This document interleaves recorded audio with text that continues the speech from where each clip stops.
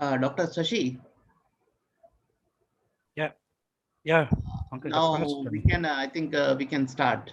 You can take 5 minute wait because today is Sunday, na. So maybe people are little Okay, okay, I'll take five. reluctant. No problem. Huh? Don't Okay, worry. okay, Take 5 minutes and recall those other participants. okay, okay. Okay.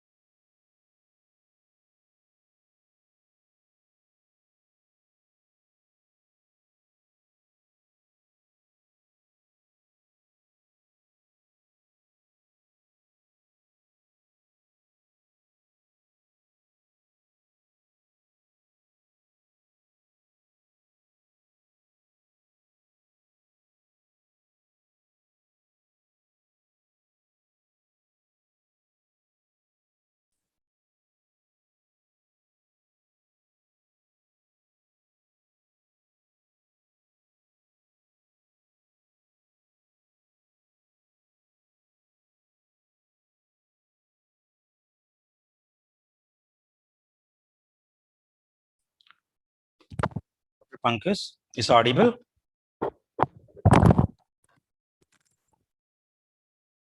Hello. Yes, sir, it's audible. Yeah, it's now about 10:10. So Yes. So I think we can start. I can share my just first slide. Just you can just tell me that. Okay. Yeah, please just.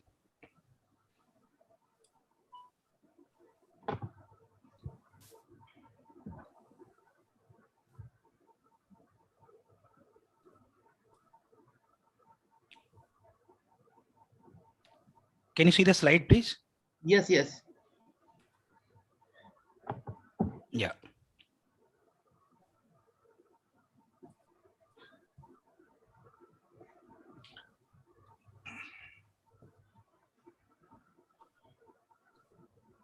Okay.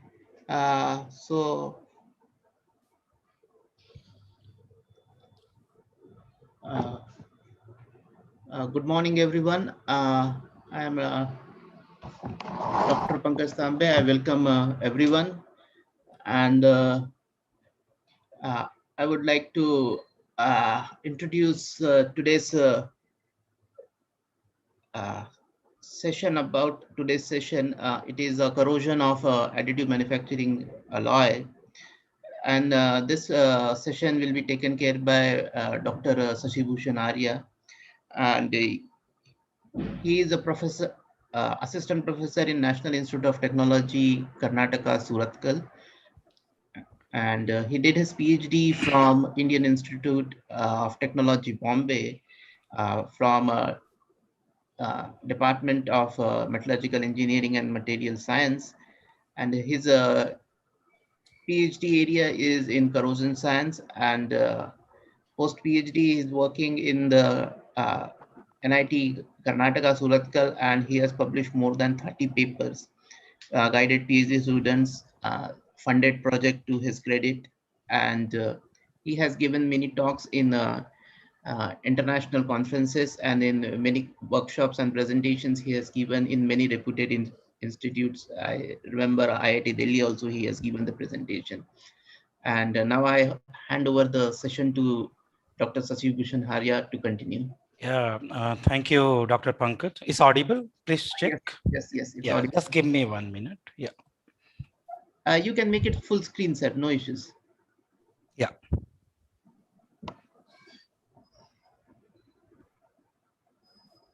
Can you check? It's full screen? Yes. Yeah. So very good morning all. I'm going to present some more interesting talk on corrosion and which are very close to my heart. And thank you, Dr. Pankaj, for this invitation to share my experiences on corrosion and some more things which are uh, related to the more research. If you want to interact, if you uh, uh, want to start the research also in this area, I'll be very happy to share with you. So with this one very small uh, introduction, once again, thank you. I'm sorry because some Sunday morning, it was quite tough time.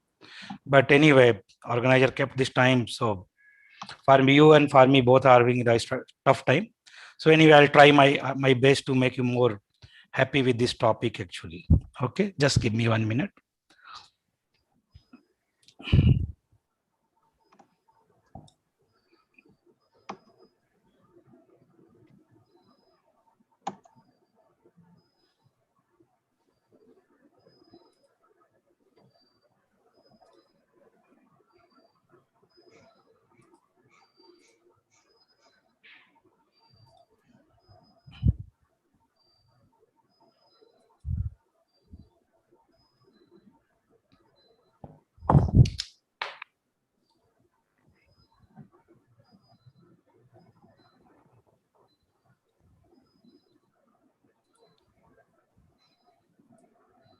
Yeah, it's visible now, na?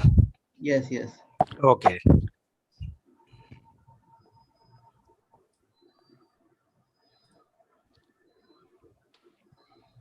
So this is my institute, NIT Karnataka Surathkal, and very beautiful place actually. The beach is very close to Arabian Sea, our institute, hardly about 400 to 500 meters away from our guest house. Even in fact, my apartment is away just about 500 meters away.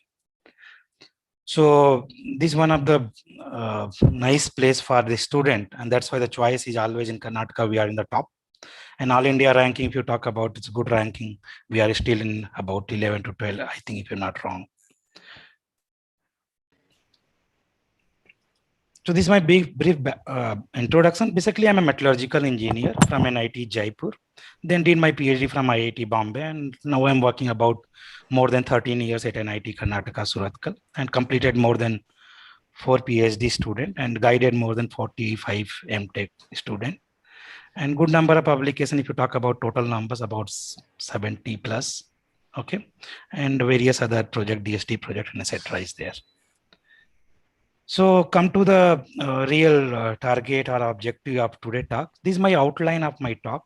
I'll try my best to make you more comfortable with this talk, and going to share something divided into two parts. First part will be the why corrosion is important and why we have to learn corrosion actually. And corrosion is basically important for everybody life actually. So that's why I given the introduction. Okay, and then you talk about the major failure. I'll share with you, and then you will see what is the real problem of corrosion degradation. And then before going to case study, the fundamentals are very important. And then the main topic, what is the additive manufactured alloy? I worked some of the alloy in my laboratory, guided some students, and some other work which are guided from the MTech and PhD students. So this is the case. Guys, can you mute?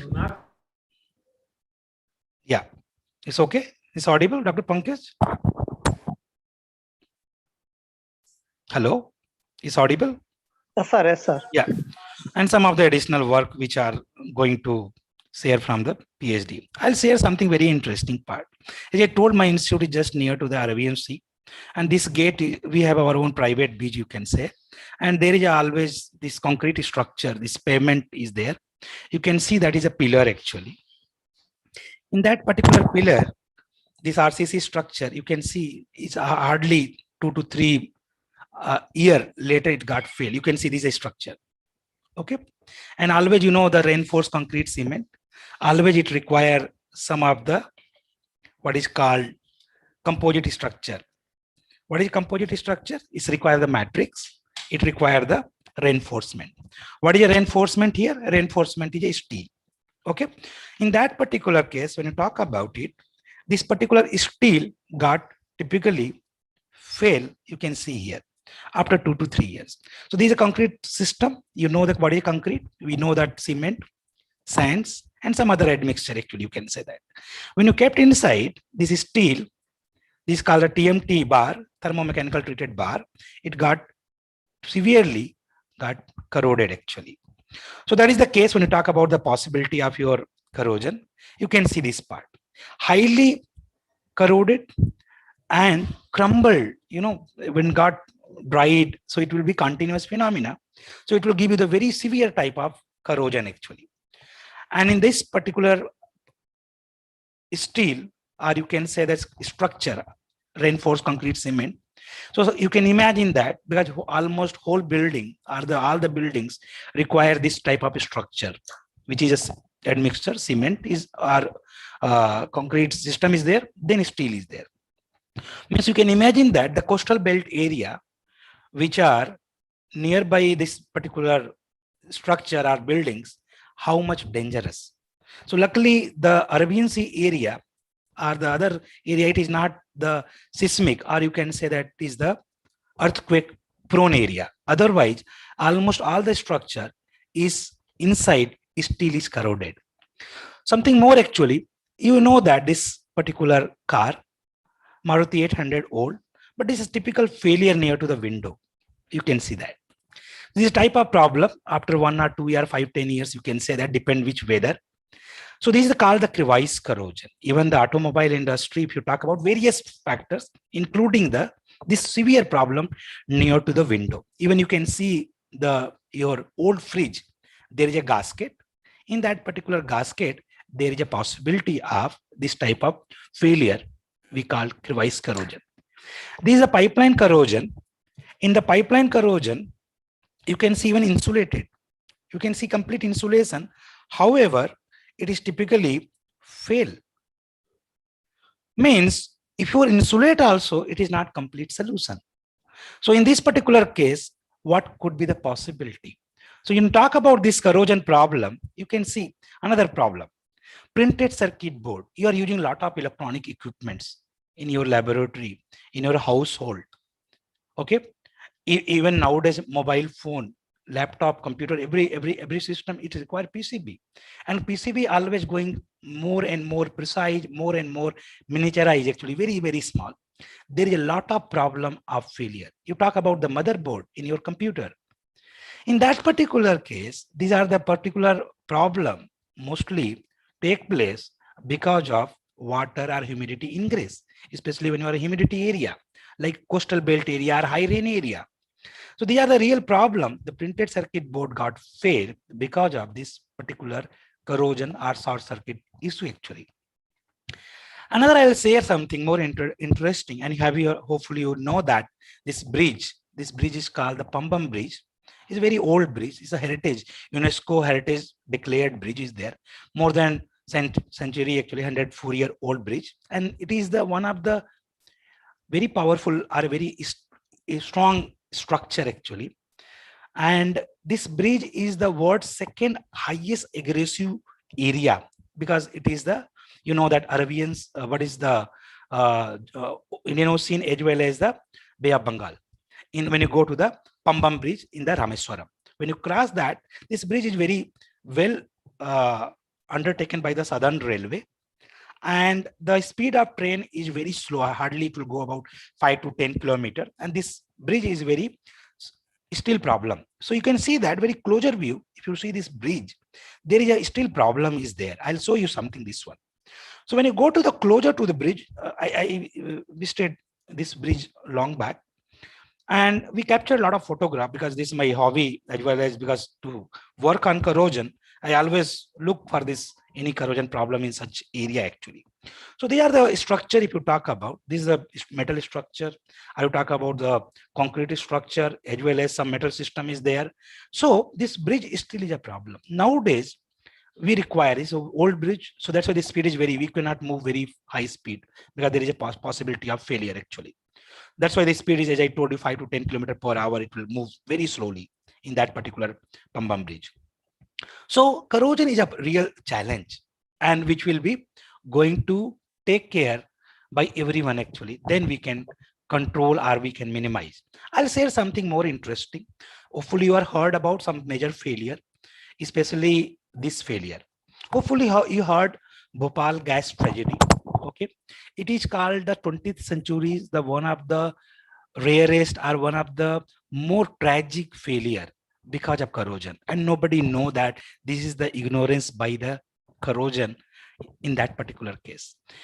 According to report from the newspaper or government of India data, if you talk about 5,000 people died only, but people are saying that it is more than 50,000 people died actually, and more than lakhs of people having a casualty respiratory system actually.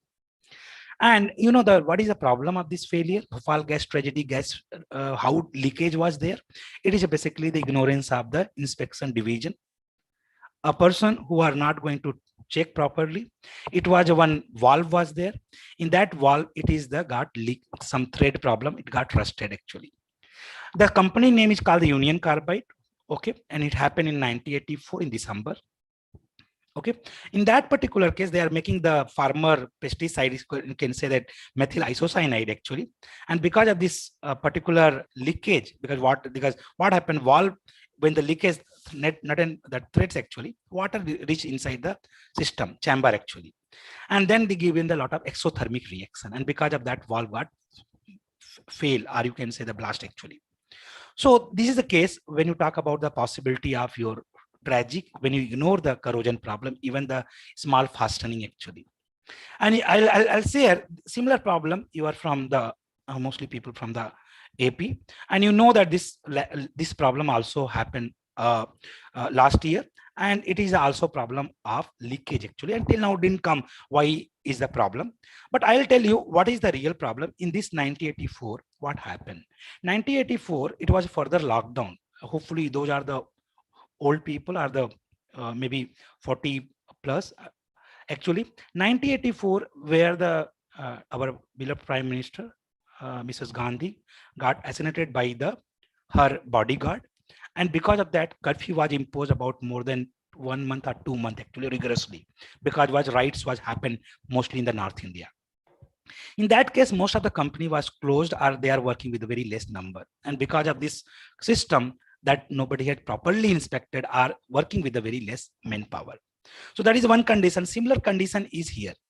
It was under the lockdown condition when, if you remember, is a May second week, if I, yeah, 7th May, 1st May, you can see that. And there is another problem because people are the manpower is less, they are not working more efficient way, and this type of tragic happen. So this is a simple ignorance, you can say, simple not controlling, not observing, this type of failure. Hopefully you are aware about the word called World Trade Center failure. It is also, my dear friend, it is a corrosion failure, but corrosion is rather than the water condition, you can say, it was a high temperature, you can say. And everybody know this World Trade Center twin tower building in USA, very famous, more than 100 floor buildings, okay, and very renowned building actually. And when then this terrorist attack, uh, uh, this aircraft high quality fail, you know that it containing some sulfur also, when it impacted, severe failure was there. What is the most important? How does this concrete structure, this building is a concrete structure, how this structure got fail within about a 45 minute or 1 hour, complete collapse actually, you can see here. So this is the complete, you can see the scrape or debris are there, and within the 1 hour this complete failure. And this is the question mark on the building. How? Because the most of the this building material is the what is called the concrete, this is a ceramic structure actually, and these are the high temperature resistance, you can say. But however, when this temperature got high inside, dust was there because it's a high quality fuel. Inside temperature was very high, okay, and dust is isolated, so complete isolation was there. And what happened? And this is typical corrosion problem. You know, each building, I already told you in beginning, it require the RCC, steel is required. What is steel? This is the thermomechanical treated steel is there inside the whole building, or any building if you talk about, okay. In that particular building, if you go, temperature got increasing, you know the strength, you are the, okay, a mechanical engineering point of view. So strength is higher at room temperature, but when you increase the temperature, your material up to this temperature, about 400 to 500 degrees centigrade, that is not the issue actually. But when you increase the temperature, the strength is got softening actually. And that is the case. You can see the sulfur, these microstructure is not very clear, it's the same color actually, but iron sulfide got into the grain boundaries high temperature. That is called eutectic mixture actually, which is grain boundary, which will going to help you for the propagation of failure or softening actually. And that is the region, the complete this matrix, what is called the reinforcement in the composite system, your matrix and reinforcement, the reinforcement, it is not supporting the load bearing capability, and because of that the building got collapsed. These are well documented data which are published in Journal of Materials, which are studied by the group of the researchers from the MIT USA. Okay, so these are case when you talk about the possibility. Hope you remember this movie, the very romantic movie Titanic, okay. And but the Titanic is also, you know, the victim of rust or corrosion actually, and many people not knowing. This movie is a very you know, the historical movie, and because of the very good cinematography and very good the heroines, you can say, hero and heroine actually, okay. And the this is the what is called the historical scene, you remember that. And how this particular RCMA Titanic got failed, very luxurious ship actually, and which is 1912, you can see more than 100 years. And about boarded people, about 1500 people were there when they are moving from the Europe to America actually, okay. But actually this is the problem. This is a product, or the, you can say the Titanic, it's containing about 50,000 ton of steel, and the bottom area is called ship hull area, if you talk about it, which are the real problem for the marine system are the SIP actually.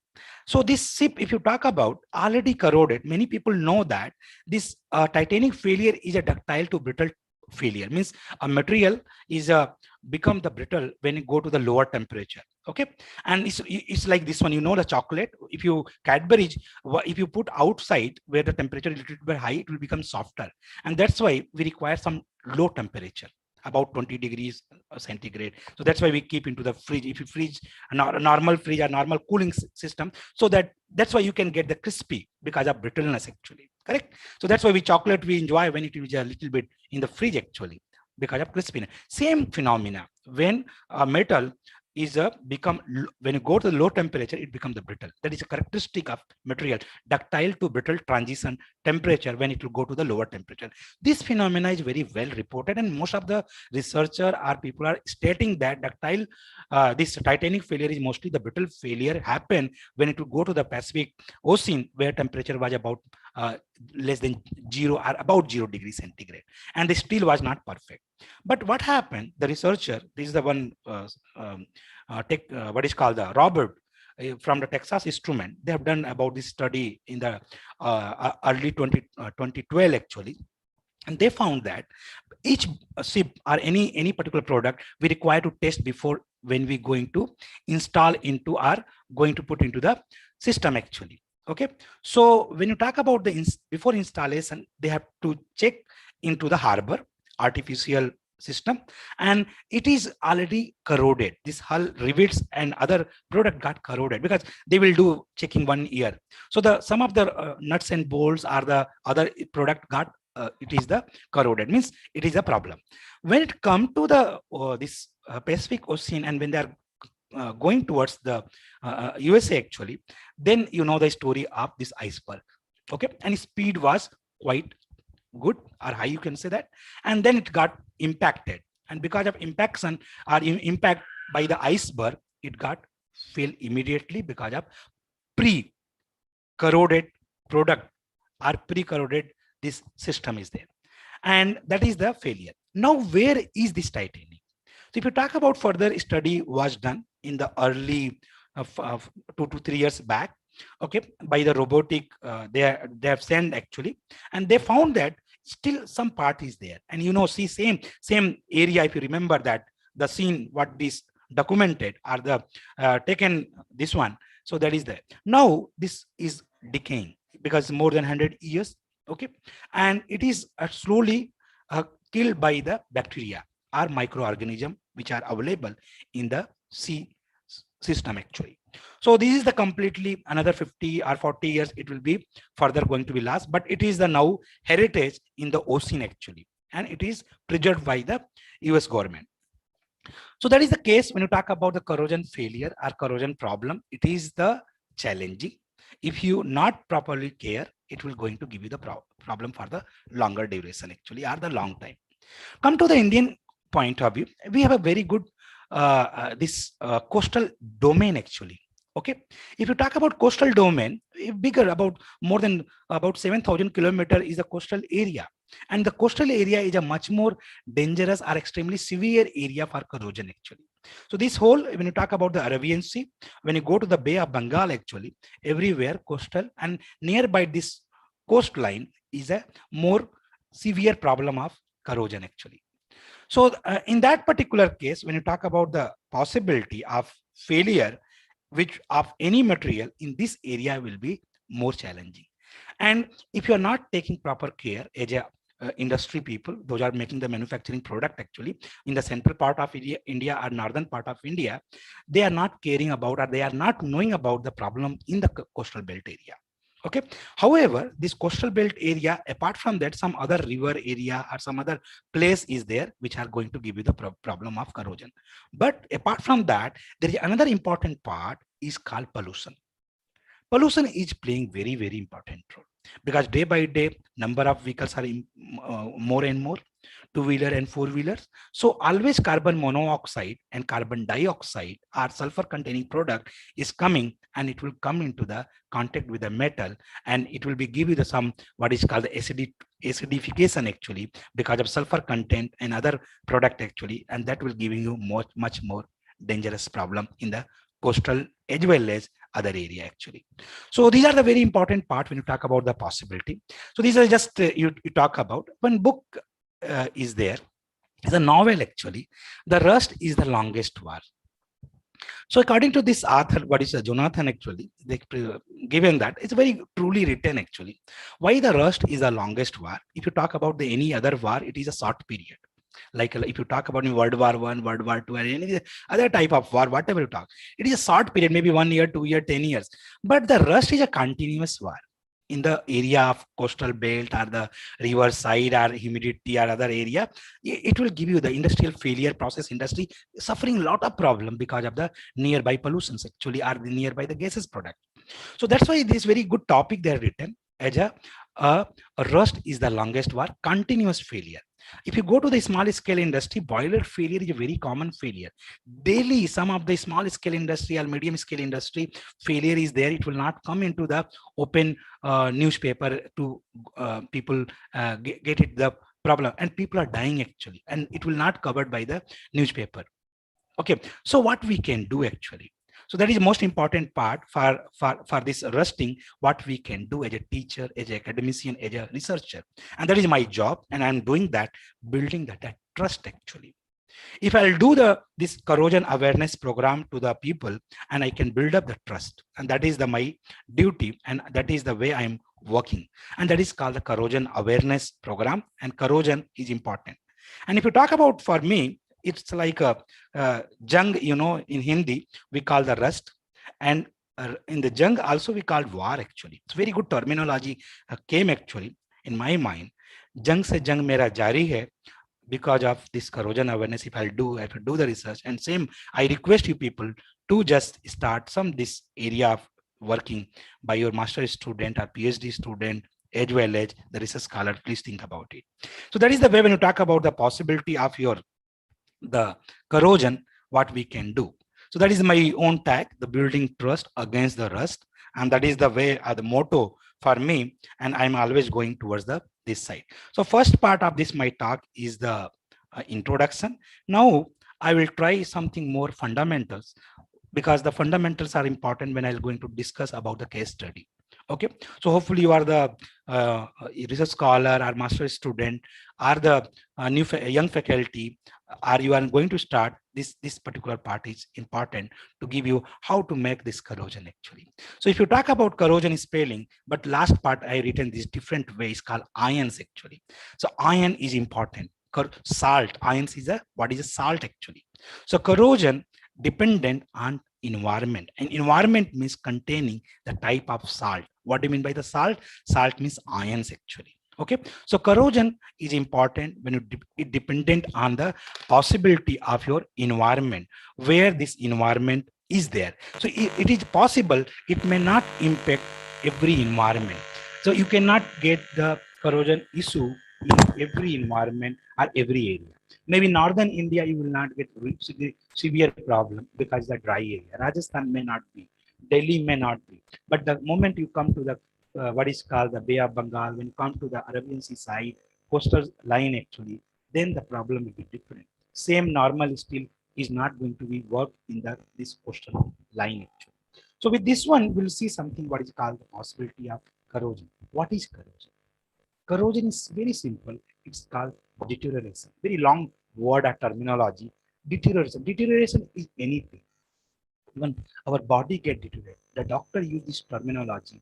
When you have a fever, when you have some what is other type of disease, the body will not uh, give you the good texture. Okay, so it is not brightening from the face actually. So a similar case, the metal is not going to shine, not going to give you the stability, and because of that, it will give you the possibility of corrosion, and dependent on environment. So this is the two important researcher in this area called Fontana. One book is there we call the corrosion engineering book. It's a Bible for us. It's a G. Fontana. Another he given very clearly reaction with environment. So any material, whatever you talk about, it will give you the degradation. So it's a big terminology. If you talk about the second part, tendency of metal to revert into native state.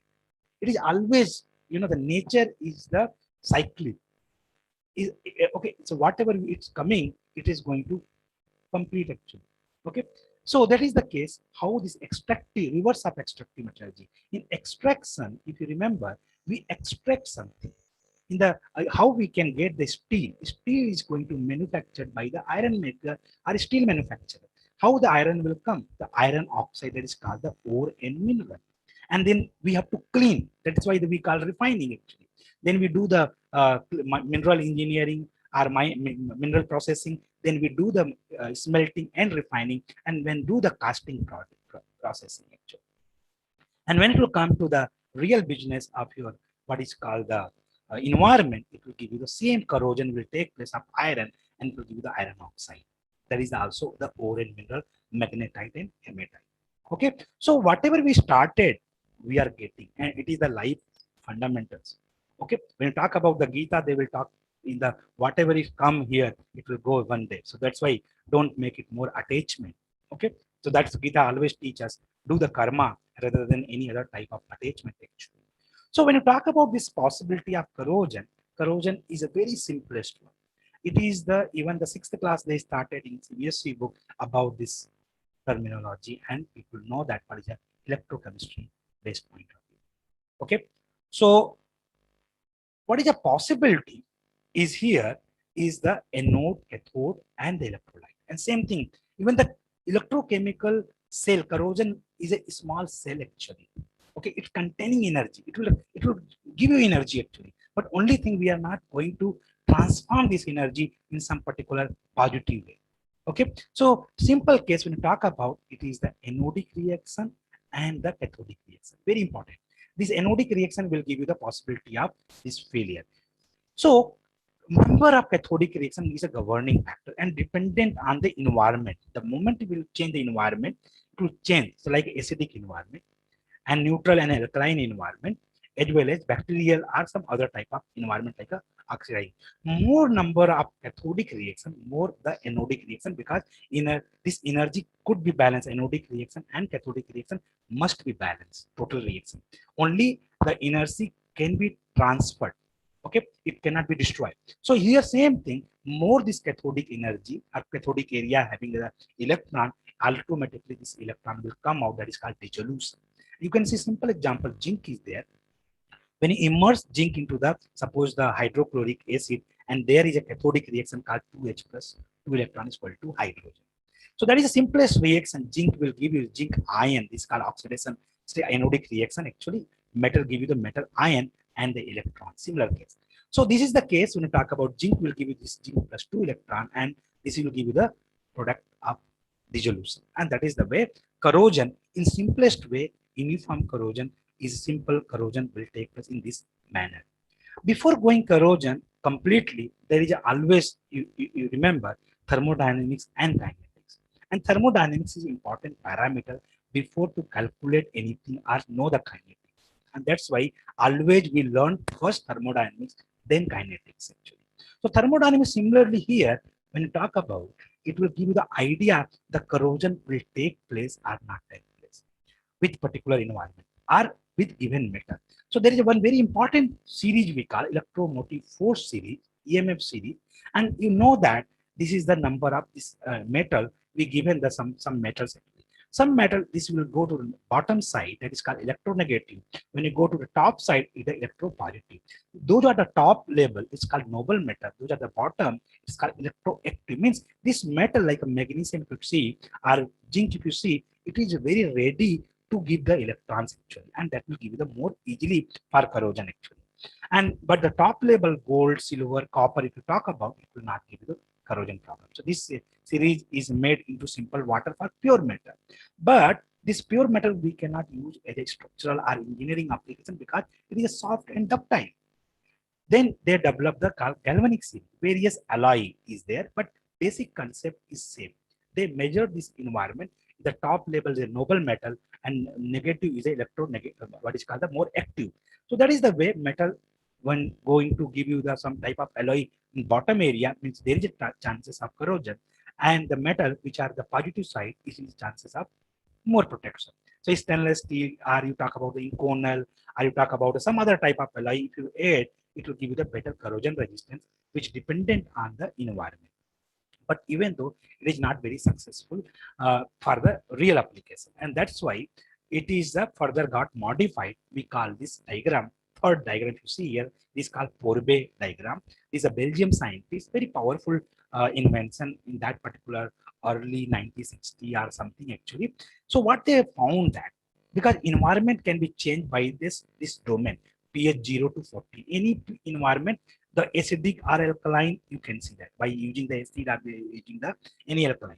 And potential, you know that the same concept, the top positive potential and the negative potential, more electropositive, more electronegative is called oxidizing potential, and this bottom area is a more reducing potential. So that is the way when you come.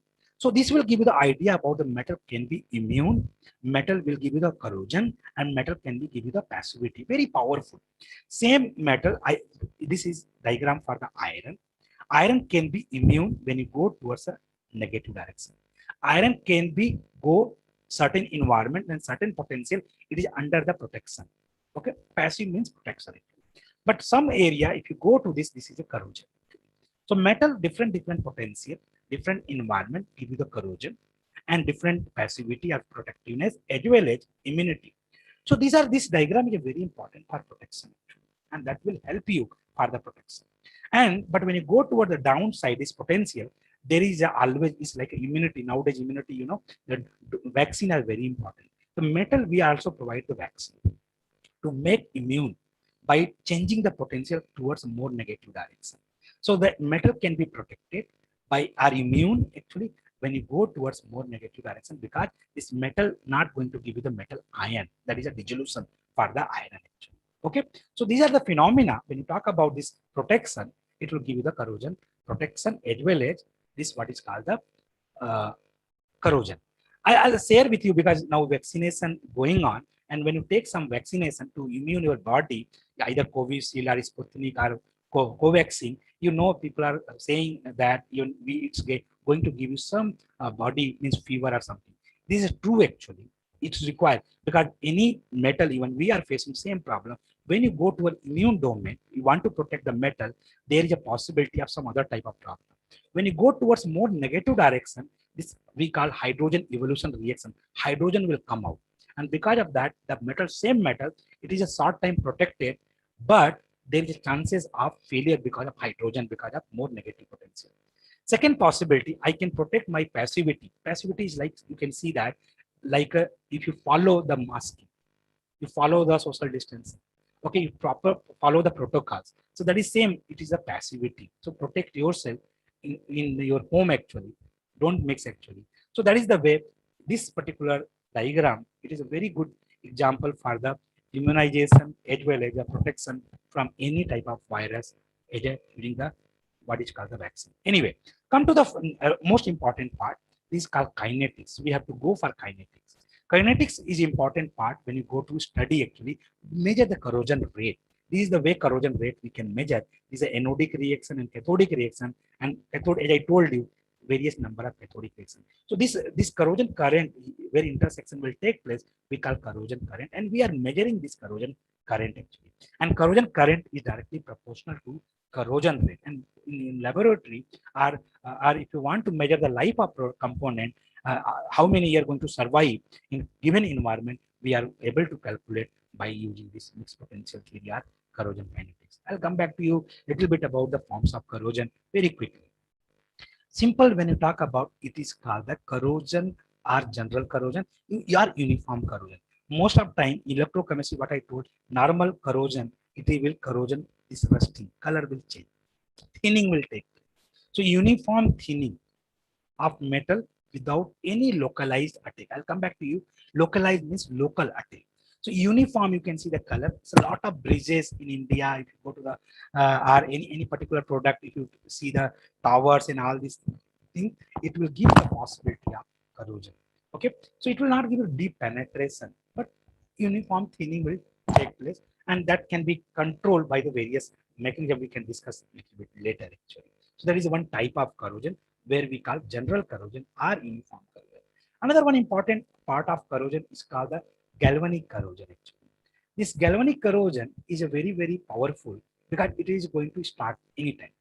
Okay, and very powerful you can see that these the you can see many plumber or the water system where we use this copper system, and this is the area steel is there. Okay, you can see this one. When you connect two system having two different potential, actually copper you can see here in this plot, and the iron is here, two different potential.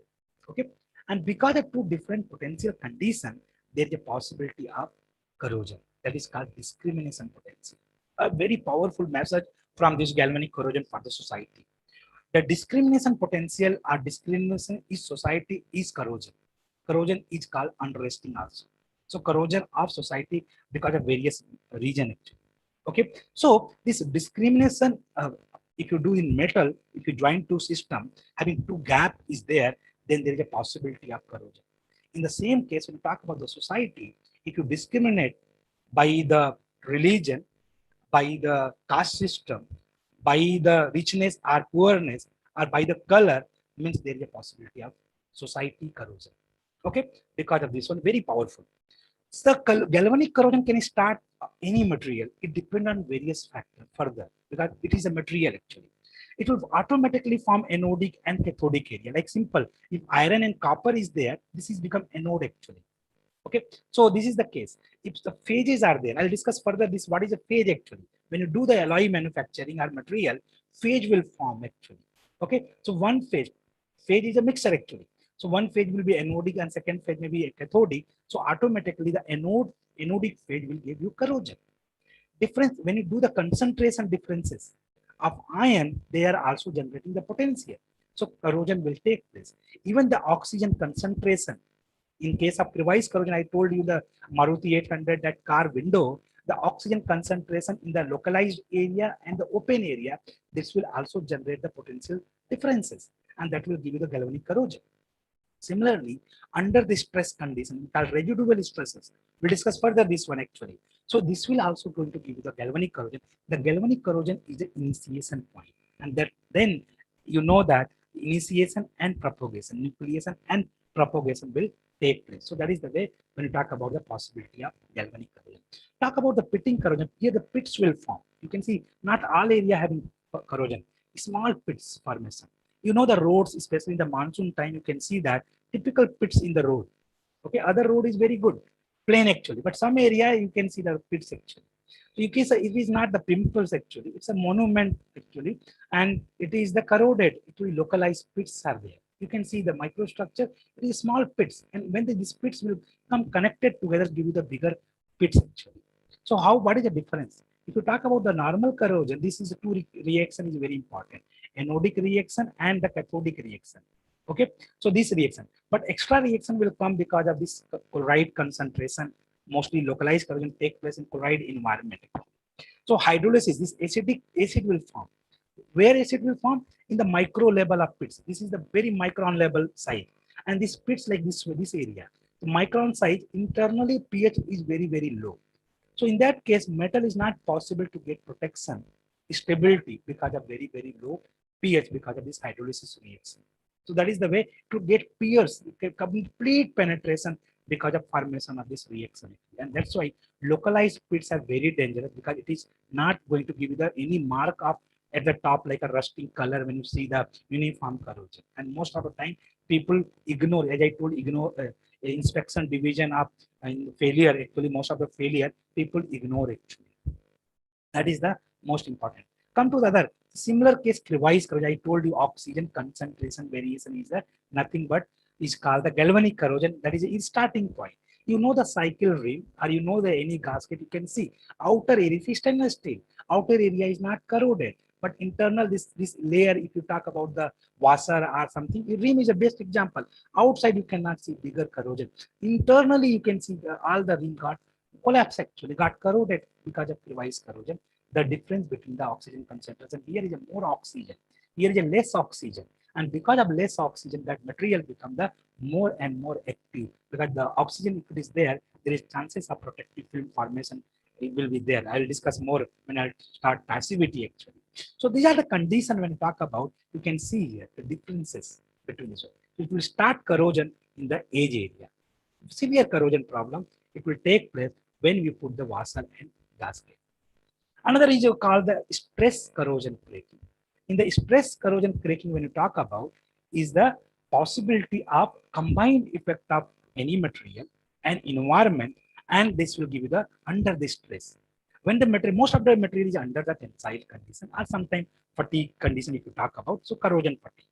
So stress corrosion cracking is nothing but material in particular environment under the stress condition, either residual stresses or the tensile loaded, it will going to give you the failure. So this is a aircraft component. You can see that near the punch, this joint actually, and the bending, some stress developed.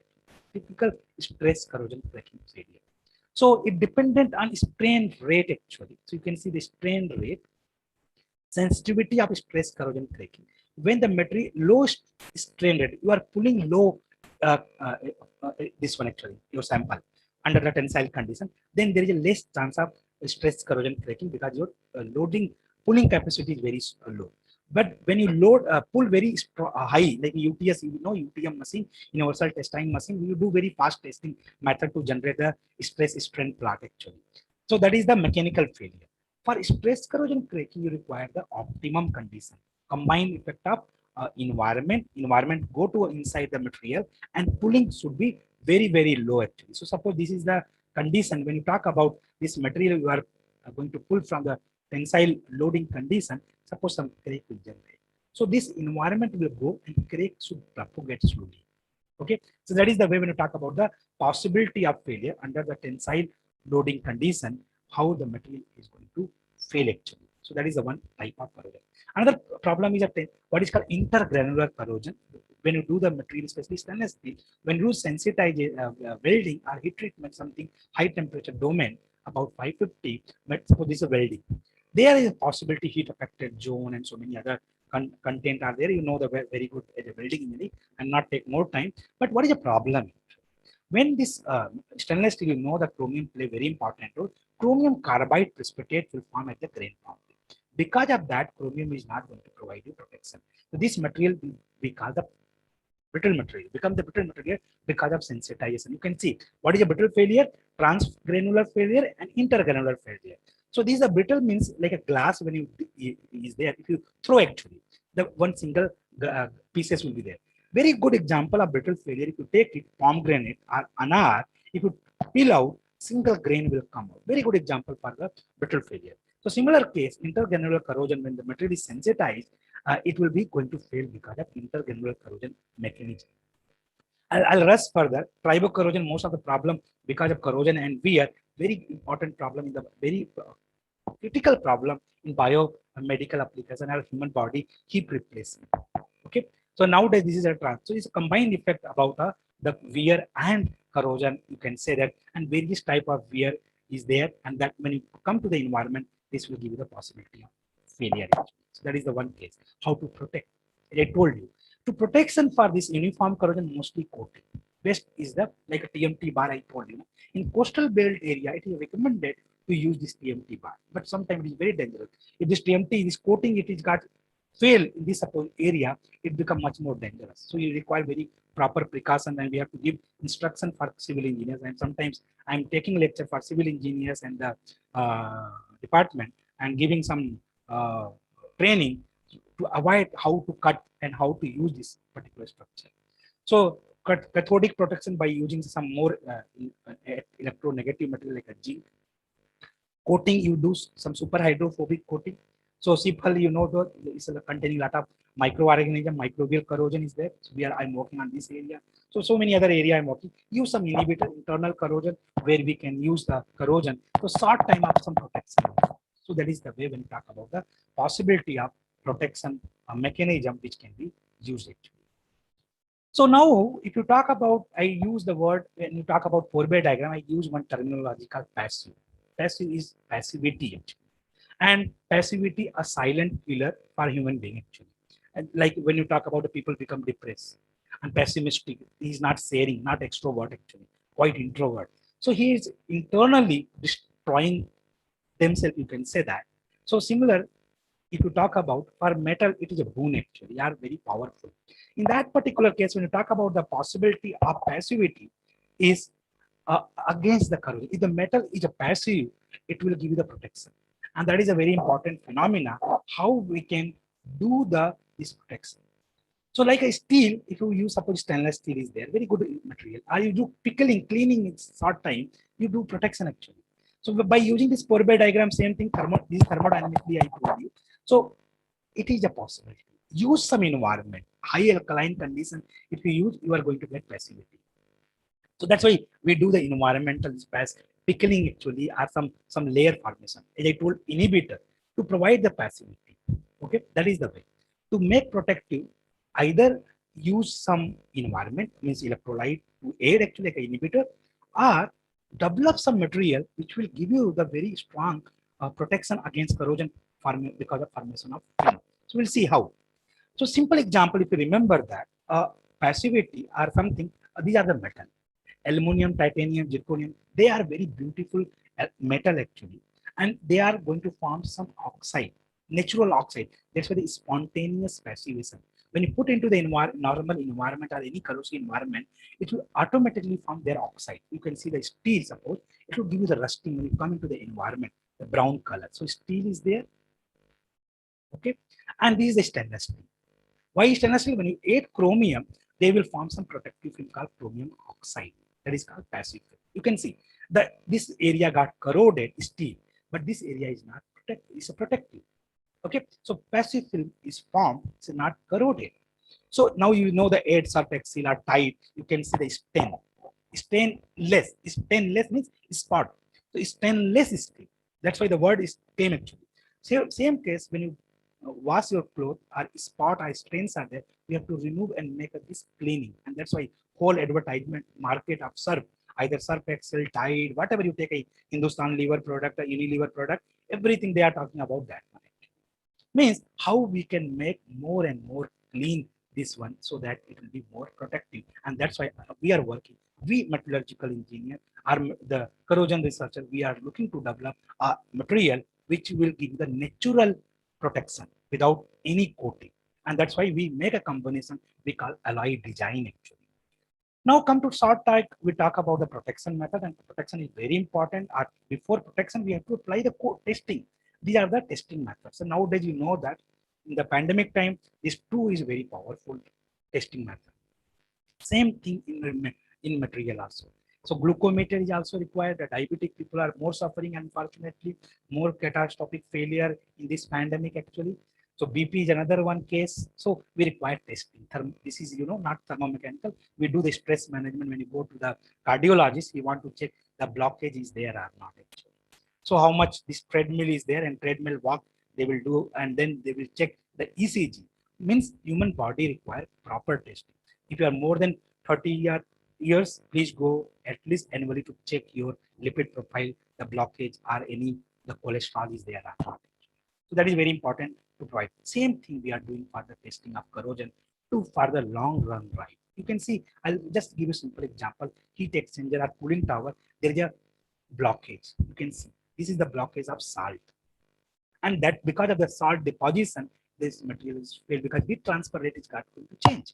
Same heart attack, as I told, cholesterol get deposited, and because of that, the failure will take place. So these are called online monitoring. We can monitor, and these are failure we can do. So some testing method, if we talk about salt spray test, the salt spray test, most of the industry, any development, coating, etc., we have to do under the salt condition. So this is the case. Steel is there. After some time, we can see corrosion rate actually. Okay. Then what is a possibility? Some we call instrumental base, called direct corrosion method or alternate AC corrosion method. So these are instrument called 3 electrode system. Potential state is there. We in my lab we develop very good lab for corrosion engineering and tribo corrosion. So that is the way we can measure the by potential dynamic or cyclic polarization, and we measure the pitting potential. This area is called pits formation, and this is called the corrosion passive current. This current is here. You can see the current line, and this is the potential line. This will go to the top positive potential protection, and current should be lower left hand side. Lower the current, lower the corrosion or film dissolution. Cyclic polarization is similar test will give you some other features, and we can do this testing method for the understanding, and we want higher potential, vertex potential, without shifting toward this direction actually. Another most important part is the testing called nowadays electrochemical impedance spectroscopy, very powerful tool. It's called non-destructive testing. This testing method potentiodynamics are destructive because metal is dissolving. So apply the potential, it will start dissolving. And here it is not going to dissolve. Natural film formation, we can study this plot called Nyquist plot, this plot called Bode plot. It is dependent on frequency actually. That's why the word they use spectroscopy. You know the spectral examination. Mostly if you talk about the energy spectroscopy or other type of spectroscopy, which is the elemental exam. But this is different. But what is it? Why their terminology came spectroscopy? Because they are using the frequency. Like other spectroscopy, they use the wavelength actually, and very good relationship frequency in the lambda actually. So in that case, this is called the high frequency area, the low frequency area in the Nyquist plot, and this called semicircle. Bigger the semicircle radius, we call good protective film or good protection. Similarly, Bode plot, this is a Bode plot, is called modulus of impedance, means film resistance. You can say the protective film resistance. And this is a phase angle because we form capacitor layer actually on the metal surface that will work like a pseudo or you can say dummy type of film network. So that is also we can measure, and that is a two technique are important to understand whole theory of your what is called electrochemical corrosion method actually. And that is a simple example. If you talk about the metal is there, when it is environment solution is there, it will form passive film. How good passive film is there? That is called the compact film or the porous film. If film is not compact, means porous is there, then corrosive environment will go towards this porosity and dissolve the film. And that's why we use the electrochemical impedance spectroscopy. This is called the equivalent circuit actually. Okay, I'm going to use, please keep in mind actually. So in this particular case, what is important? We want the good film resistance. How this RP or film resistance will be higher? So if you remember, B is equal to IR actually, the Ohm's law. So means I means corrosion, you can say that it is inversely proportional to 1 by R actually. R is nothing but RP. Okay, so in this particular case, when you talk about the possibility, more the RP, lower the corrosion. That is the target. Other terminology I told pitting potential. Higher the pitting potential, good the corrosion resistance. You can see that when you increase the chloride concentration, they told you chloride a very aggressive environment, and mostly sea belt or coastal belt area always containing high chloride. And because of that, the splitting potential is changing toward the lower side, and means the corrosion is more, localized corrosion is more. As well as this passive current density, I told you this current actually is a current. Okay, so this passive current density is moving toward the right hand side. So that is the way, please you remember this one, because when I start case study, this is going to come in your whole this one. So before going to start my case study, simple one case study, then I'll take a small break. It's for instruction by the organizer. So I'll take one case study. Yes, Sir, Dr. Pankaj? Arya, Yeah. can we take 5-7 minutes break? Yes, yes. I'll be very That will happy. be Yeah. better, sir. Yes, yes, yes. Yeah, please. Okay. We can take 10 minutes break, sir. No issue. Yes, yes. Okay. Okay, okay, okay.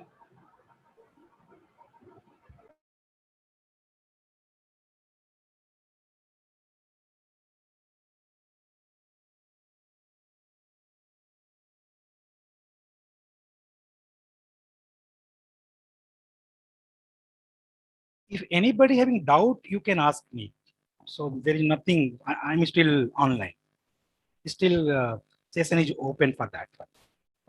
Or if you really want to break, please take a break. Even I can explain to you what. Sashi, Yeah. after once we come back, Okay. I will tell you the questions. Okay. Okay. Yeah. Yeah. Right, Sure. doctor. Sure. Sure. Sure.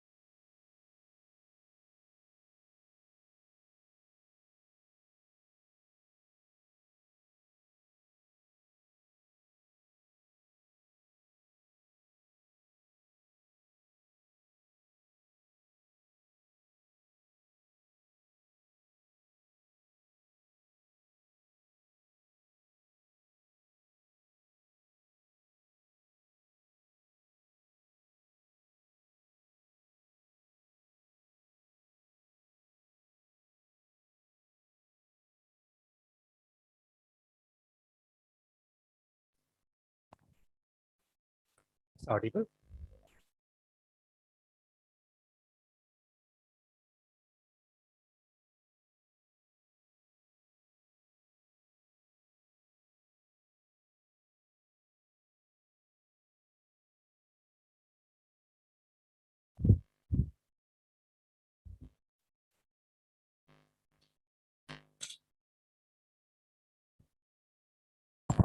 Pankaj, is audible?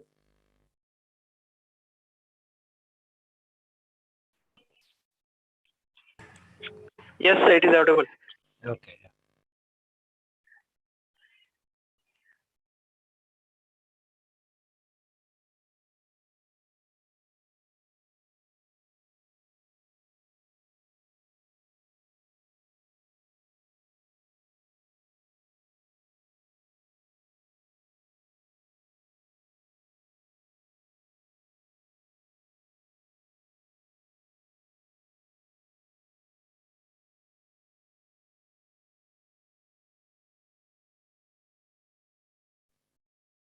I think you start. Yes, sir, we can start. One of the questions we can quickly take it, sir. Otherwise, can I bind up? Then I'll take complete together. Yes, yes, I think that is better That will then. be better. Otherwise, sometimes it will be delayed. Okay. I'll try to finish completely. Okay.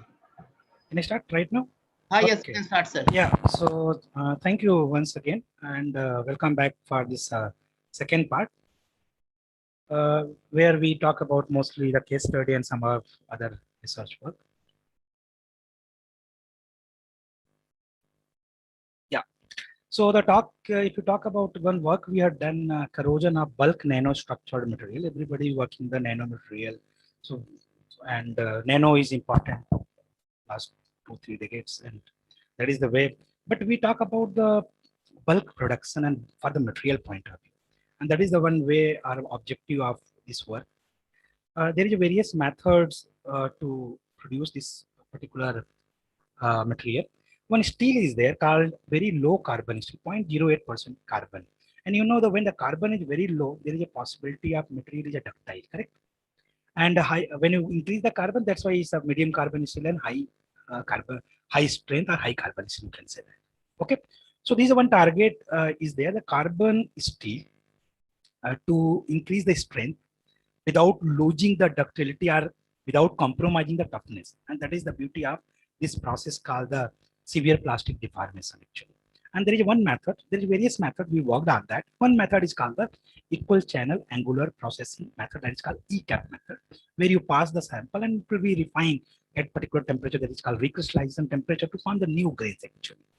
So these are age received material is a micro grains. And then when you pass through the various 2 pass, 10 pass or 20 passes, we are able to get the possibility of microstructure, which are the ultra fine grain or the nanocrystalline grain.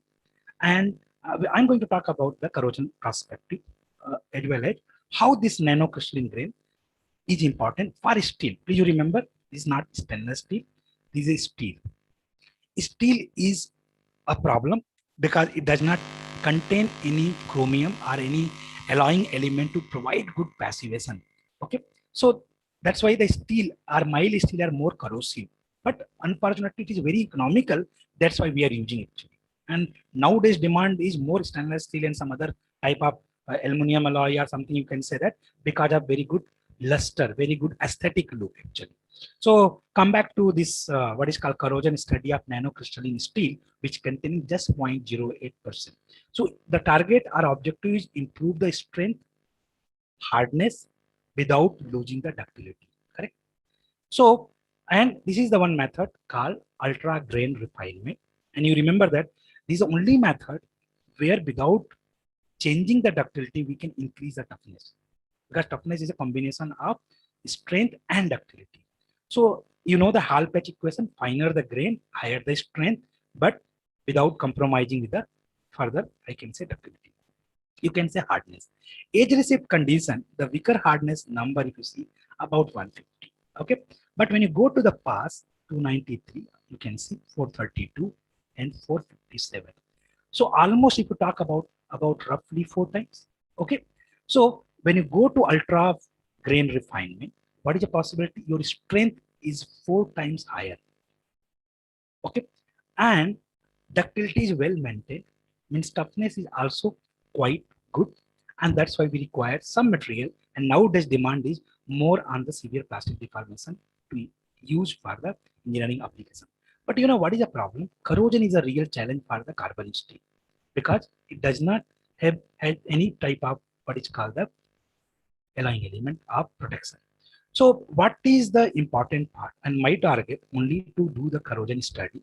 This is the combined effect which is done from the joint collaboration with IIT, BHU, and some parts we got it for the corrosion. As I told, I'm not a fabricator, I'm the corrosion researcher, so mostly we dependent on the other people, and then we can collaborate and get the material. So this is, as I told, Nyquist plot.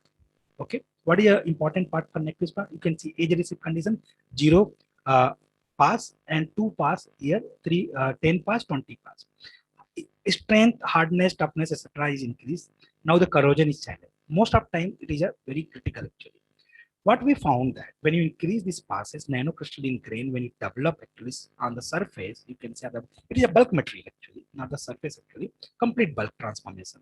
In that particular case, protection, as I told, same diagram earlier, I used the metal, it's corrosive environment, and the passive film formation that is called capacitor is a 2-layer formation and a film resistance.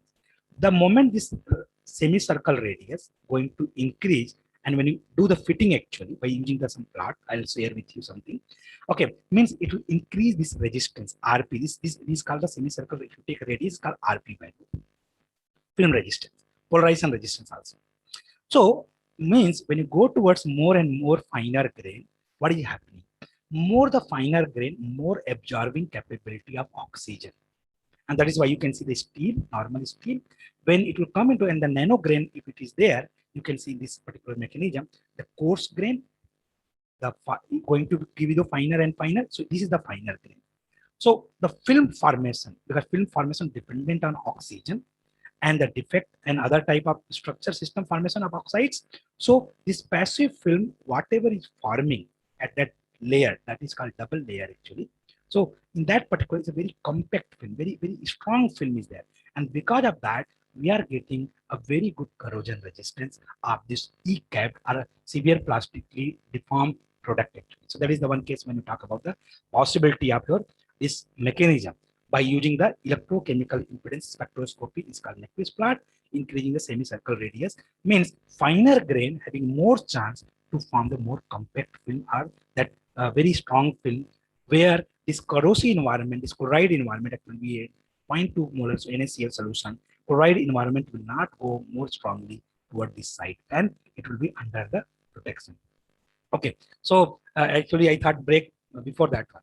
Now I'll come to the actual topic about the more important case study about the additive manufactured alloy actually. So when you talk about this additive manufactured alloy, so this is the world's first 3D printed steel bridge in the what is called the Netherlands. Amsterdam is airport, you know that Amsterdam, European country is very good for the river and canals, very good building surrounding area when you go to visit this whole, because I visited in Denmark and Sweden actually, very nice. So this is the first bridge, a very big structure, you can see. So this bridge recently they inaugurated by their queen actually, okay, and you can see that is the 3D printed bridge, additive manufactured bridge is there, and it is the one of the great development in the area of this manufacturing, what is called the additive manufacturing actually. You can see this laser and this line by line, they are going to develop this particular product actually. Okay, so you know that I will not take more time. Selective laser melting, mostly when the metal and alloy, when you talk about layer by layer, they are going to target about the this formation. Very quickly, the advantage of SLM, selective laser melting, is a complex geometry can be easily, okay, and near net, that is the beauty of this one. Like if you talk about the case of powder metallurgy, we talked actually earlier. So, and good finer microstructure. That's why the sometimes strengthening mechanism, as I told, Hall patch equation, more the good microstructure, finer grain actually, there is a possibility of good mechanical property. So that is the way when we remember that, we'll go. Now come to the corrosion actually. Corrosion follow different rule. Corrosion, you so Additive manufacturing or 3D printing, it is a one type of manufacturing process. So you do either solidification casting, either do the powder metallurgy or any other process.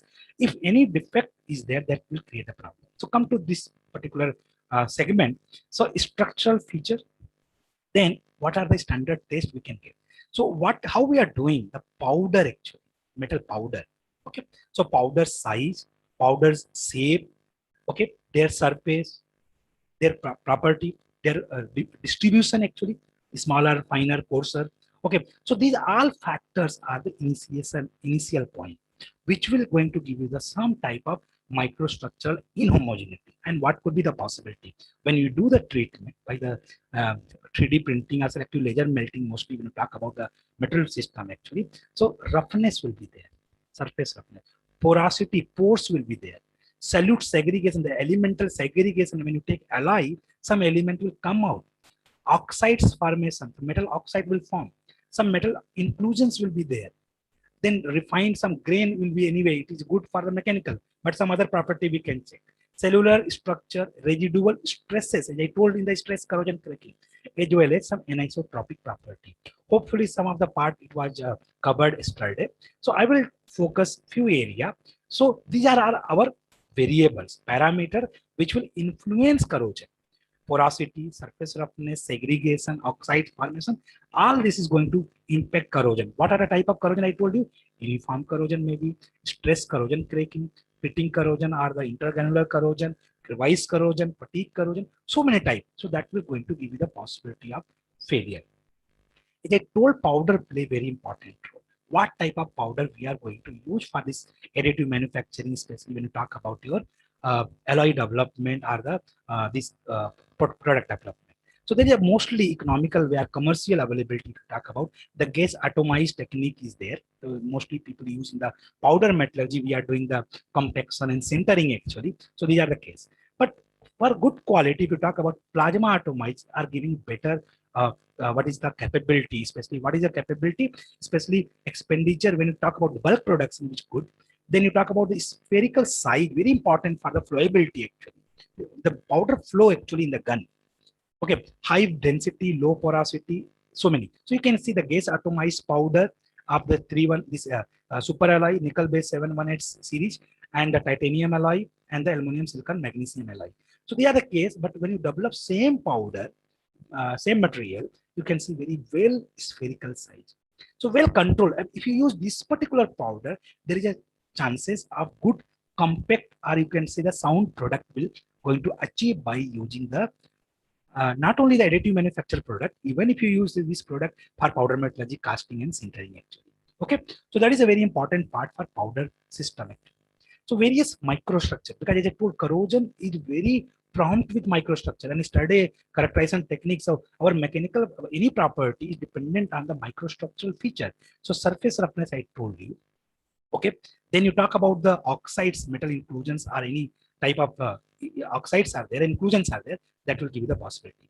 Porosity play very important role in corrosion because it's an initiation point. This porous system, you can see this is the porosity actually. Sometimes dislocation, because when you do the solidification, something will become because of the chiller effect and so many effect actually, and the proper directional solidification, there is a possibility of this particular case. I will not take more time. Segregation is another, as I told, elemental segregation. So that will give you the possibility of some hot tearing, some crack generation will be also there. So we'll see what is the possibility about the microstructure changes or inhomogeneous microstructure when it will come into the feature of additive manufactured product. How does it will impact the corrosion or surface property actually. So there are some defect, what I told you, it is a size. Some of the defect is a very small size, micro size. Some are the macro size. Okay, so like if you talk about residual stresses or the surface roughness effect, it will be quite bigger inside. But dislocation network or the solute segregation or oxide is a very smaller micron and the nanometer size within the surface, not on the surface. It will be deeper. So that will give you the possibility of some type of failure, or on the surface when it will come into, it will give you the failure problem. And that's why we require to know the possibility to protect any material by using some method to modify this microstructure actually. So a simple example, if you talk about surface roughness, the roughness will change actually. And because when you change the energy density of this power supply actually. So more the density, if you talk about more the roughness, more chances of corrosion, more chances of wear. So these are the property will change actually. So we require the optimum laser density so that we can control the proper roughness of the material. So one work I will share, we published this work long back actually, and this joint work with the IIC Bangalore, Professor U. Ramurthy for corrosion point of view. He developed other parts, so our work was only corrosion point of view actually. So we can talk about austenitic stainless steel, one work. We have done so many other work, but simple example for biomaterial point of view, because this additive manufacturing technique is very popular in the biomaterial field, because immediately you can make a design actually. Any failure, any fracture, anything is there, immediate instant you can design, an instant you can develop this particular product. So with that, there is a stent, it will go to the heart. If you remember that actually, people use when the bypass, when you talk about the angiography actually. So this artery opening actually, they will do this wall opening in that case actually. So they can design by using immediately size and all these things, and some engineering component also they can immediately design by using this austenitic stainless steel or stainless steel, you can say. So one work we have done this study actually about this parameter, like laser power is this much and scanning speed, so which is given by the professor, and our work was corrosion. So it dependent on the which method we are doing or which technique they have developed actually. So single melt condition and the checkerboard side actually. So these are important parameters, which direction we are scanning mode is there, or laser holder is there, so that it will develop the porosity or the some other type of force actually. So these are the objective about our work actually, to talk about the single melt condition or checkerboard style melting, and then it is done by the what is called heat treatment, means stress relieving treatment carried out to protect the material by because of the stress corrosion breaking or other type of defect. When they have done actually, you can see the porosity. The porosity is calculated, and this porosity you can see that is about going to this. And this porosity play very important role in corrosion. Please keep in mind. So where the smaller the porosity will give you. So this is a case when you talk about the selective laser melted this product actually, and then this porosity or when the marking is there. And if you go to the microscopic condition, there will be some type of this joining and the porosity will be there. If you talk about simplest way, the normal casting alloy 316 stainless steel, and if you do the selective laser melted treatment, you can see, as I told you, the potentiodynamic, as I told the pitting potential. You can see this, remember that this is the lower pitting potential, this is quite higher pitting potential. So same stainless steel, when you do additive manufacturing, there is a possibility of very high localized corrosion resistance, especially when you do the additive manufacturing pointer. That is the transformation. First transformation. Excuse me, sir. Okay. Yeah. Shall I ask? Yeah. Can I complete? Then you can ask. That will be better. I have other. Maybe your answer may be there. Okay. So otherwise I stuck in the. Yeah, otherwise you can start. Anyway, ask question, please. Yes. Sir, you Please. continue. Last two we can discuss. Okay. Okay. Yeah. Okay. So what I told you, the scanning direction and the build structure, it is transformed further because of the porosity got generated, and that will give you the different direction and different conditions. So this is called potentiodynamic, and there is a Nyquist plot, semicircle radius, not completely like this one, because a very high value actually. You can see 10 power 5 ohms actually. So it is very high resistance. So what we got, where the porosity is lower, it is given very good protection against to the corrosion actually. So when we require electrochemical impedance spectroscopy to fit the data, and then we are able to get this value, what is called film resistance or polarization resistance and pitting value.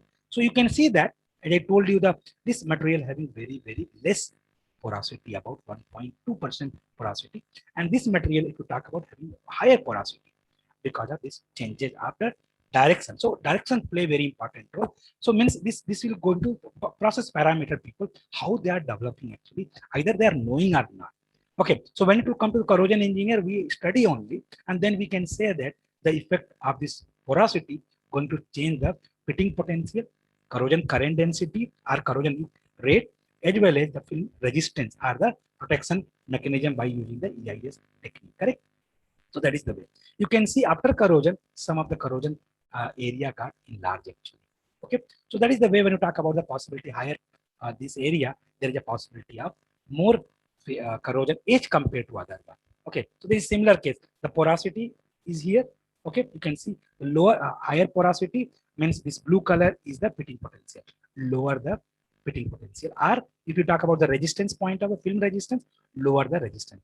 The very low porosity when you talk about generated by this method, what is called the single direction, single melting, and the this direction actually single direction that will going to give you the better protection actually. So that is the one case when you talk about the possibility.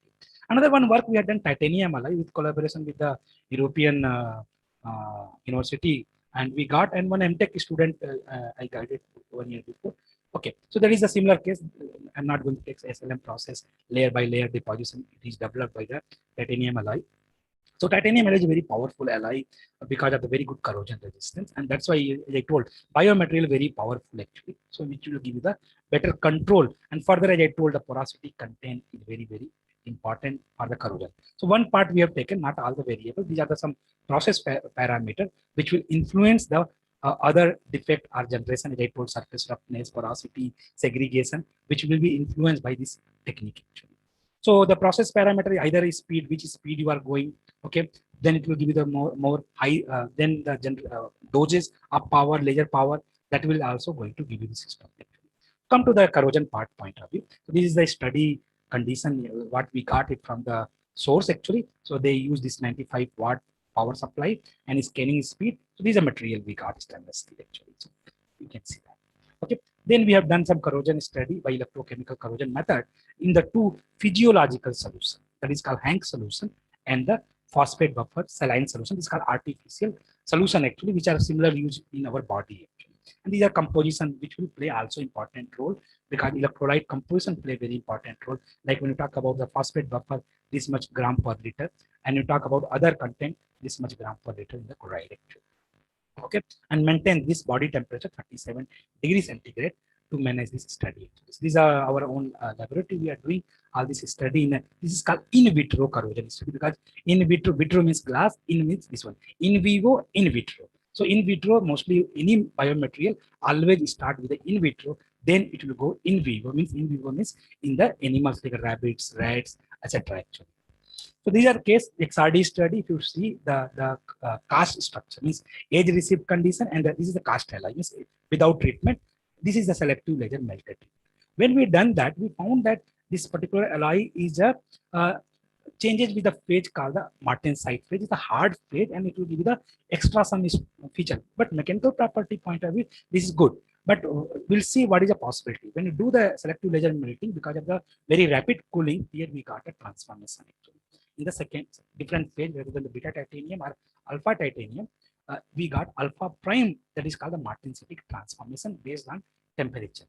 Then come to the corrosion study. Corrosion study, we can do open circuit potential, electrochemical, like what I call potentiodynamic, or cyclic polarization, and electrochemical impedance spectroscopy. Open circuit potential is a very normal technique, like if you use the sample without any applying the potential. So cast alloy is giving better corrosion resistance because it is going towards positive direction of potential, and the product SLM means selective laser melted alloy going towards the more negative in Hank solution. Similarly, when you talk about the phosphate buffer, cast alloy is better actually. So we'll see why it is there. Same when you talk about Nyquist plot, I told you electrochemical impedance spectroscopy, semicircle radius. Cast alloy is a higher semicircle radius as compared to the selective laser melted treated alloy. In the case of Hank solution and the phosphate buffer PBF solution, you can see here. Okay, so when you talk about the cyclic polarization, this is RP value. You can see cast alloy having higher ohms means resistance actually, total film resistance. When you use equivalent circuit, we get it this one. So selective laser melted having lower value. Okay, so means corrosion is a question mark on that one, because more the lower the resistance means higher the corrosion, as I told according to Ohm's law actually. So in this is a previous solution, same case. The SLM treated is a lower condition actually. Even the same case, cyclic polarization we told, so it should come to like titanium alloy is a good alloy, so it's not coming this way actually. No pitting potential, is called vertex potential. Even this material is better actually, but when you compare to the what is called the SLM, it is a lower actually red color if you see that. So this is the condition when we talk about the corrosion rate point of view. Here you can see the passive current density in the case of cast alloy is lower current, but selective laser melted or additive manufacture having higher current, means higher corrosion rate. If you see here, higher. Okay, so that is the case. What we can say that. So now question is why this selective laser melted alloy is higher. So question is here actually. So if you see here, why it's coming, the XRD will play the important role. And this is homogeneity actually, if you talk about.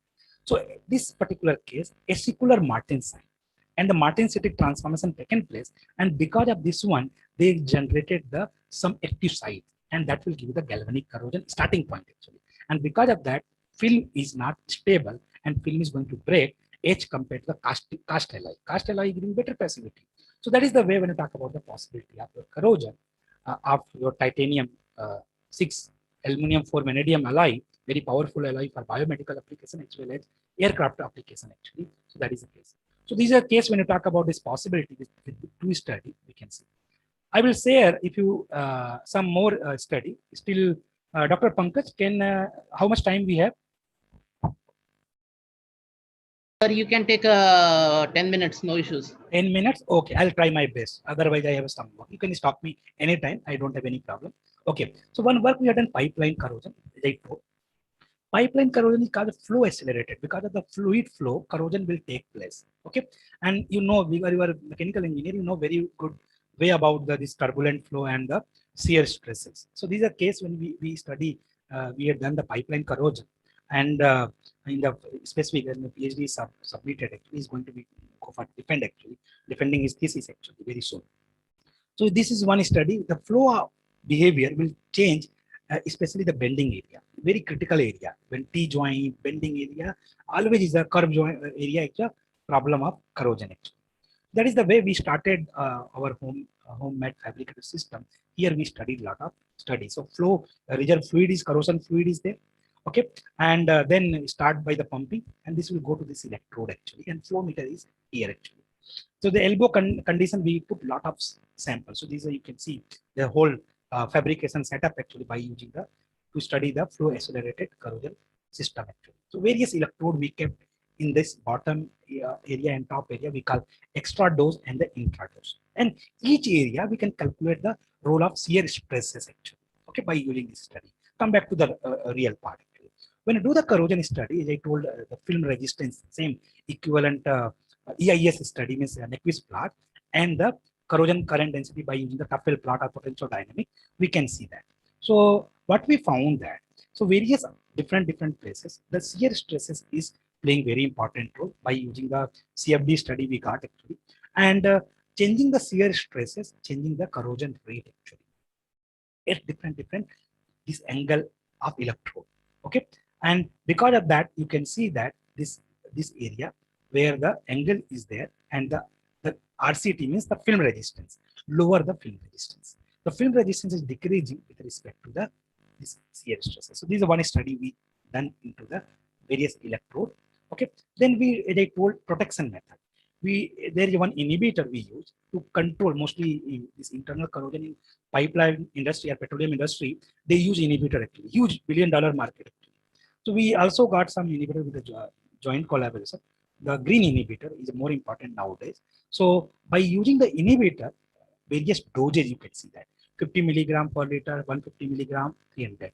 And when you use the higher doses, we see this rate. It is called inhibitor efficiency. Higher the efficiency, better the protection. Okay, at the various electrode number as I shown you previously, actually different location, and we found very good protection by using this inhibitor called the what is called OH, oleic acid hydrogen. It's an amine based system actually. And what amine is doing, as I told, if you remember that in the pitting corrosion hydrolysis reaction where acid will form, to protect this or neutralize this acid, we call buffering. If you use some alkaline system, so this amine system, this NH3, they are the alkaline by nature. The acidification can be controlled by this inhibitor. That's why the corrosion rate is got very high in this case. So this study we had carried out, and some more study because of time I'm not going to share with you. And some other alloy we developed, titanium alloy. Titanium alloy, as I told you already earlier, additive manufacturing, we developed porous titanium alloy. Porous. And you'll see what is important, why porous actually. Porous is important because bulk material is going to give you the stress shielding effect. What is stress shielding effect? Actually, when you take in the body your implant material, when it will come into contact with metal to metal, they will generate stress shielding actually. And because of that, the material will fail quite early. And that's why when you go for many accident, when the doctors, orthopedician put the implanted material, after 6 months or 1 year, the patient will going to complain of the allergical or the pain actually because of the stress shielding effect actually. So we require the material should be porous so that we avoid the stress shielding. How to develop the porous material? Various methods are there. We use simplest method by using the powder metallurgy technique. We developed our own alloy called titanium niobium silver alloy. This is one DST project actually. And it was got sanctioned, and then we took one PhD student completed this target actually. Okay, so this is by using the ball milling to produce various smaller size particles. Use the some low melting constituent called ammonium bicarbonate. When you heat actually, you compact actually. Then we got compacted product containing the alloy as well as the space holder creators, means ammonium carbonate. If you use 200 degrees centigrade, it will evaporate actually. It will going to eliminate, and that will give you the mark of signature of porosity. Then you require sintering, and sintering is a very crucial part for titanium alloy. The moment titanium go higher temperature, behave very dangerously as compared to the room temperature. Titanium is a very beautiful metal up to 100 degrees centigrade. The moment you go more than 400 degrees centigrade, become very ugly and going to give you powdery oxidation problem. You require very ultra high vacuum technique controlling this parameter. So these are product after sintering. Various porosity, interconnected pores. It is required for blood circulation inside the. It will go actually as well as the cell growth actually. So these are products we developed. Okay, and then we kept various study we carried out, and this is called the in vitro study to develop the alkaline nature some immersion where cytotoxicity is required actually to develop the oxide of this titanate actually immersing into the what is called sodium hydroxide for 21 days, and we can measure the film resistance. So that is the way cytotoxicity test, you can see that, and potentiodynamic. What is the most important part? This material is high porous, okay, about 60%, more than 50%, you can say, even though this material is giving very good passivity, and that is the beauty. Porosity is dangerous, but titanium and niobium combined together, giving very good passivation, it is not giving you any instability. Same thing the Neptune plant. So by using this in vitro corrosion study, as well as cytotoxicity for the showing biocompatibility, we got very good results. So we always 3 to 4 papers we publish from this work. Okay, some small work we working on the thermal barrier coating. We are developing our own powder for the first time as compared to what is called yttrium stabilized zirconia, which are available in the market. But we developed the samarium strontium aluminate, and this PhD student already completed and within 3.5 years actually. He passed out in 2018 actually. So this why we developed this samarium strontium aluminate, which is far better for stability point of view at high temperature, and that is demand actually in the present requirement. So what we done, we developed by using the air plasma method, this powder, and we done some oxidation study, and we found very good oxidation resistance as compared to YSZ for our new powder called samarium strontium aluminate as compared to stabilized zirconia. Another one PhD we guided jointly with the civil engineering to know the corrosion role of interface of concrete system. Steel is there, you can see here. And after immersing the various, what is the present demand to replace the cement actually? Cement is the very high, one is the problem is the production of cement giving lot of energy requirement and pollution problem. Okay, it's a greenhouse effect actually. So everybody want to reduce 50% cement actually. And that's why we require some admixture, like a fly ash, slag, etc. So we studied something and we want to know the role of steel, how going to fail when we are using this, what is called the fly ash or the slag, what is called from the blast furnace or some other content. So these are study we carried out. When the corrosion of steel will take place, this concrete structure will going to fail because it will give you the lot of stresses because of the expansion actually. So that's why this most of the concrete structure is going to fail because of this steel. So we studied a lot of material and we found that some different addition of fly ash, we found better corrosion resistant and which are more durable. So I'm not going to talk about all these things. So PPC or PSC, that is the admixture actually by the fly ash as well as the slag actually. Okay, so this is my corrosion lab, which we are developing from brick to brick. It is not very easy in NIT system, like not a IIT system. More easy funding. NIT is still tough, but still better than the state government college as well as I can say private engineering college. So this is the my lab. You are most welcome. So I would like to acknowledge you, very important, before acknowledging the organizer. The most important is my guru and teacher. What I learned from the metallurgy are the corrosion engineering from IIT Bombay and NIT Jaipur, as well as my research scholar are the NTech student, because finally teacher without a student, no teacher, no guru actually. So I earlier we learned from teacher, now we are learning from student. My organizer NIT Karnataka Suratkal Mandalore. Funding agency is very important, give the flexibility. Lot of collaborator across the India and international collaboration. Family member and at the end God is most important for everything actually. And thank you very much, Dr. Pankaj and other organizer for inviting me and giving me time to share my corrosion knowledge on this area. Thank you very much. Thank you, Sashi. We can take some questions. So first question we can take from chat box, and then audience can ask questions. Uh, see, Just 1 minute. I cannot see your chat box. no, sir, you can't say. I will speak, sir. The question. Okay. Okay. Yeah. Okay. Okay. Please. So the Please go question is, ahead. sir, from Mr. Prashant. Yeah. Sir, can you please tell us how the electrochemical circuit is selected? Very good Based question. upon various journals, there are different circuit models Yes. were used by different authors. Yeah. Very good question, Prasant. I think this is very tricky actually, and it is a hit and trial. Okay, it is a hit and trial. There is no standard. Why I'm telling you, the condition how they studied. Suppose the material you use word stainless steel. I purchase one stainless steel from the one manufacturer. You purchase from the other manufacturer. Use the environment. You try your best actually. But even though your data may not be the same age, the available reference, but some way. So this is a trial and error. If you start the Randall circuit or the double circuit, and that is the way. What is the most important? Whatever the circuit, total resistance, total capacitance. So whatever circuit you are going to explain actually, but it will play very important role, because how resistance is coming, how capacitance is coming, how Warburg impedance is coming. So there is a possibility. So why changing? You can say that there is no standard method, because there is no standard technique you are following. Okay, once you follow the standard technique, then there is a possibility, even though that it will change actually, because of the, see, it is a dependent on electron transfer. The electron transfer in the very smaller area, even the, if you put your electrode, anode and cathode very close or something, it will change actually. Your surface effect, surface roughness. When you take your metal, if it is not perfect sample, not size, corner area, it will not give you whatever you are expecting from your available literature. So Prasant, it's clear? Yes or no? Mr. Prasant?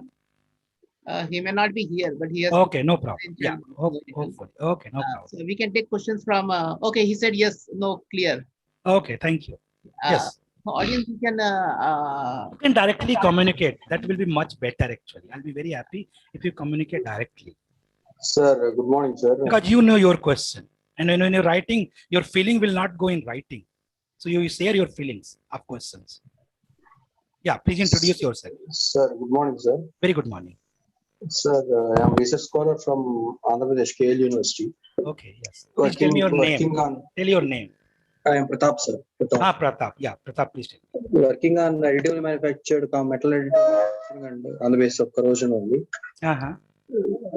We are using here the electrochemical workstation, which is made of biologic. Says what Okay. you have shown. Biology. It's a good instrument. Whenever you have shown some slides regarding the Tafel plots what you have drawn between for titanium 6L for the materials and some other materials. Yes. How to justify that particular Tafel curve when it shows oxidation process gives some disturbance, disturb lines. Okay. That should be explained in discussion Good. part whenever you Good. publish any journals. Yes. Will See, you please there explain is a standard method, Pratap. Linear region actually. If it is a lot of fluctuation in your anodic and cathodic area, there is always standard a linear region you search. 25 to 50 millivolt anodic side, 25 to 50 millivolt cathodic side. When you get the linear region, you try to put your slope actually. Sometimes your inbuilt software is a fail actually when you going to calculate actually, because your marking is a different. So sometimes you take a printout, draw your own tangent, take 25 millivolt towards the linear region. That is the standard way people doing actually when you are getting lot of fluctuation. It's clear? Yes, sir. Yes, sir. Okay. Thank you, Yeah. sir. Yeah. Sir, good afternoon, sir. This is Prabhakaran, sir. Yeah, please. I could not I'm hear. research. I could not hear. Can you come closer your mic? Prabhakaran, sir. Research Yeah, scholar Prabhakaran, from please. Anna University, Chennai, Tamil Nadu, sir. Yes, yes, yes. Sir, you are telling from the Bay of Bengal due to corrosion and pollutions from the plastics, lot of carbon monoxide releases and environmental pollutions that will be continuously happen, sir. Yeah. So then what is the reason so many research is going in 3D printing, composites also they are using plastic, sir? Yeah, very good. So you want to, you are asking, see, you cannot use everywhere plastic. Okay, okay, sir. You know the limitation of plastic. Yes, sir. It is not a highest temperature stable. It is not a very good mechanical property with respect to your metal or alloy. So you require metal and alloy. Can you replace your steel, carbon steel window, what you are making or gate with your very good composite or very good plastic? Huge difference. You are getting 5 rupees kg or 10 rupees kg or mild steel. What is the cost of your good composite actually or the plastic actually? You cannot. So you require economical way of solution. Na? So that's why we cannot. We require some shortage solution like a coating or some other way. It's clear? Yes, sir. Thank you, sir. Yeah, please. Yeah, anybody else?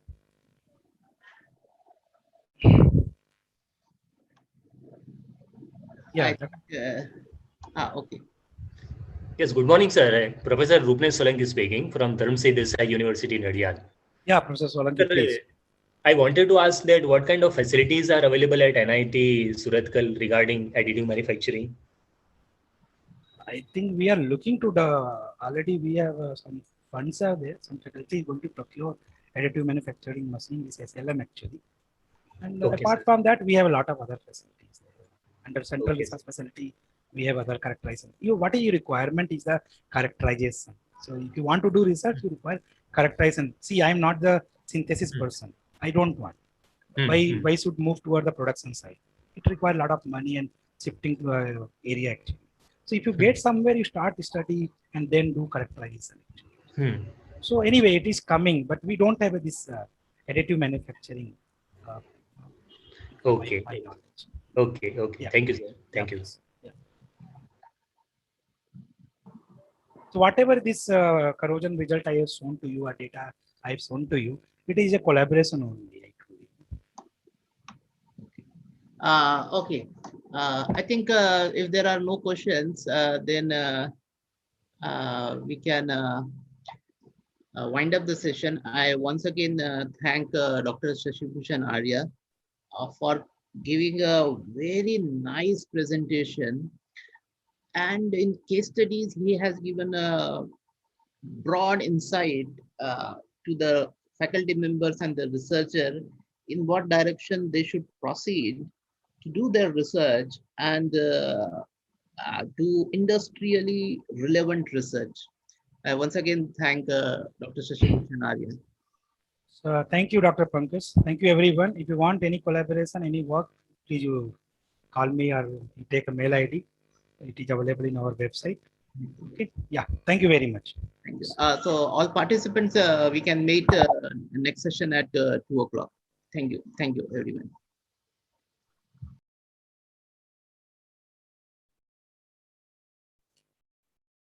So Dr. Pankaj, I'm going to leave. Yes, sir. Yes, sir. Okay. Yeah. Thank you. Bye-bye. Take care. Oh, no, sorry. All participants, we can meet at, I think, what is the time? 1. 1 o'clock we can meet. Sorry. Thank you. Thank you.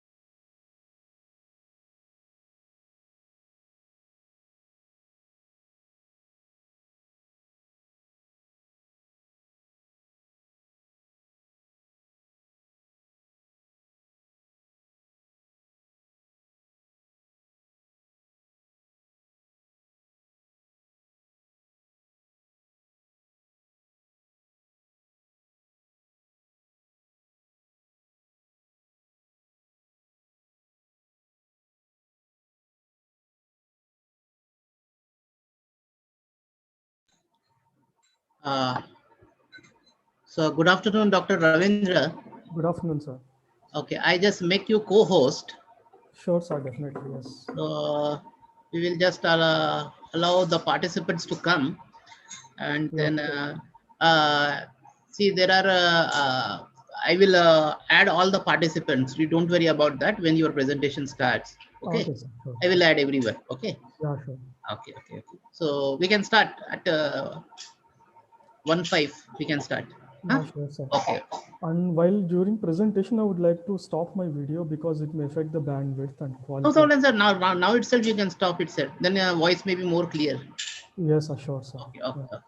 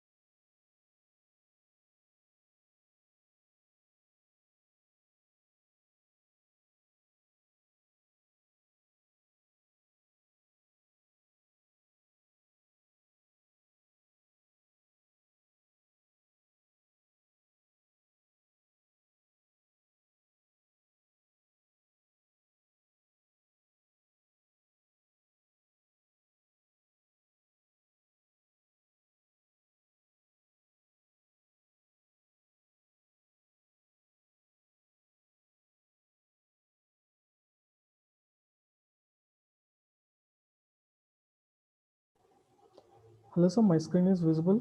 I have shared the screen.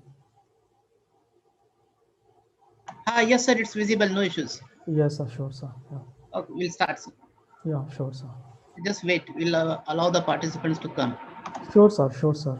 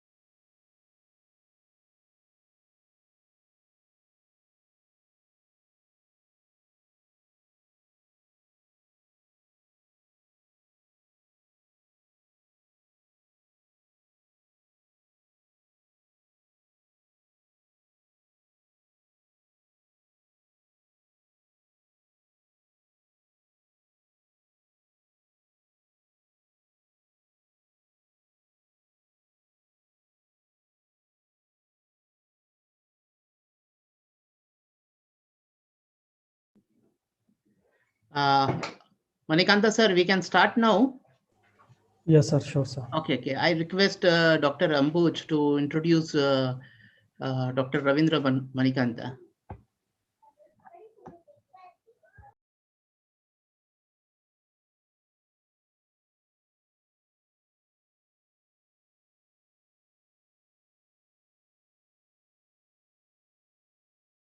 Ambuj sir, are you there?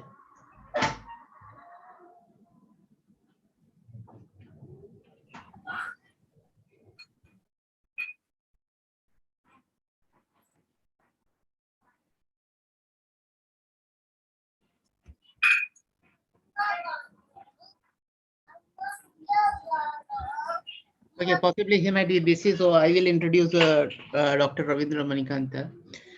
Dr. Ravindra Manikanta, first of all, I welcome everyone for this session. Dr. Ravindra Manikanta is Associate Professor in School of Mechanical Engineering, VIT, AP University. 1 minute. Okay. And he finished his PhD from IIT Kharagpur in the area of the manufacturing and the railway engineering. And thereafter, he joined academics, and currently he is associate professor in our school.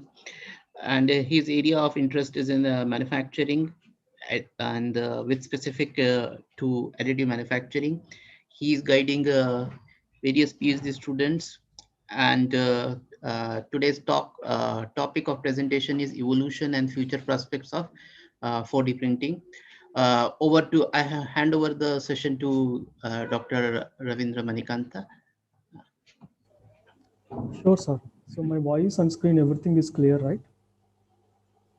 Yes, sir. No issues. Yes, sir.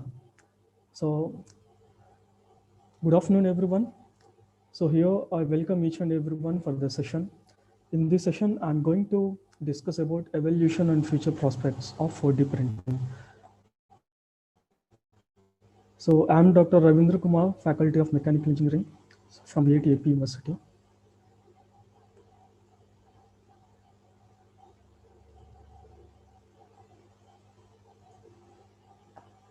Just a minute. Yeah. So here, the contents of my presentation on overall, I'm going to discuss about introduction to 3D printing and history. We are going to discuss few minutes about the history and evolution of 3D printing. Then I'm going to introduce about smart response of various materials, then introduction to 4D printing, and then overview of smart materials, different types of shape memory materials such as one-way and two-way shape memory materials, and then shape memory alloys, gels, shape memory polymers and polymer composites, and then future prospects of 4D printing. So on overall, here I'm going to cover about 4D printing, starting from introduction, then various types of smart materials, the way in which they are going to respond, and different categories of materials which are going to exhibit the smart response.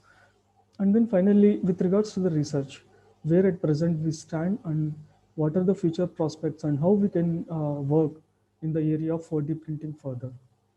So these are the various contents. Now, as we know, over a long period, the 3D printing has been evolved like anything.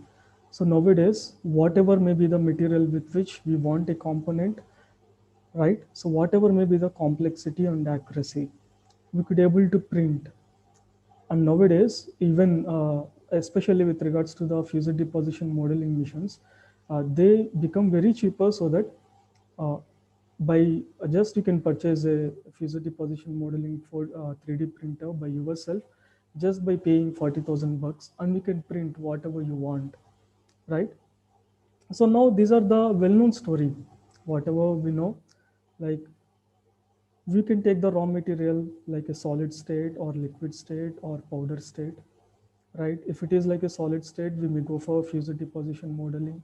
And then if it is like a liquid state, we may go for stereolithography. If it is like a metallic powder, we may go for selective laser sintering. By choosing any one of these three as per our requirements, we may choose as per our requirement and complexity of the product and the material with which you want to print. You are going to see here various types of complex products on the screen at present. So all are like 3D printed. So as you know the story, I'm not going to explain you about the 3D printing. So before entering into the 4D printing, as we know, in 4D printing, we are going to add the fourth dimension. So before entering into this here, I would like to give a small introduction to the evolution, history and evolution of the 3D printing here.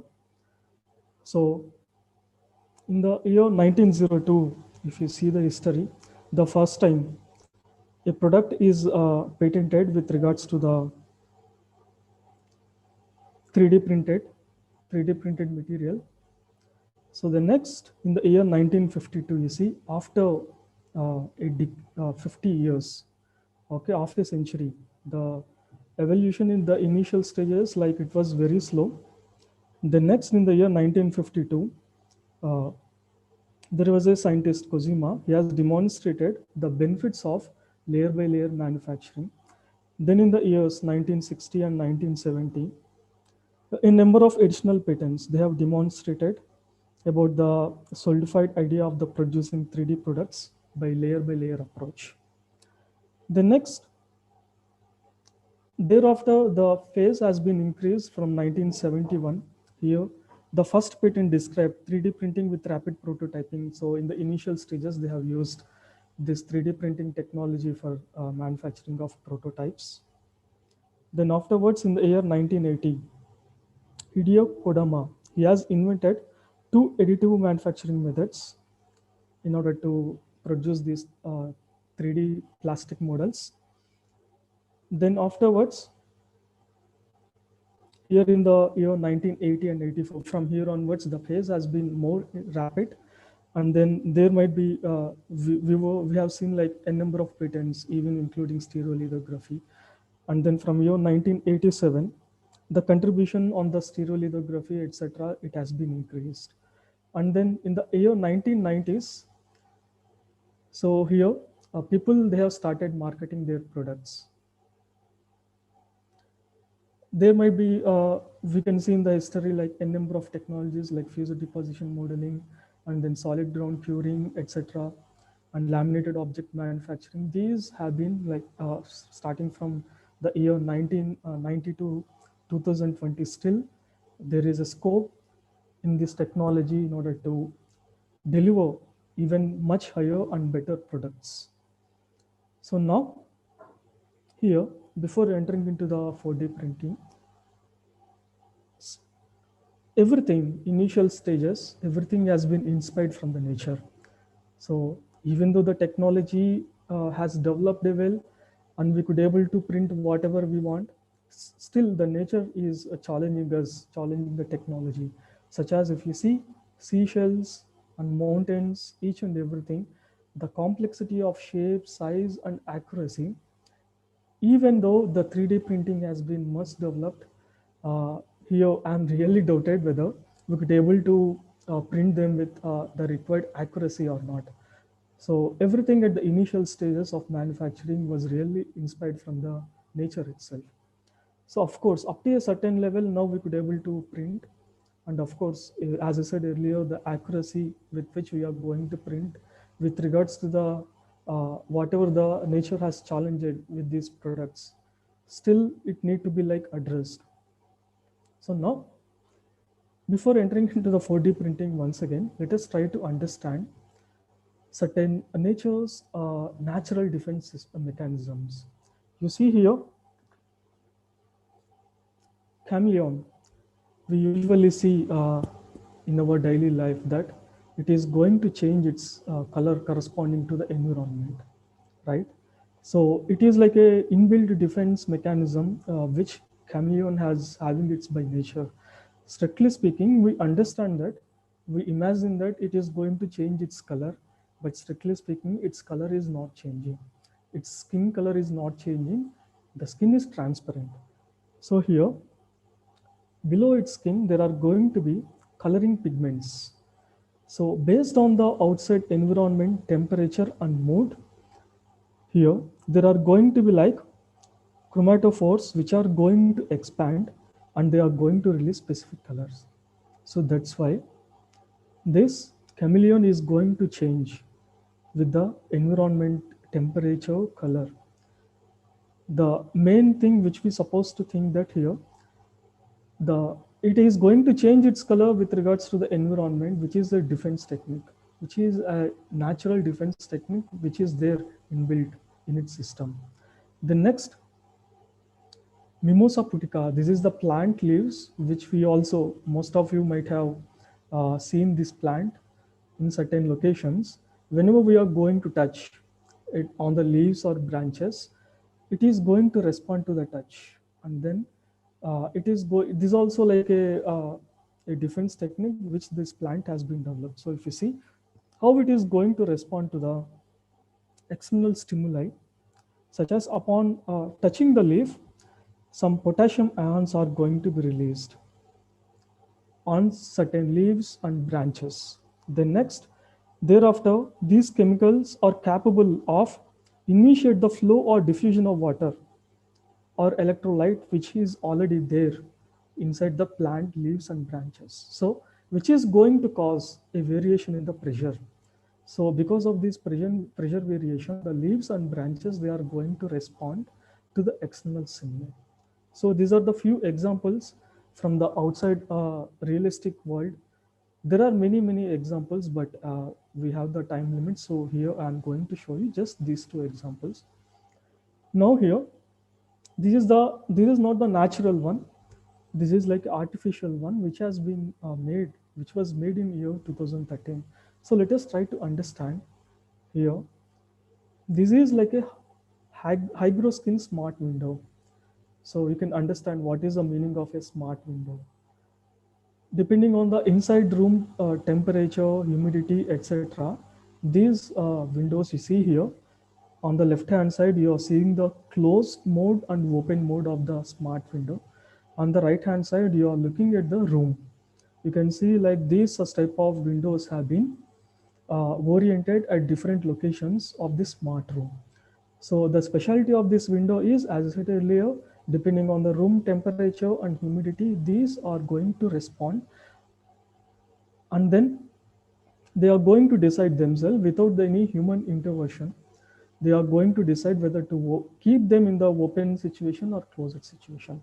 So let us try to understand how it has been made.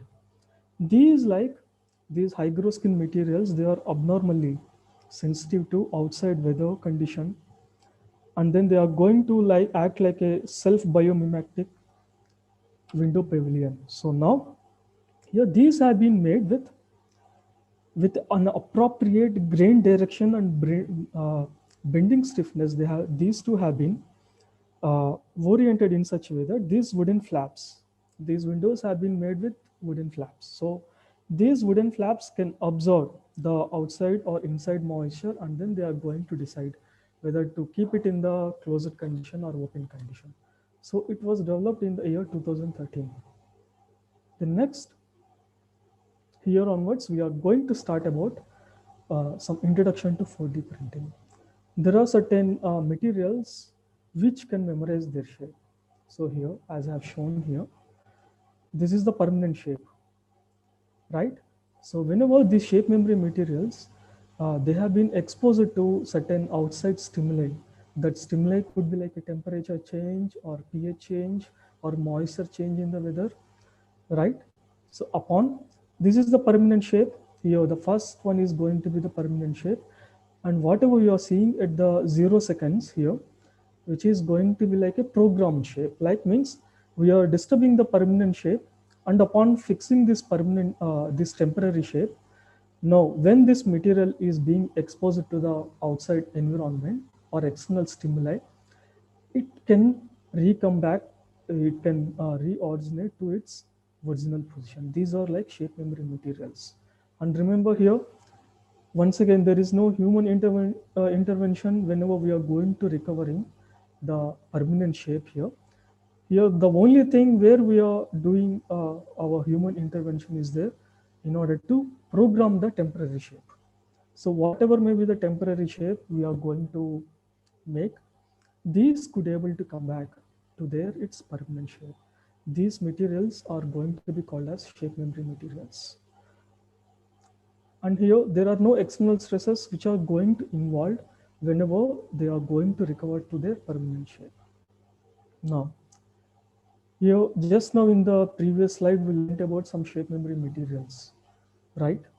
So these shape memory materials, they have capability to recover their, they have the capability to remember their shape, and they could able to recover whenever they expose it to external stimuli. Now, that is one advantage which we are getting from the material side, and the another advantage what we are getting from the 3D printing side is that 3D printing already proven that more complex shapes can be printed for many applications with a certain accuracy. So these two parameters together, we are going to develop a 4D printing. So strictly speaking, 3D printing of the shape memory material with a complex shape is going to constitute a 4D printing.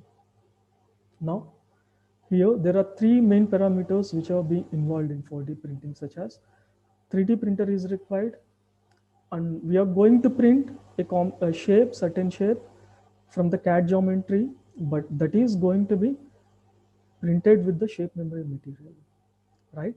So these two together, we are going to come up with a 4D product. So the fourth dimension here, which is going to represent the time.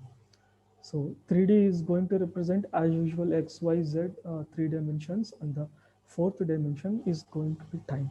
So from time to time, the product is going to change its shape, and whatever may be the program shape. Here, the term program shape means artificially we are trying to change the shape, and here in the time which I'm going to use frequently in the presentation is a permanent shape. Permanent shape is the one, while 3D printing, whatever the shape we are going to print, that is going to be the permanent shape.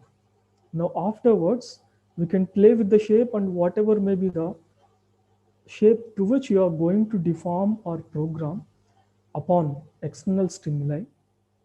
And of course, it is time dependent, that external stimuli, whatever we are going to apply here, it could be heat, light, electricity, magnetic fields, and similarly, whenever they get exposed to some solvents, and then pH value and etc. As per that, they are capable. Okay. Upon this external stimuli, they are going to change their shape. Okay. So this is the first introduction to this 4D printing. Now, here let me explain you with a simple example how the working mechanism is going to work. As I said here, there are going to be two terms here. This is going to be the original shape, and this is the temporary shape, and then fixing the temporary shape and recovering the temporary shape to the original shape. These are like 4 steps which are being involved here. So let us try to understand these things in a 3-dimensional thermomechanical cycle, whichever you are seeing on the right side. Here on the y-axis, you could be able to see strain, right? Here on another axis, you can see temperature and stress. Okay, so on overall 3-dimensional space, if you would like to see how a material is going to change its shape from as a function of like temperature, stress, and strain. So here, this is the point. If you see on the right side, 4th point, where you are seeing TZ like a glass transition temperatures. Of course, whatever the mechanism here I'm showing, this is for a polymer. Okay, so here this is we are going to have a permanent shape. Upon deformation, here you see the stress level has increased. This deformation is occurring, and of course at a glass transition temperature or above the glass transition temperature. Then upon cooling here, so at the same deformed shape itself, we are cooling and we are going to the stage 2. In the stage 2, once again here, we are fixing the temporary shape. So here you see, this is the original shape on the left-hand side if you see, and the B figure is going to represent the temporary shape. And then here we are going to have the intermediate shape upon unloading. So here the programming shape is fixed. And now here what we are doing, so the stress level is going to be there. And upon recovery here, what we are going to see here in the recovery stage as increasing the temperature, you see here at a particular temperature, the strains are going to be tremendously reduced, and then the product is going to obtain its original shape. So that's how the mechanism is going to work. And if you ask me strictly, this mechanism is same for all the material? No. Here there are different types of materials, such as there are like shape memory alloys which are going to exhibit the shape memory effect, and then shape memory ceramics, shape memory gels, polymers, shape memory hybrid materials, and shape memory polymer composites. These all different materials, they are going to exhibit different type of mechanism in order to obtain the shape recovery. But whereas here, as it may not possible to discuss about each and every material and their corresponding shape recovery mechanism or shape change mechanism, and of course we can study for shape memory alloys, shape memory gels, and polymers. Then shape memory hybrids means two materials are having two different ways or two different shape memory materials. If we combine together, then it is going to constitute a shape memory hybrid. Then whereas here, polymers, we know they are having certain drawbacks when compared with metals. They are relatively softer, right? So in order to improve their mechanical properties and similarly thermal conductivity and etc., electrical conductivity, we are going to uh, prefer like polymer composites. So in such a case, like how these polymer composites are going to respond. So all this we are going to discuss from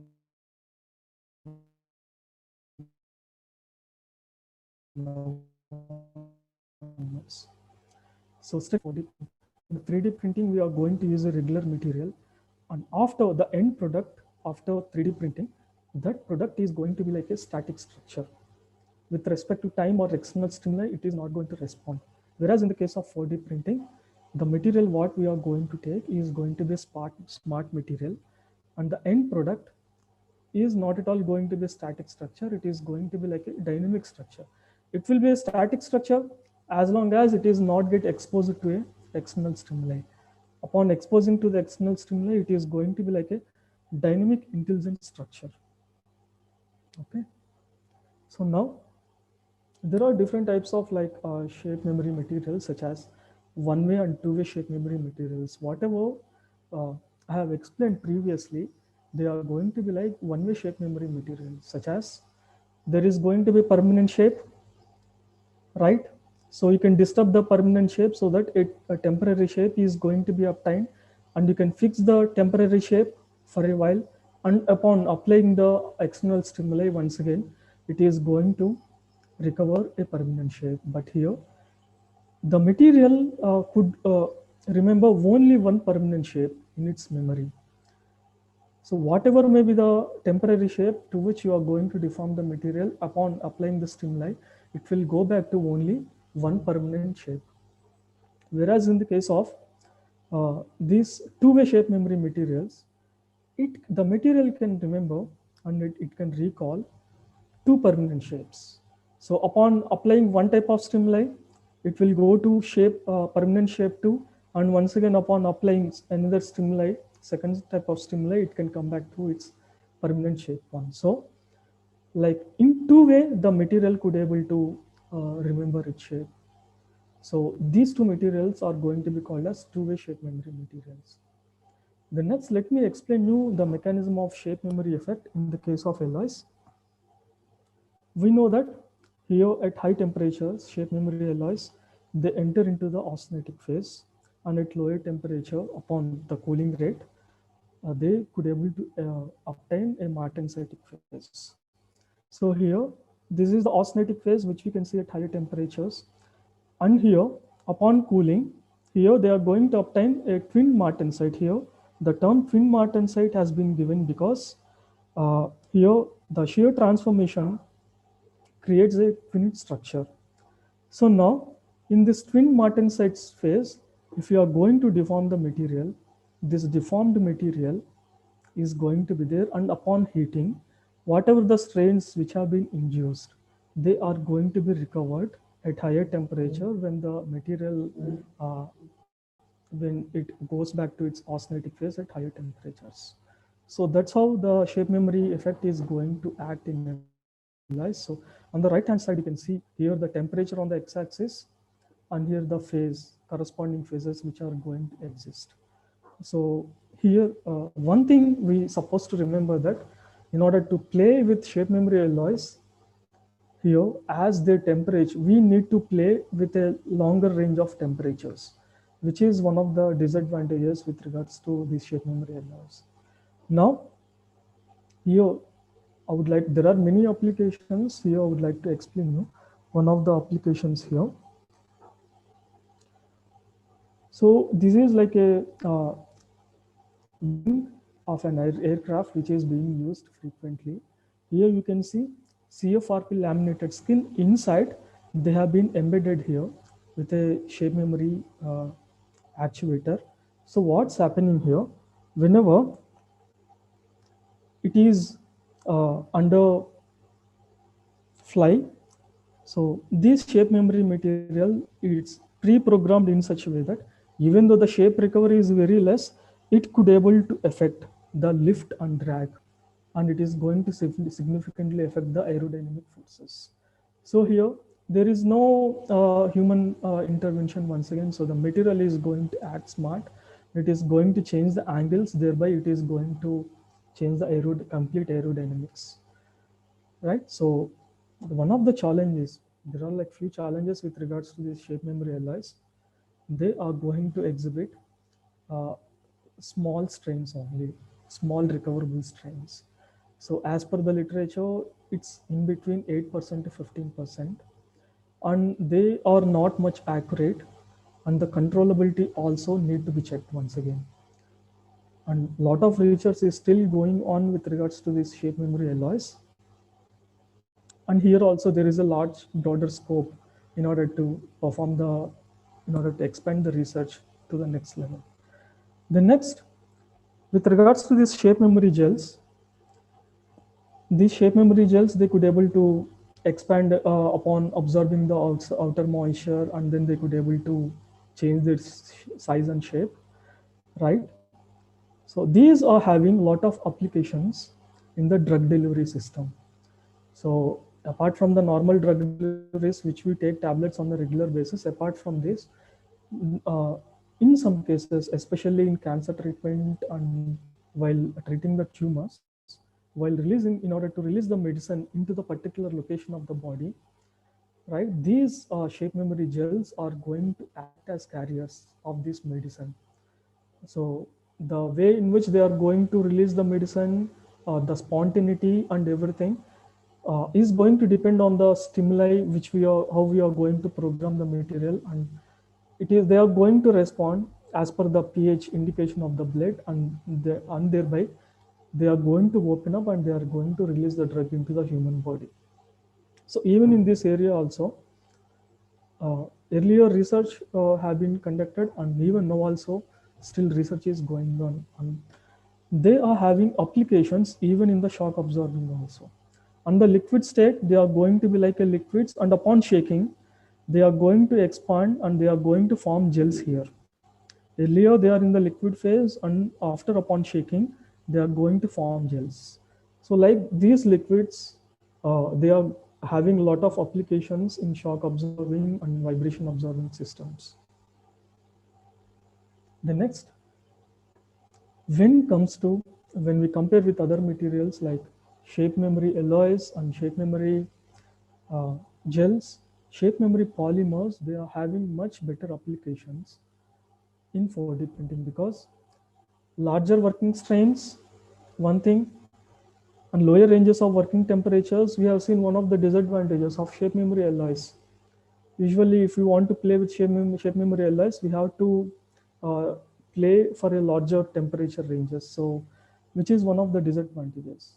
But at the same time here, if you compare with shape memory alloys, they are having very less shape recovery and strain recovery, whereas the polymers are capable to exhibit 100% shape recovery.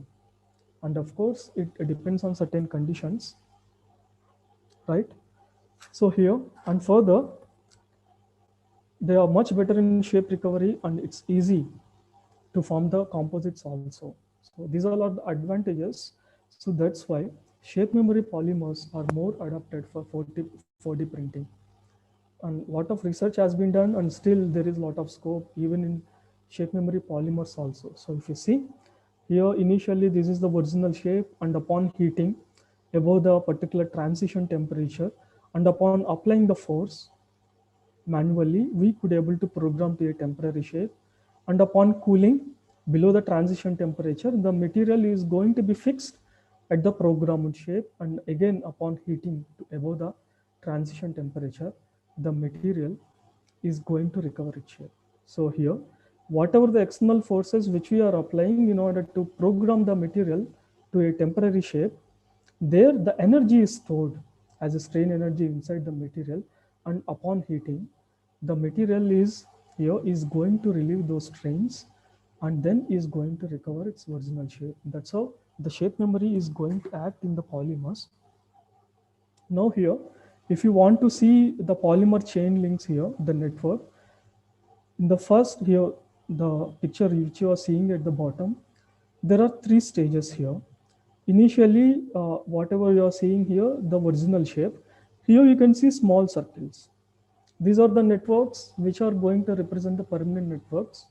In the second stage, upon deforming the material is going to stretch, and the polymer links, they are going to expand the direction in which we are applying. And here for the shape memory polymers, here you can see a different color circles have been mentioned here. They are going to be like a temporary links. So upon cooling, these temporary links are going to be fixed. Then thereby a temporary phase is going to be fixed here in the case of these polymers. And upon heating for a while, these temporary links, they are going to disappear, and the permanent links which are going to be existing, they are going to attain to their original shape. That's how the mechanism is going to work in the case of shape memory polymers. Earlier, we discussed about one-way and two-way shape memory materials, and polymers, they are going to exhibit even the triple shape memory effect also, such as like 2 dual shape memory effects are going to be lead to 3-way or triple shape memory effect. So one permanent shape A, permanent shape B, and permanent shape C, and upon exposing to external multiple stimuli, they could be able to exhibit such type of effect. The next, further, if you would like to see, especially whenever we would like to test their shape recovery, etc., this is one of the cyclic bending tests which we are going to test for polymers, such as initially this is the original shape, and we are going to bend the material to a temporary shape, and then we are going to fix the temporary shape. And then, as I said earlier, there are like various crucial parameters which we have to observe carefully, such as the temperature at which they are responding, and the way they will, time also going to play a role here, whether they are responding quickly or they are responding slowly. Such as the same bending test is going to be tested for multiple times, for 100 cycles, 200 cycles. Like here, if the material is exhibiting even after 100 cycles also, the material is exhibiting the shape recovery at the same temperature and within the same time duration, then we can say the material is more efficient and the structure is more efficient.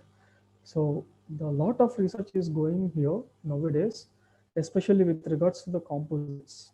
Whenever we play with composites like polymer matrix composites, such as the matrix material is a polymer shape memory material, and whatever the reinforcements which we are adding inside, they might not be a shape memory material. So how they are going to affect the shape recovery, and how they are going to affect the shape recovery temperature, right?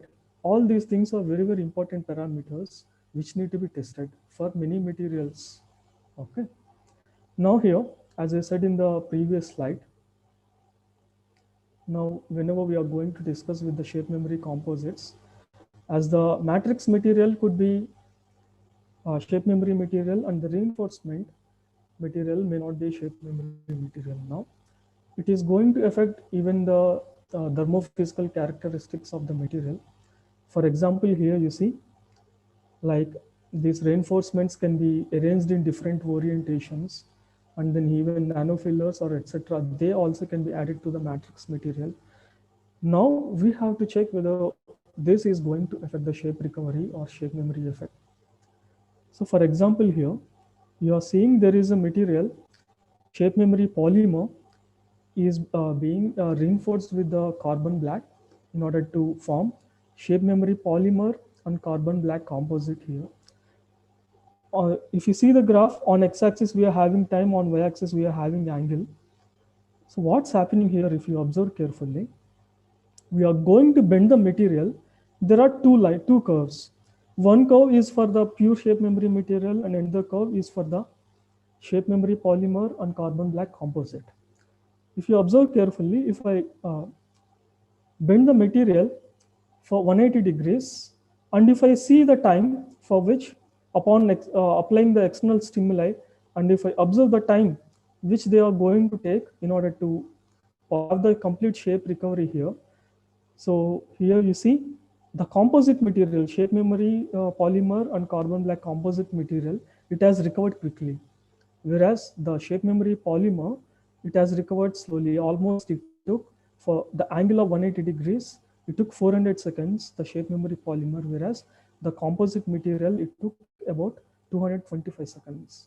So this could be one of the parameters, such as upon adding the carbon, the thermal conductivity inside the material, it might have increased. So the material from after the external stimuli, suppose if it is a thermal responsive material, the material might have responded quickly, and thereby the shape recovery happened here. So, but here you see it is not a linear behavior. For certain zones, it is a linear behavior. So for different angles, if you see, for all the bending angles, the composite material, it has performed better in the shape recovery. So it is going to happen quickly. Whereas the shape memory, pure shape memory polymer is going to happen slowly, or is going to recover slowly. Then similarly here, this is for another type of composite where silicon carbide weight percentage, if you see, 10%, 20%, 30%, and 40%. And here initially this is the permanent shape, and this is the recovery shape. Here if you observe carefully, for upon programming to a temporary shape, and then like a cooling, which is like a thermal stimuli, external stimuli, you see the shape recovery here. This is for the pure shape memory material. Here up to 6 seconds, almost like not much recovery. But here you see 6 to 20 seconds, there is a sudden recovery. Whereas if you are going to increase the silicon carbide weight percentage, here itself you can see some shape recovery. Whereas if you see for the 40% weight percentage, even upon 20 seconds also, the complete shape is not recovered. So what we can conclude from here is that whatever the reinforcements which we are adding, definitely they are going to affect the shape recovery, like the temperature at which they are going to respond. Here you see, upon adding the silicon carbide, they have started responded quickly when compared with the pure shape memory material. But whereas when it comes to the end, they have started responding quickly, but they are taking much larger time to recover complete shape. So these are the things which have been already done.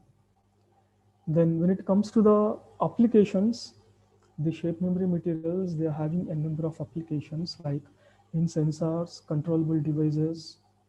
Then optically activated shape memory materials, they are having applications in self-healing properties. Then electro-responsive shape memory composites, which are going to respond. The next, thermally, like water, pH triggered shape memory composites.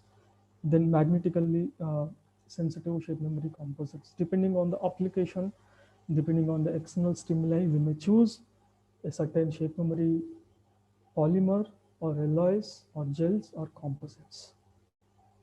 Now, like, what is the feature scope of research, especially in the case of shape memory polymers.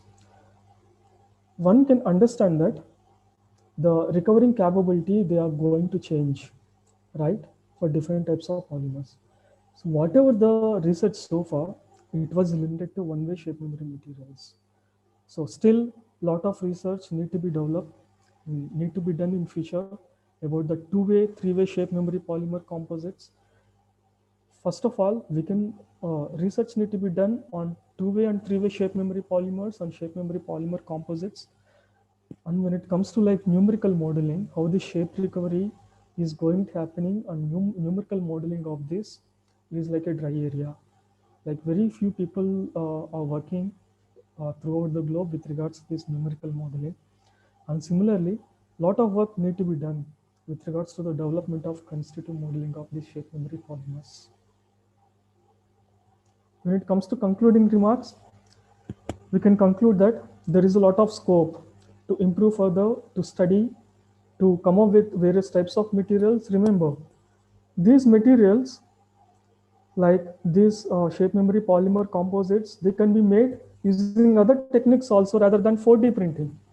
We can compare the main application, the main advantage what we are getting from 4D printing is we could able to come up with some complex structures which we can't come up with some conventional manufacturing process.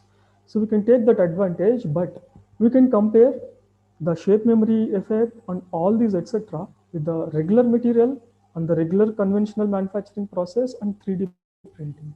So how they are, whether the upon 4D printing, whether it is affecting the shape recovery etc, and similarly the composites also. When it comes to polymer composites, like we can come up with some, especially with fusion deposition modeling, we can come up with filaments and we can go for 4D printing, and from there we can check. And similarly, different types of composites, different types of reinforcements we can add. And even the printing pattern also, it may affect the shape recovery. All these things, there is a lot of scope here, especially in the case of shape memory gels in the medical area, there is a lot of scope. And as I said, as I have shown earlier, the shape memory polymers and polymer composites, they are having a lot of scope. And when it comes to hybrids, as I explained earlier, so far when we discuss about the composites, suppose if it is a shape memory polymer matrix, matrix material is a shape memory material, whereas the reinforcement is not a shape memory material. So how it is going to affect once again the shape memory characteristics that need to be studied. And next, when it comes to shape memory hybrids, two materials or shape memory materials, if we combine these two together, how the outcome product is going to behave. So even in this angle also, there is a lot of research need to be explored. Okay.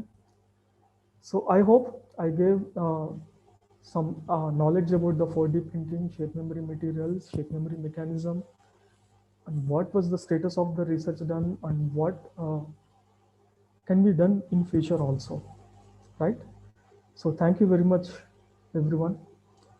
So now the session is open for queries. If you have any queries, you may please ask me. Thank you very much. Audience, feel free to ask questions to Dr. Ravindra. You can unmute yourself and ask.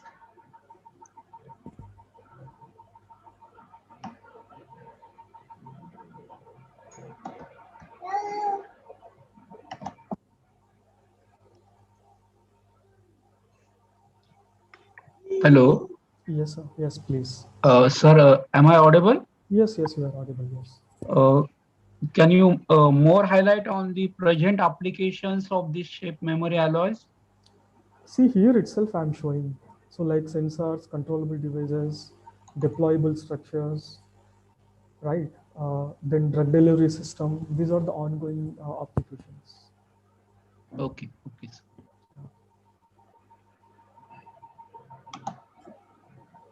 Thank you. Yeah, sure.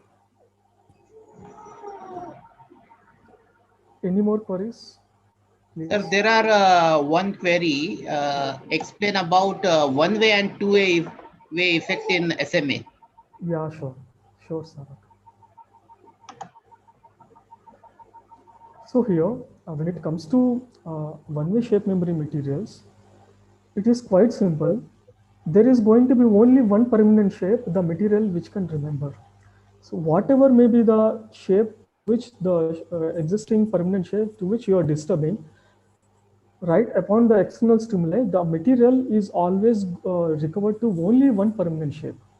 Whereas in the case of two-way shape memory materials, the material is capable to remember two permanent shapes, such as if this is permanent shape 1, upon applying stimuli 1, it can go to the permanent shape 2. Then again upon applying the stimuli 2, it will go back to the permanent shape 1. So like two permanent shape a material can remember. That is the difference between one-way, two-way shape memory materials.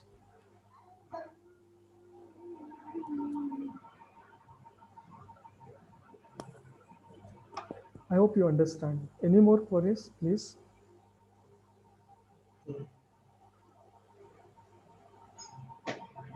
Okay, there is, sir, one more question. Yes, sir, please. This 3D printing technology can be used for shape memory polymer? Yes, that's what we are calling as 4D printing. Yes, you can use. Okay, I think for polymers we can use. For metals, etc., still we have to explore. Yes, someone is asking some query. Good afternoon, sir. I also have that doubt. Yes. Is there any machines, 3D printing machines available to fabricate this shape memory alloy based products, sir?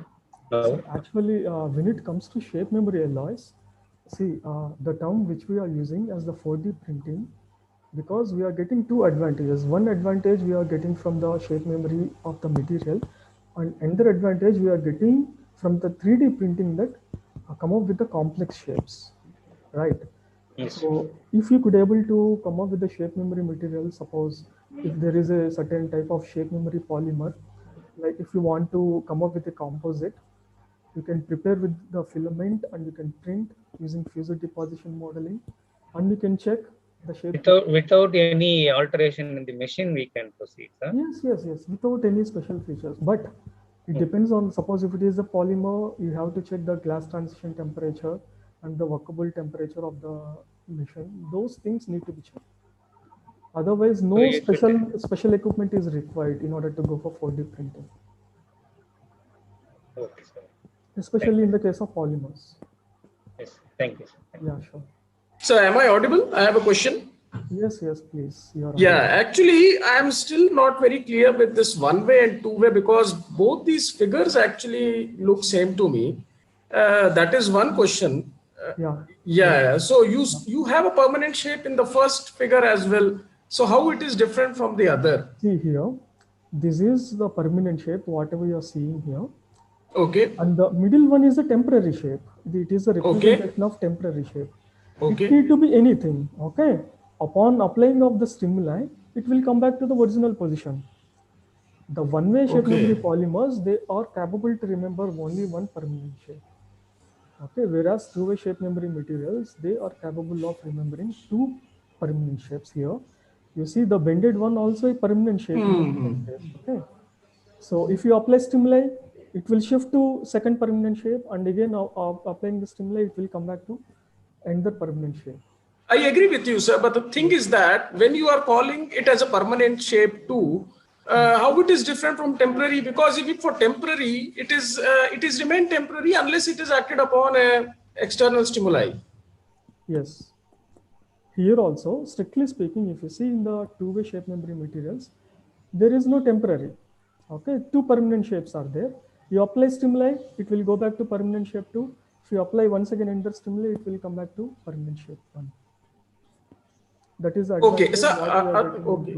Sir. Other question is that there are, as you pointed out, you can even insert this shape memory wires in a matrix. So I just got to know from that it is very difficult to produce such a composites using 3D printing where you have embedded the wires. So how we achieve this in case of a shape memory polymers where you have embedded? Those things can't be achieved using 3D printing, sir. You can go for some conventional techniques. Okay. Right, yes. Okay. Thank you. Yeah, sure. Thank you.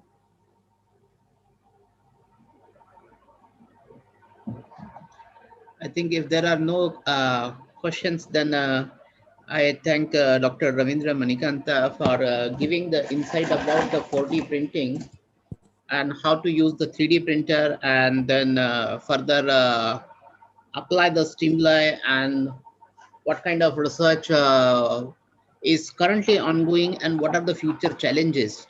So this insights will definitely going to help the research scholars and the faculty member who has joined this session. Thank you once again, Dr. Ravindra Manikanda, sir. Thank you very much, sir. I would like to thank everyone. Okay, fine. Yes. So next session will be at 2 o'clock.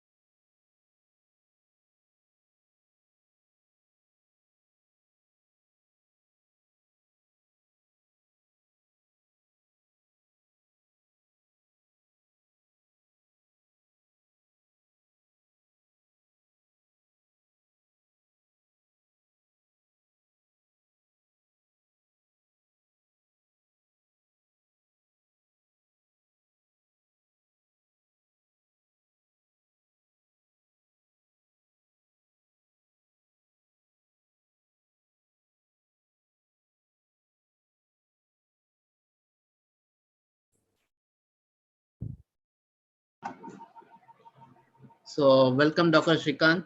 Yeah, thank you. We will start in 2-3 minutes. Yeah, sure.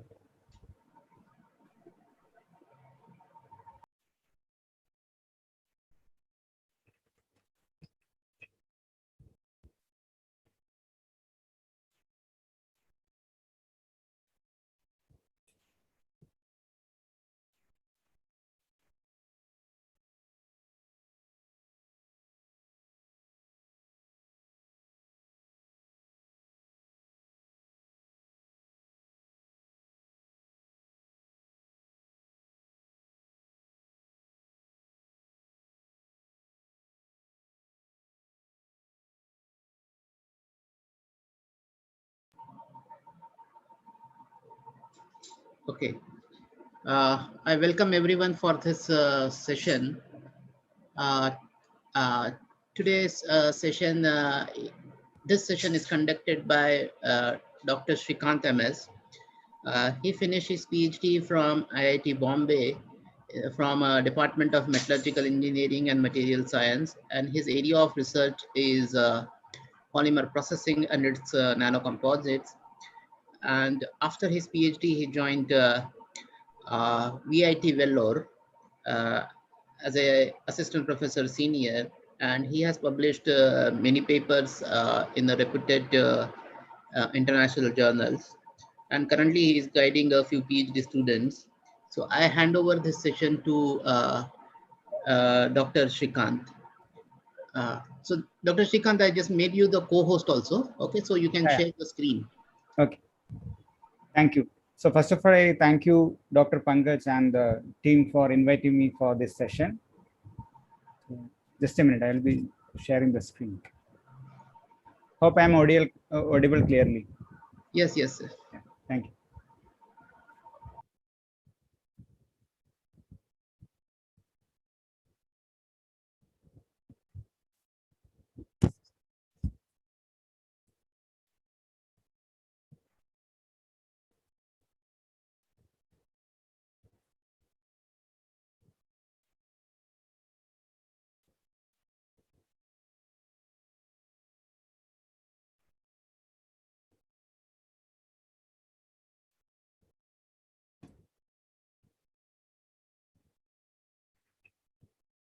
Yeah, are you able to see the screen?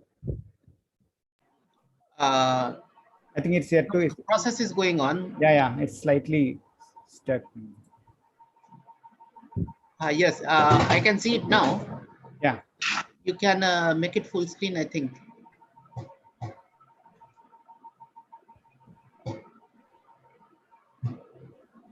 Is it fine now? Yes, it is fine now. Yeah. Okay. So good afternoon to all of you. And in this 3-day workshop on advanced material processing, so I think many of the talks are already over on metallurgical aspect of 3D printing, and later it's followed by today morning there was corrosion and 3D printing of polymers. And today I will be mostly discussing on polymer processing and some of the aspects and some of the 3D printing case studies. So I'm mostly focusing on polymer processing and what are the prerequisites for various applications. Okay. So before going to the topic, I would like to briefly discuss about this materials tetrahedron as well as what is the relationship between the processing structure, properties, and performance. So performance actually is dictated mostly on the application of any product or any material. So the applications of any material is first, in order to design a component for a specific use, we need to list out some of the materials which can be widely used for that applications, and later we are listing out the properties, which properties are required for using for that applications. So these properties is again governed by the structure of materials. So if it is a metals or alloys, we have the microstructure, as well as there are many other structures. So it's a very broad term. So it could be either molecular structure or macrostructure. So structure is also important, and we can alter the structure by various processing techniques. So these are for interlinked concepts in material science or materials engineering. So I just want to start with that. For any applications, we should have a good understanding of the performance, that is the final applications, and what are the property requirement or prerequisites, and it's again connected with the structure of materials, which can be altered or manipulated by various processing techniques. So all these need to be taken care in all material science and engineering. So the product design and requirement in use. So these are this is directly linking with this materials tetrahedron. For advanced materials, the design as well as material selection, both are very much important, because the product, whatever we are prepared, is free from the defects or stress, internal stresses and all. So it has to be designed as per the materials tetrahedron. So we are just moving into the topic. So I will just start with the definition. Since there is a different participants are from different backgrounds, so I would like to briefly go through the basics about the polymers and processing techniques, and some of the results also I will be discussing, and some of these case studies of additive manufacturing or 3D printing. So as we know that polymers are macromolecules or large molecules composed of small repeating units known as monomers. So these monomers are repeated again and again to form a large polymer molecules. Okay, the number of monomers in a polymer is known as degree of polymerization. So whether it's a synthetic polymer or natural polymer, so we generally represent the monomers that's repeated n number of times to get a polymer. N is just a number indicating how much is the average chain length. So that number is called number of monomers is known as degree of polymerization. And there are some more terminologies like glass transition temperature and all that I will be discussing later. So the process by which the monomer molecules are linked to form a large molecule is called polymerization. So in case of synthetic polymers, that we can control the polymerization rate by controlling the chemical reactions. And in case of natural polymers, that is already prepared in nature by the natural processes. We don't have a control over the molecular weight or any of the parameters. So I'll be just going through some of the classification of these polymers. We can classify on various aspects. As an example, classification based on physical properties and applications, we can classify that into polymers into 3-4 major types. So first one is plastics. That is the most common word that we hear for polymers. Actually, both are not exactly same, but these plastics are derived from the Greek word plastikos. That means it is the ability to shape and form. That is the properties of the thermoplastics, as we will be discussing it in the coming slides. So that derived from plastikos. That is the ability to mold and form. That is the meaning of this plastics. So based on physical property and applications, we can classify into plastics, elastomers or rubbers. That's again coming a huge segment. It's having very high molecular weight and which widely used for tires and many other applications. Tire industry is one of the widely used industries in which this natural rubber as well as synthetic rubbers are going. And another one is fibers. So fibers are the materials in polymers as well as ceramics and metals. This we stretch in a fiber axis direction. If the length diameter ratio is greater than 100, we generally call it as fibers. So most widely seen fibers are carbon fibers, glass fibers, and Kevlar fibers. All these are some of them are ceramic fibers like glass fibers and carbon fiber, and polymer fibers are the Kevlar, Nomex, etc. So these are aramide fibers, aromatic amides. Okay.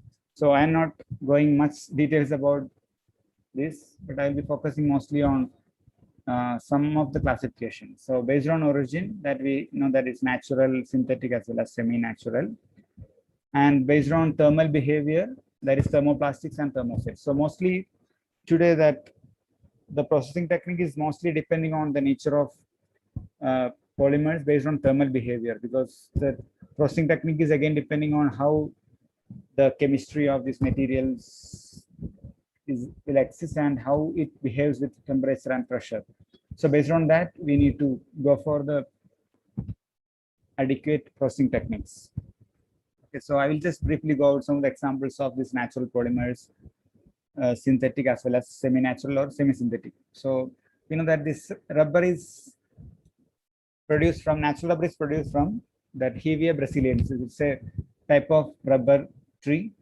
We will get latex from the rubber, which we add some coagulants to form into the hard mass, and later this rubbers we cannot use as it is, so we need to undergo vulcanization, that is the cross-linked formation, to make it useful products. Okay, and silk, wool, etc. These are the natural polymers. And synthetic polymers, that's the polymers that we are preparing in laboratory for a specific purpose. So we have specifically designed a polymer with required functional groups as well as the molecular weight to use for a specific application. So one of the examples just that's coming into my mind.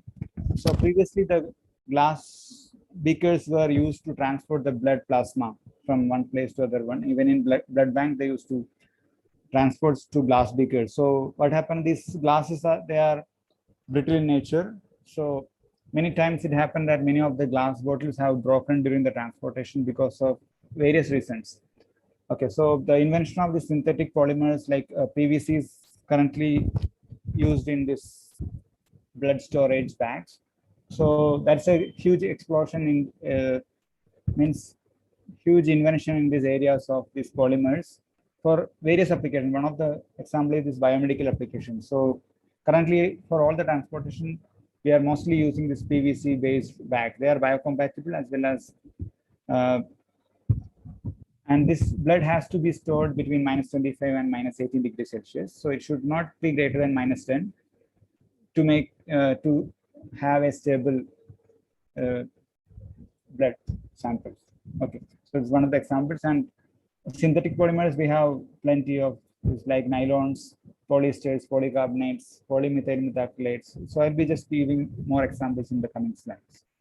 And semi-synthetic, some of the natural polymers may not have adequate strength to be used for a specific application. So we are slightly modifying some of the functionalities on the surface, and it's called semi-synthetic. We are not changing the complete structure. We are only just modifying the structure. That's called semi-synthetic or semi-natural. So regenerated cellulose, cellulose nitrate, these rayons, all these are examples of this semi-synthetic or semi-natural. Both can be used in various forms. And let's come to the types of polymers based on thermal behavior. This is the one I will be mostly focusing, because the processing is mainly depending on how it behaves to the temperature and pressure. Okay, so thermoplastic, as the name suggests, the material that cures reversibly and softens when heated above the glass transfer temperature or melting, and become harder once it cooled to room temperature. That's called thermoplastics. So this thermoplastics, that as the definition suggests, it can be softened and hardened back. So it's a reversible reaction. So we can do it a number of times. That's why it's called thermoplastics. And from the definition, we get to know that these are recyclable. We can soften and again back to solid once the temperature come down to ambient temperatures. So these are either linear or branch chain. One of the examples, the polyethylene that's existing in different forms. For example, high density polyethylene. So that's mostly have linear chain structures, and whereas low density polyethylene that has mostly branch type of structure. So this, as per the molecular structure, this density will vary, even though the formula remain the same. Density is different, and the use of application areas are also different. So for packaging application, we generally use low density polyethylenes, and whereas for some kitchen appliances and some normal commodity applications, we go for either polypropylene or high density polyethylene. So we will be discussing some of the applications in the coming processing slide as well. So general properties of the thermoplastics, they have very good strength and toughness. And again, there are some more classifications. So I'm not going much details because it will divert the area. So this properties again depending on whether it's semi-crystalline or amorphous. So most of these thermoplastics have good strength as well as toughness, irrespective of the crystallinity, and they have good hardness and chemical resistance and durability. And nylons are susceptible to moisture content. Most of the other polyolefins, that is polyethylene, polypropylene, all these are resistant to moisture as well as chemicals. Even the one of the Teflon, that is polytetrafluoroethylene, that has the high chemical resistivity. That's called the Teflon, polytetrafluoroethylene. That is, and these applications of this thermoplastics are in dashboards, car trims, and various toys, phone covers, packaging, electrical switches and bearings, and gears, glass frames, hoses, sheets, and windows. Actually, this application is again depending on the properties of the individual polymers. For example, nylons are widely used in gears that has low coefficient of friction and having good strength. So we have a few more classifications that I will be discussing later. So these are recyclable polymers. As I mentioned, thermoplastics are recyclable, and we have various examples shown here.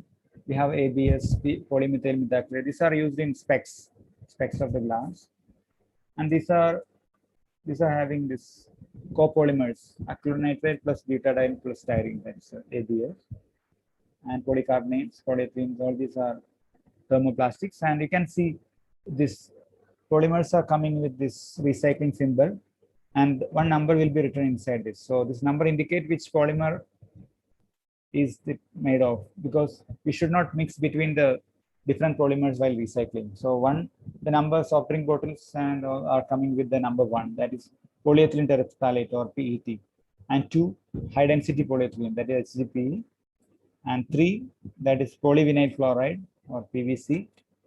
So while recycling, we have to use this code with the same code. There might be some other additives, but that doesn't matter. But the chemical structure should be same for recycling. So 4 means low density polyethylene. All these packaging materials are coming in this, and polypropylene with the number 5. 6, polystyrene. So disposable cups and other household things are made of this polystyrene. You can see this. These are slightly brittle in nature.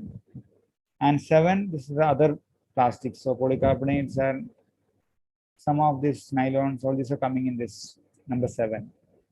So these are mostly, some of them are biodegradable polymers like polylactic acid.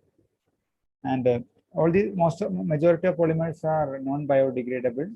And only we have a few polymers that's biodegradable in nature by bacterial action. So when we come to the second set of polymers based on thermal behavior, that's thermosets. Thermosets are the materials that cures irreversibly and become permanent hard. Once it is cured, that's called thermosets. So thermosets generally have 3-dimensional cross-link structures. Even these elastomers, if we need to use it for an application, we will be adding sulfur. That's called vulcanization. That's cross-linking reaction. So after cross-linking only, this thermoset will hold strength. So for example, epoxies and vinyl esters, this exist in resin form, that is having low molecular weight. So we need to add the cross-linking agent or curing agent. And sometimes we need to activate the reaction with the help of either temperature or with the help of light. And finally, we'll get hard infusible mass. So as we go to the properties of these materials, so generally these thermoplastics generally have good strength and toughness, but many of the thermosets, I'm not talking about the elastomers, but the other epoxies and vinyl esters, these are generally brittle in nature because of this cross-link mass. Even bakelite also have brittle in nature. And the application areas are electrical equipments and motor brush holders, printed circuit boards, circuit breakers, kitchen utensils, handles. Many of these applications, we are using this thermoset. So when we compare between the thermoplastics and thermosets, so these thermosets have slightly higher thermal stability compared to thermoplastics. There are some exceptions in thermoplastics. So that actually we can classify thermoplastic into three types: the commodity, engineering, as well as specialty. So specialties polymers are having very high strength and thermal resistance beyond 150 degrees Celsius. That is called specialty polymers. But they are having very high cost because of this strength as well as this thermal stability. And examples of these thermosets, we already discussed about thermoplastics. Examples are alkydes, bakelite. This is a formaldehyde is called bakelite. Epoxies, phenolics, polyesters, silicone, polyurethanes, and vinyl esters. And even the rubbers are also coming in thermosets. So before going into the processing, we should have a small idea about the mechanical properties of these polymers. So when comparing with the metals as well as ceramics, these are having less strength because they have very high strength that I haven't showed the comparative plot. And the behavior is almost similar. You can see the stress strain curve of this polymers. So this is in comparison with metals, that's having similar behavior. Whereas in ceramic, that's having brittle nature. So that will break at very low strains. So tensile strength of polymer generally varies between around 11 to 185. These are only for a set of commodity plus some engineering polymers. And flexural strength is again in the range of 40 to 175 megapascals. And the fatigue, I'll be just talking slightly about the fatigue and creep behavior, because in most of the materials we need to have the data for the fatigue as well as the creep in order to suggest the application So fatigue failure for thermoplastic is brittle in nature because of the fracture is brittle in nature, whereas thermoplastic failure is occurred by initiation and propagation of the crack. So even metals also show the similar behavior. Even sub-zero temperatures below 0 degrees Celsius, some of the metals behaves brittle in nature, whereas in room temperature, most of the metals showing ductile in nature. The creep behavior is again depending on nature of polymer, applied load, and temperature and time. So the polymers we can prepare in different molecular weight. I am talking about synthetic polymers. So the polymers having very high molecular weight is having high creep behavior. So temperature and applied load also determines the creep resistance of polymers. So next one, we can move into the processing of plastics or polymers. So as I discussed, most of the processing is depending on how it behaves for its temperature, that is thermal behavior of the material. So the manufacturing process depending on shape of the product and the nature of the polymer material used. That's what I was discussing. And again, for thermoplastic, we have a different set of processing technique, whereas thermoset, we have a different set of processing technique. So I'll be just coming into that point.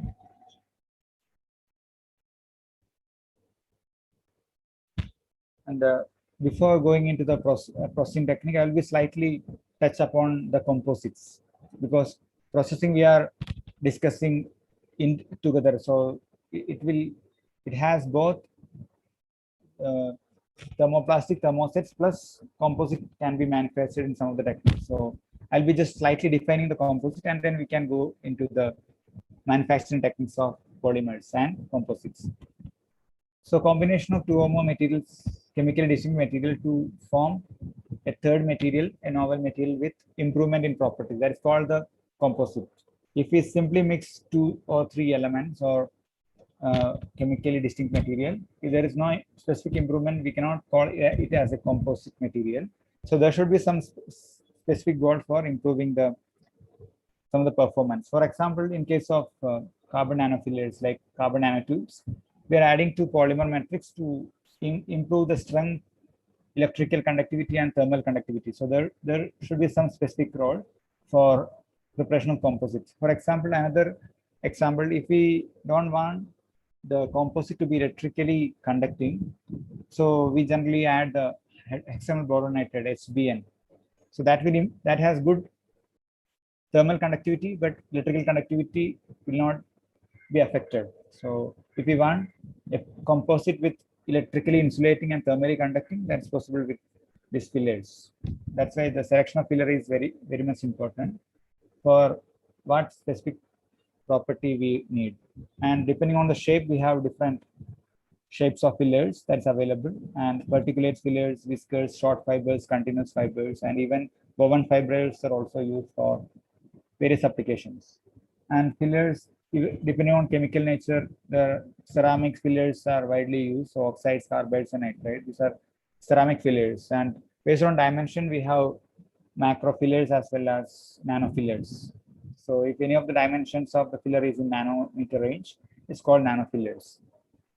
So in composites, we need to have a definite interface between the matrix and the reinforcement. So at any point, if we cut a composite material, we can able to distinguish between the matrix and the reinforcement. It means even with microscopic technique like SEM or TM, we can able to distinguish between matrix and the reinforcement.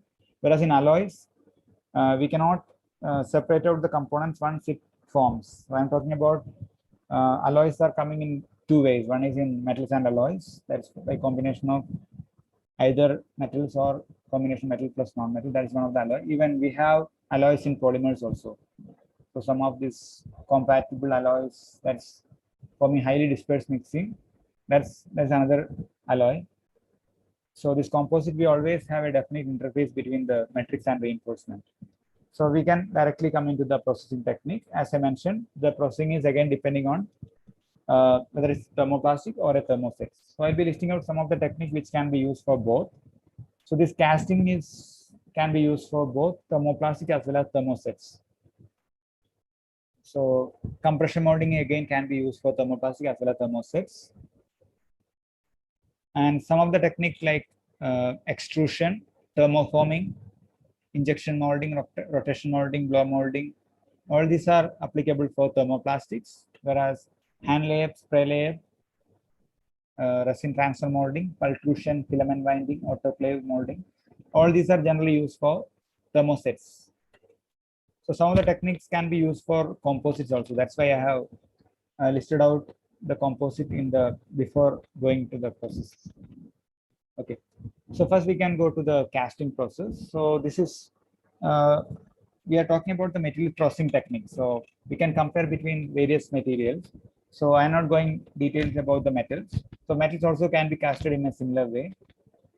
And there are various casting techniques like sand castings or die casting and investment casting. There are various steps. So this one is like a simple casting where we are melting the plastics and we are pouring into the mold. So the plastic will take the shape of the mold once it is solidified. So in case of thermoplastic, it has to cool to room temperature or lower temperature to make it solid. Whereas in case of thermosets, depending on the curing temperatures, it will cure even at high temperatures. So we can prepare both thermoplastic as well as thermosets by using this casting. So we can also do the casting even in the solution stage also. We can dissolve the polymer in a solvent and then again we can cast, and either we may have to heat or we have to keep at room temperature to evaporate the solvent.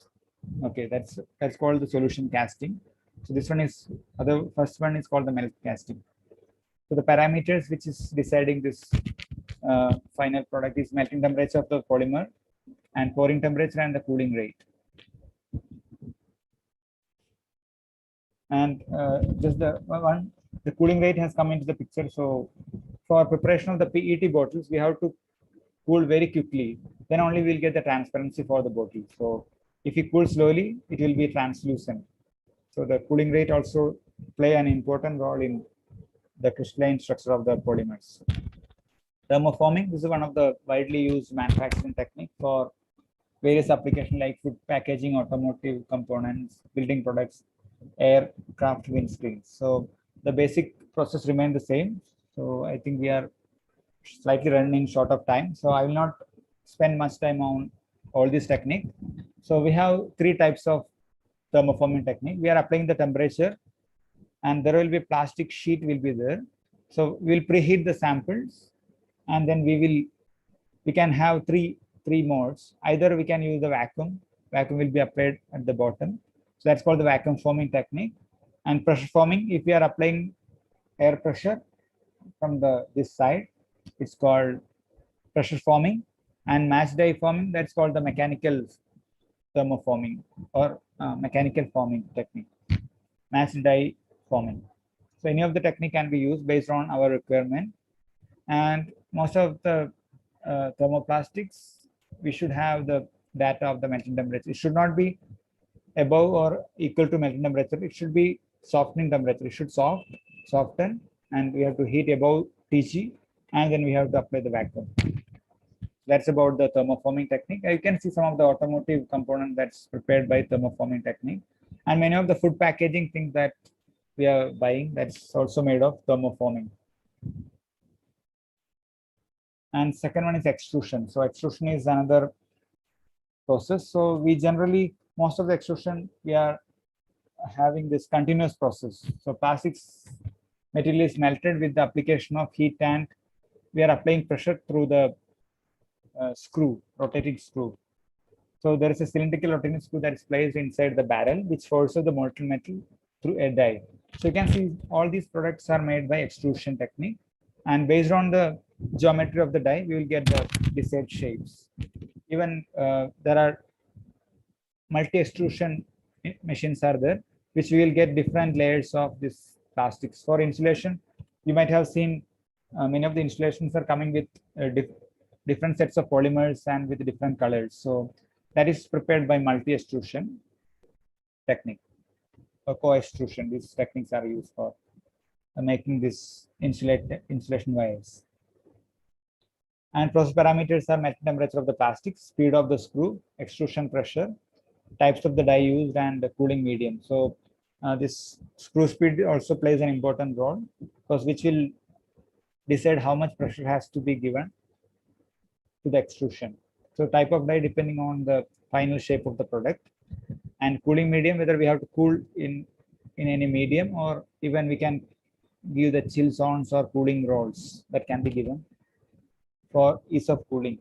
Air drying is also can be done depending on our requirement. Okay, so this is actually, it's a batch mixer. So whatever we discussed, that is continuous mixer. So batch mixer, we can mix a definite amount of polymers. For example, we have the mixers with capacity 5 cc, 15 cc, as well as 50 cc. So different manufacturers have this micro compounders. So even Hacke has this, and this DSM Explore has this, and Thermo Fisher has this. So many of them have this micro compounders. So these are batch mixers. We can mix a specific batch. These are mostly for research purpose. So if we for making nanocomposite, if we have only a few amount of fillers, so we can pretty well use by using this micro compounder. This one uniscrew micro compounders. We have 2 screws.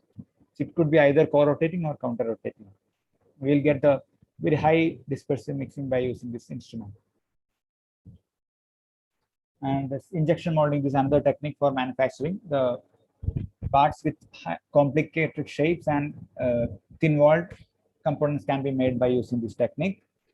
And it can be done in 3 ways: hand injection molding for some simpler parts, and plunger type injection molding, that is again for just neat polymers, and reciprocating screw is widely seen in most of the injection molding, because that has to be high dispersed mixing is ensured in reciprocating screw type injection molding. So the process done in injection molding are clamping, injection, cooling, and ejection. Even in case of extrusion, I forgot to mention one thing. There are 3 types of zones. One is feed zone, melting zone, as well as metering zone. So this will be set at different temperatures. For first feed zone, it should not undergo melting, so it should be in the softening stage. And here the melting, and finally the metering zone, it will proceed and it will apply pressure on this final nozzle. So you can see the nozzle, and these are hydraulic system for injection molding.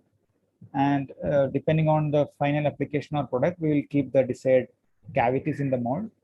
And generally these are semi-automatic or completely automatic process, and these are continuous process.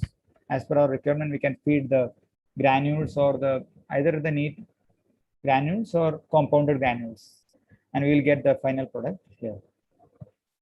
And another one is compression molding. This again, as I mentioned, this can be used for both thermoplastic as well as thermosets.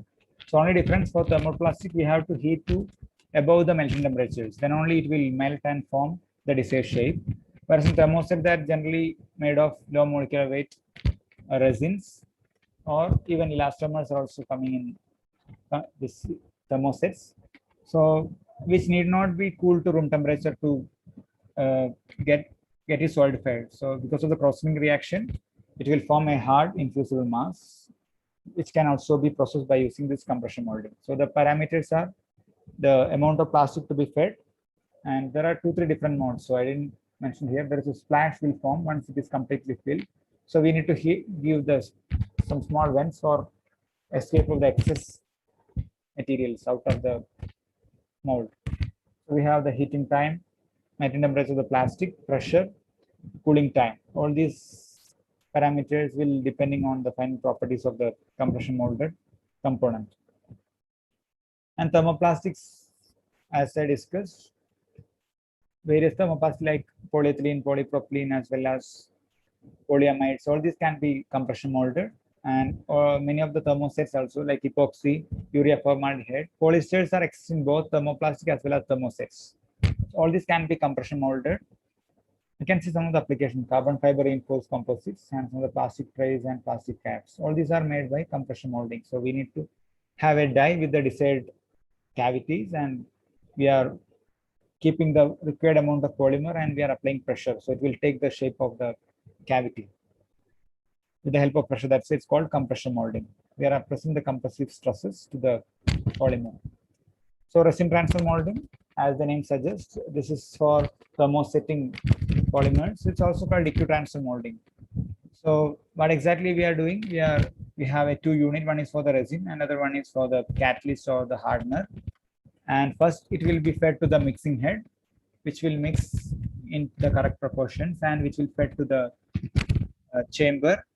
And we already place the, if it is for composite, we are already placed the reinforcement inside the, it's called the preform. Preform is already placed inside the mold, and we are injecting the mixed resin plus hardener mixture into this, and we will keep it till it's solidified. So some of the components like carbonates and many other, even some of the blades are also made by this resin transfer molding. This what we call this windmill blades. Okay, so we can use this reinforcement like glass fibers, carbon fibers, natural fiber, aramid fibers, etc. And the resins are of thermosets. And when we come to the thermoplastic composite material, so we already discussed many of the techniques. So due to lack of time, I am not explaining the rotation molding as well as the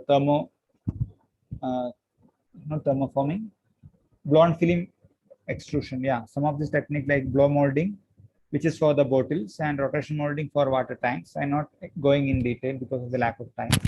And even pultrusion is a continuous production of fiber reinforced composites, and filament winding is used for the cylindrical components. So I'm not going to all these details. And autoclave molding is again used for thermosets, where we are applying very high temperatures and pressure. And even we can prepare the composite also in the autoclave molding. So very high accuracy is ensured with the help of the high pressure and temperature in case of this autoclave molding. And there are some more technique like vacuum bag molding that can also use for precise dimensional accuracy and tolerance for the composites, that is a thermosetting composites. Okay, so when we discuss about the thermoplastic composites, so you might have come across various techniques. So for your upgradation, there are 3 techniques widely used for preparation of composite. Melt mixing, as I discussed, we are using microcompounders, or even continuous extruders also can be used for melt mixing. We will feed the polymer granules and the fillers to this extruder, either in continuous or batch. This one is microcompounder, it's a batch mixer, and we will batch for a specific amount of time at definite screw speeds and temperatures. So finally, we will get the batch, compounded batch we will get. This can be injection molded or compression molded for further property analysis, or we can directly make the product out of which by using injection molding or compression molding. So solution casting, we are dissolving the polymer as well as the reinforcement in the same solvent, and we will mix together. We will sonicate to have improved dispersion, and finally we will be removing the solvent either by evaporation, or we will heat the solvent. Sorry, we will heat the composite solution to make it hard. In situ polymerization, we are introducing the filler along with the monomers, and the polymerization will take place, and finally we will get the very high disperse mixing is taking place in case of in situ. The highest dispersion is seen in situ polymerization, because already we are introducing the fillers in the first stage itself, so that we will get the final composite or nanocomposite with very high dispersive mixing. Okay, so the highest, there's a term called the percolation threshold. Generally, in case of electrically conducting fillers, if we are introducing into the polymer matrix, so there is a definite concentration of the filler in which it turns from insulating behavior to conducting behavior. We generally, most of the plastics are insulating in nature. When we add some conducting filler, above certain percentage, it will be transforming from insulating behavior to conducting behavior. That's called percolation threshold, electrical percolation threshold. So that is highest in case of in situ polymerization. And even solution casting also giving very high values of, means very low values of percolation threshold. That means lower content of filler, it will form conducting in nature. Even melt mixing is has the highest applicability because we can directly use it for a application, but the percussion threshold will be slightly higher. That means we need to have slightly higher amount of reinforcement or filler to make it will get the required properties only at that composition. And there are one more percussion threshold, that's the rheological percussion threshold, where the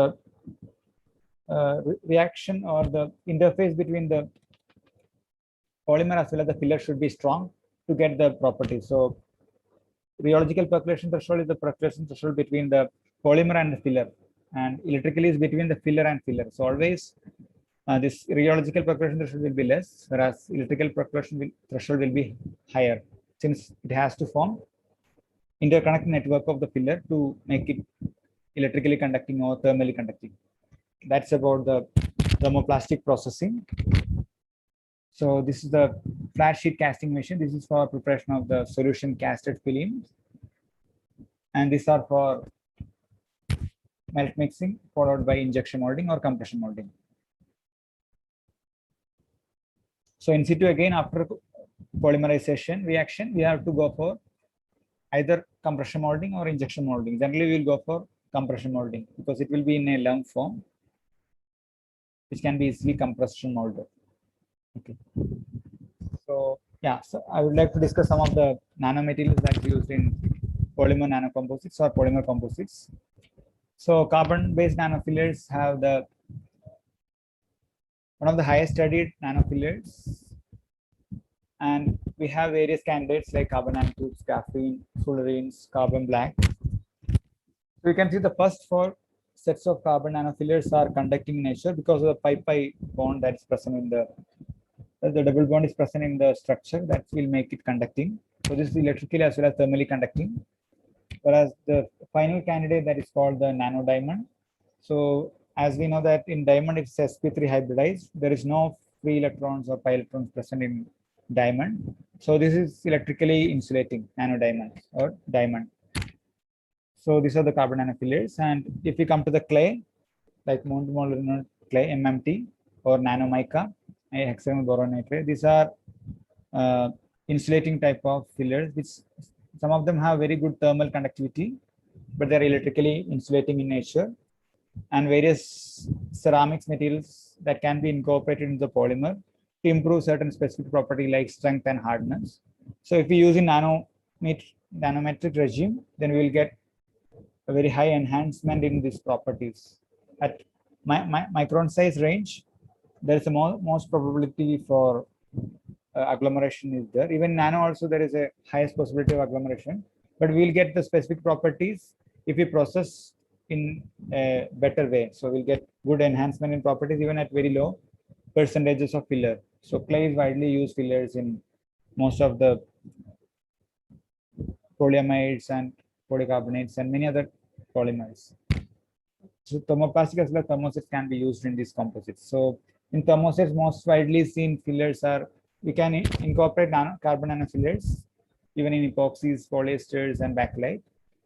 And most widely seen fillers in thermosets are fiber reinforced composites. That is a FRP. Either we can use in continuous form or in chopped form. Okay, we are. I will be just winding up in 2-3 minutes because we are running short of time. So I would like to show some of the results from my previous research work. So I have worked on the reinforcement like graphene, carbon nanotubes, as well as the hybrid fillers in various materials. Like I worked on nylon 6 as well as on thermoplastic elastomers, that is a hydrel. So this is the results of some of the polyamide 6, that's nylon 6 based nanocomposites. You can see very high dispersion. You can see in the polyamide 6 matrix, and we can use some of the modifiers to improve the dispersion of the nanofillers. So if we use modifier, we can improve the dispersion. You can see this is the combination of 2 fillers, that is the expanded graphite plus carbon nanotubes. So this is with modifier. You can see the selected area electron diffraction, very high dispersion. This is single sheets can be seen in case of this SAED, whereas in case of unmodified one, expanded graphite is generally exists in a stacked form, slightly stacked form compared to graphene, but which is having much lesser compared to the graphites. Graphite is having very large number of sheets are stacked in graphite, whereas in EG, the length between the sheets are slightly expanded. And this is, you can see the stacks you can see in unmodified one, whereas in modified, you can see very good improvement in dispersion, which can be reflected even in electrical conductivity. So even at 1 to 2%, you can see it's transforming from not exactly a 2, so at above 2, it is transforming from the insulating to conducting behavior. That is, with the modifier, it occurs at very low concentration, whereas with modifier, it's above 5-8%, it shows the electrical percolation threshold, whereas at modifier, it is above 2, it shows a slightly conducting behavior. It will increase with higher loading. So this one is a schematic showing how the hybrid fillers behave with and without modifier. So if we have the one with modifier, you can see some of the debundling of the flakes as well as the nanotubes will take place. We can use various types of modifiers. It can be used, it can be non-covalent or covalent type of modifiers. So both will give good enhancement in dispersion. If we are covalently modifying the filler, it will reduce some of the chemical properties of the chemical as well as electrical properties will be changed if we are chemically modifying or covalently modifying the fillers. And one of the recent works is, again, we have used PVA graphene composites prepared by solution casting techniques. So we add the PVA and followed by probe sonication to get the good dispersion of the GNP in the PVA matrix. And later we have solution casted, which is dried and taken out as films. So in this study, it is clear that we got the percolation threshold around 2-8%. It changed from this insulating to conducting behavior at very low loading, which will increase at higher concentrations. So this is one of the SCM micrographs of the cross section of the fractured films. So this graphene sheets can be seen in this PVA matrix. So that with lack of time, I'm not spending much time on additive manufacturing case studies. So this one is additive manufacturing. I think already many of the experts already talked on this for metals as well as polymers.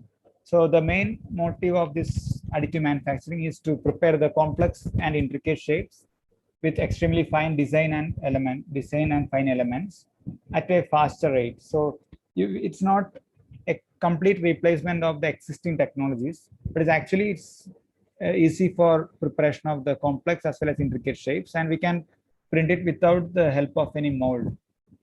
And some of the complex geometries can be easily prepared by using 3D printing.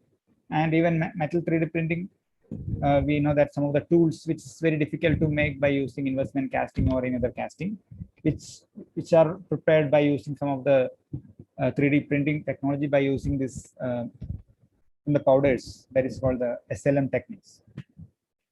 So this nanotechnology has proven essential technology in material science. So in additive manufacturing also, we need to incorporate this nanotechnology. So we need to prepare the nanocomposites for desired property requirements. So we need to have a set of properties which can be incorporated by adding the nanofillers.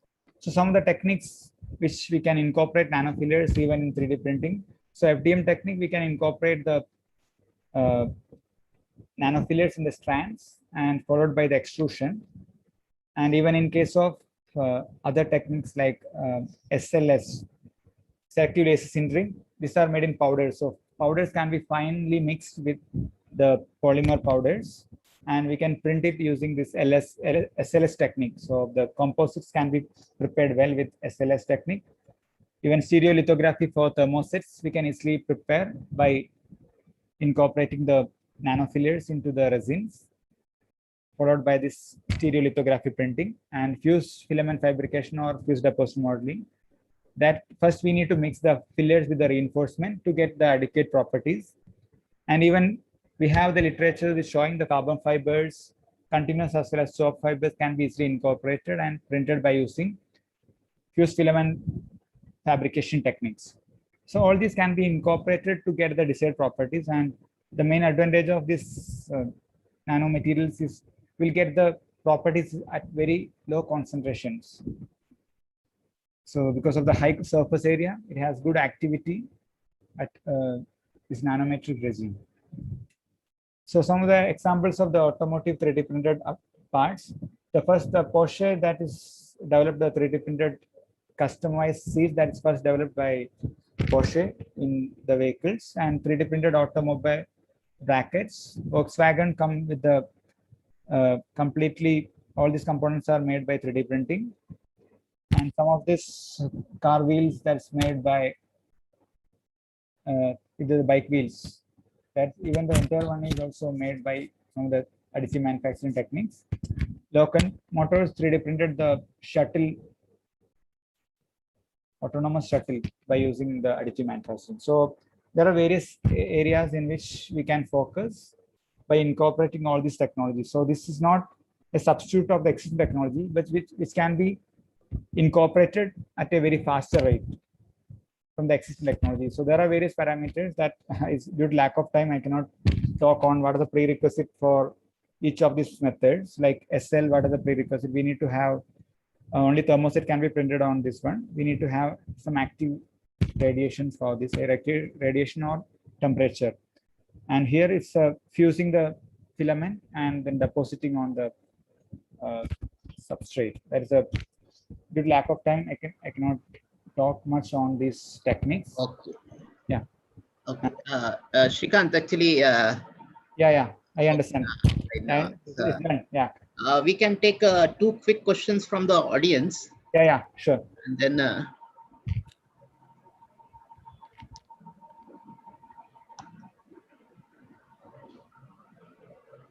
Yes, Professor Hello. Ganesh.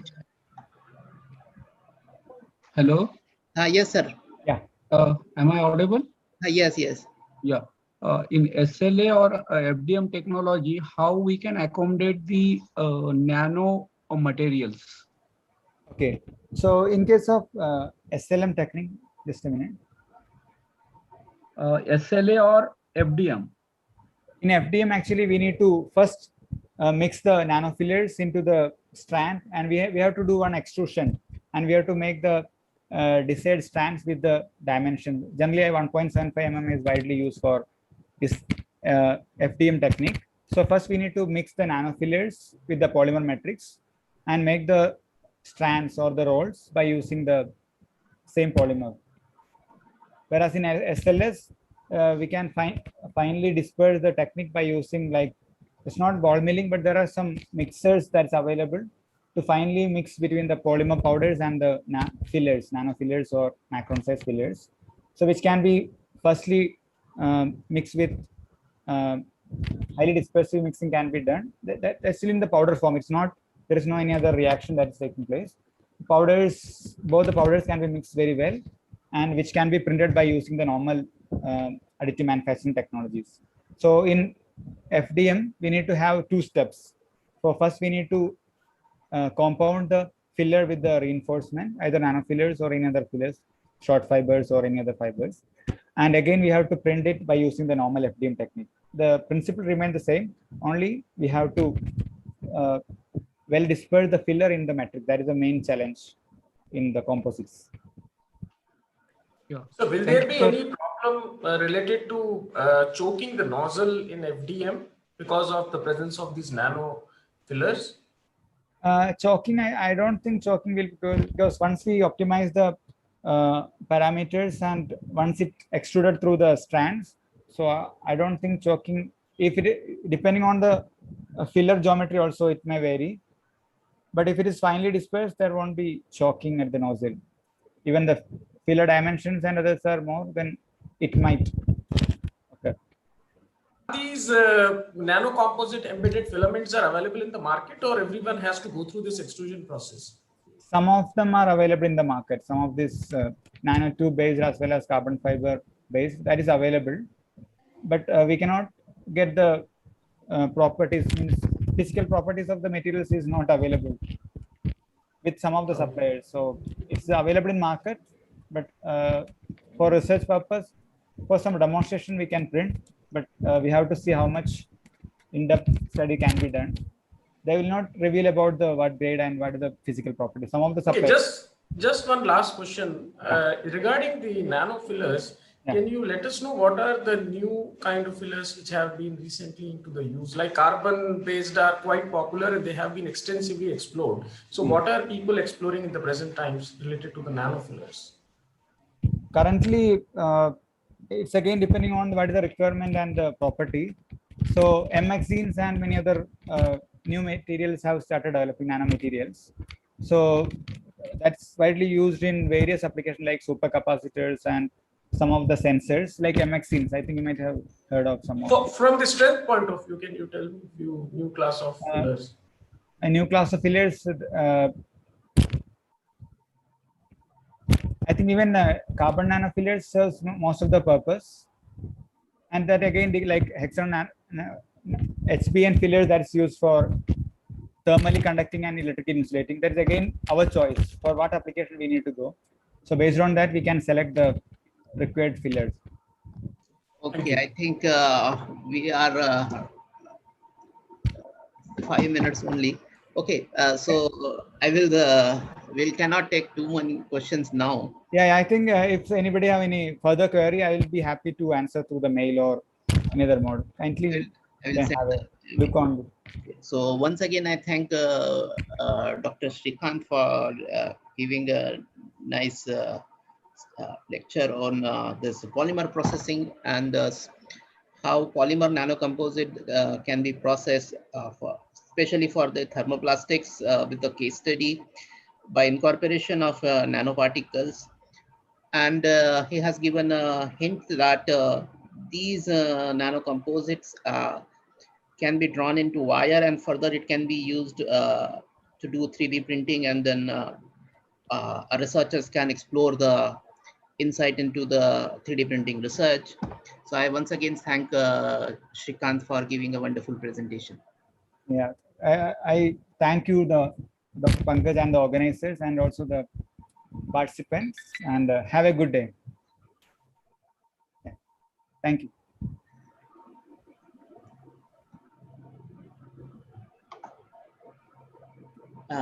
Dr. Dr. Srikanth, can you exit this screen sharing? Sure, sure.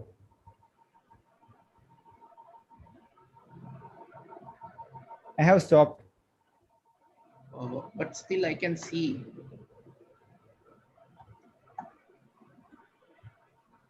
So I'll just leave the meeting and then. Okay. I think that may be. Yeah. Okay. Thank you.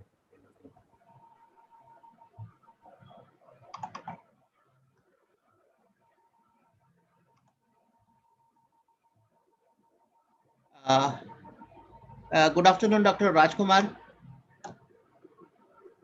Good afternoon, Dr. Pankaj. So I'm just making you co-host, and we can start in 5 minutes. Okay, that's great. Okay.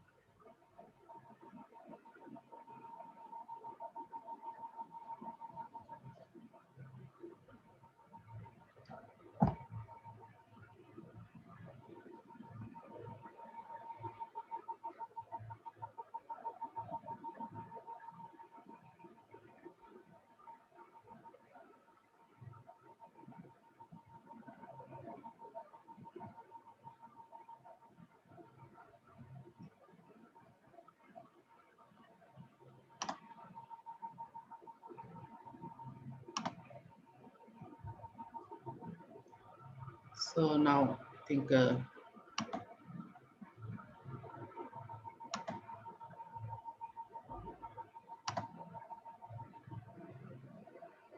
so. Uh, Good afternoon, sir. Your voice is muted. Okay. Okay, now it's fine, I guess. I Okay. just Fine, unmuted. fine. Good afternoon. How are you? Fine, fine.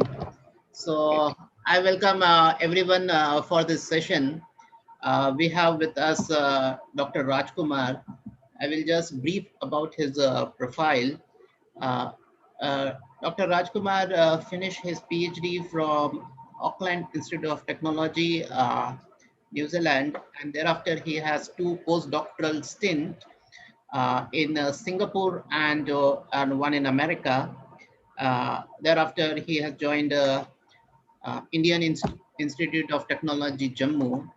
His research interest is in additive manufacturing and a specific area in robotics. And he has published 36 papers in journals, conference proceedings, and book chapters. And one more area where he has significant contributed is research grants. I have gone through his resume, and then I think 5 research grants he has contributed in the area of the additive manufacturing and the area of his interest. So with this brief introduction, I hand over the session to Dr. Rajkumar V. Okay. Thank you, Professor Pankaj, for your brief introduction. And it's honor and pleasure to have be part of this workshop. So let me start. I will start sharing my screen. Yes, sir. Yeah.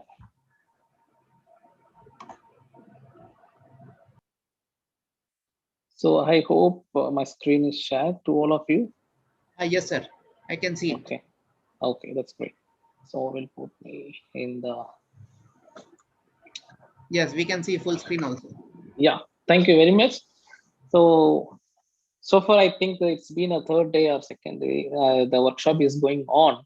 So we're all discussing about the additive manufacturing technology. Underlying challenge in additive manufacturing technology is the uncertainties, variability, the final properties that is have been challenged in our day-to-day life as an additive manufacturing researcher. And let's see how this is going to be rectified and what are the steps have been involved to overcome these challenges, and what are the upcoming research opportunities for this additive manufacturing technology. So that is have been taken care. And so myself, Dr. Rajkumar from IIT Jammu.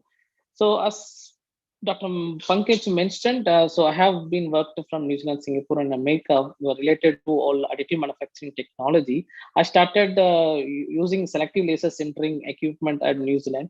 Subsequently, I have some more experience on polymer-based composite materials. Then as a postdoc, I have started working on fused deposition modeling as well as the automated fiber placement process. Then America in University of Michigan, we started working on direct metal deposition. So for that is also for carbon grade applications. So now based upon these experience, I got an opportunity to work at IIT Jammu. Recently, I have joined in 7 months before. I'm and establishing a research center for additive manufacturing technology. Dr. Anand and I are eagerly involved in this type of development. And as you can see, the core development of our research center is going to be a 3D printing machines that can be incorporated using artificial intelligence technologies. So I will let you know why these technologies have been as a technological pillars in Industry 4.0 in upcoming slides. And subsequently, advanced materials, any polymer composite materials or metal materials or various compositions based upon the applications that we are planning to do it.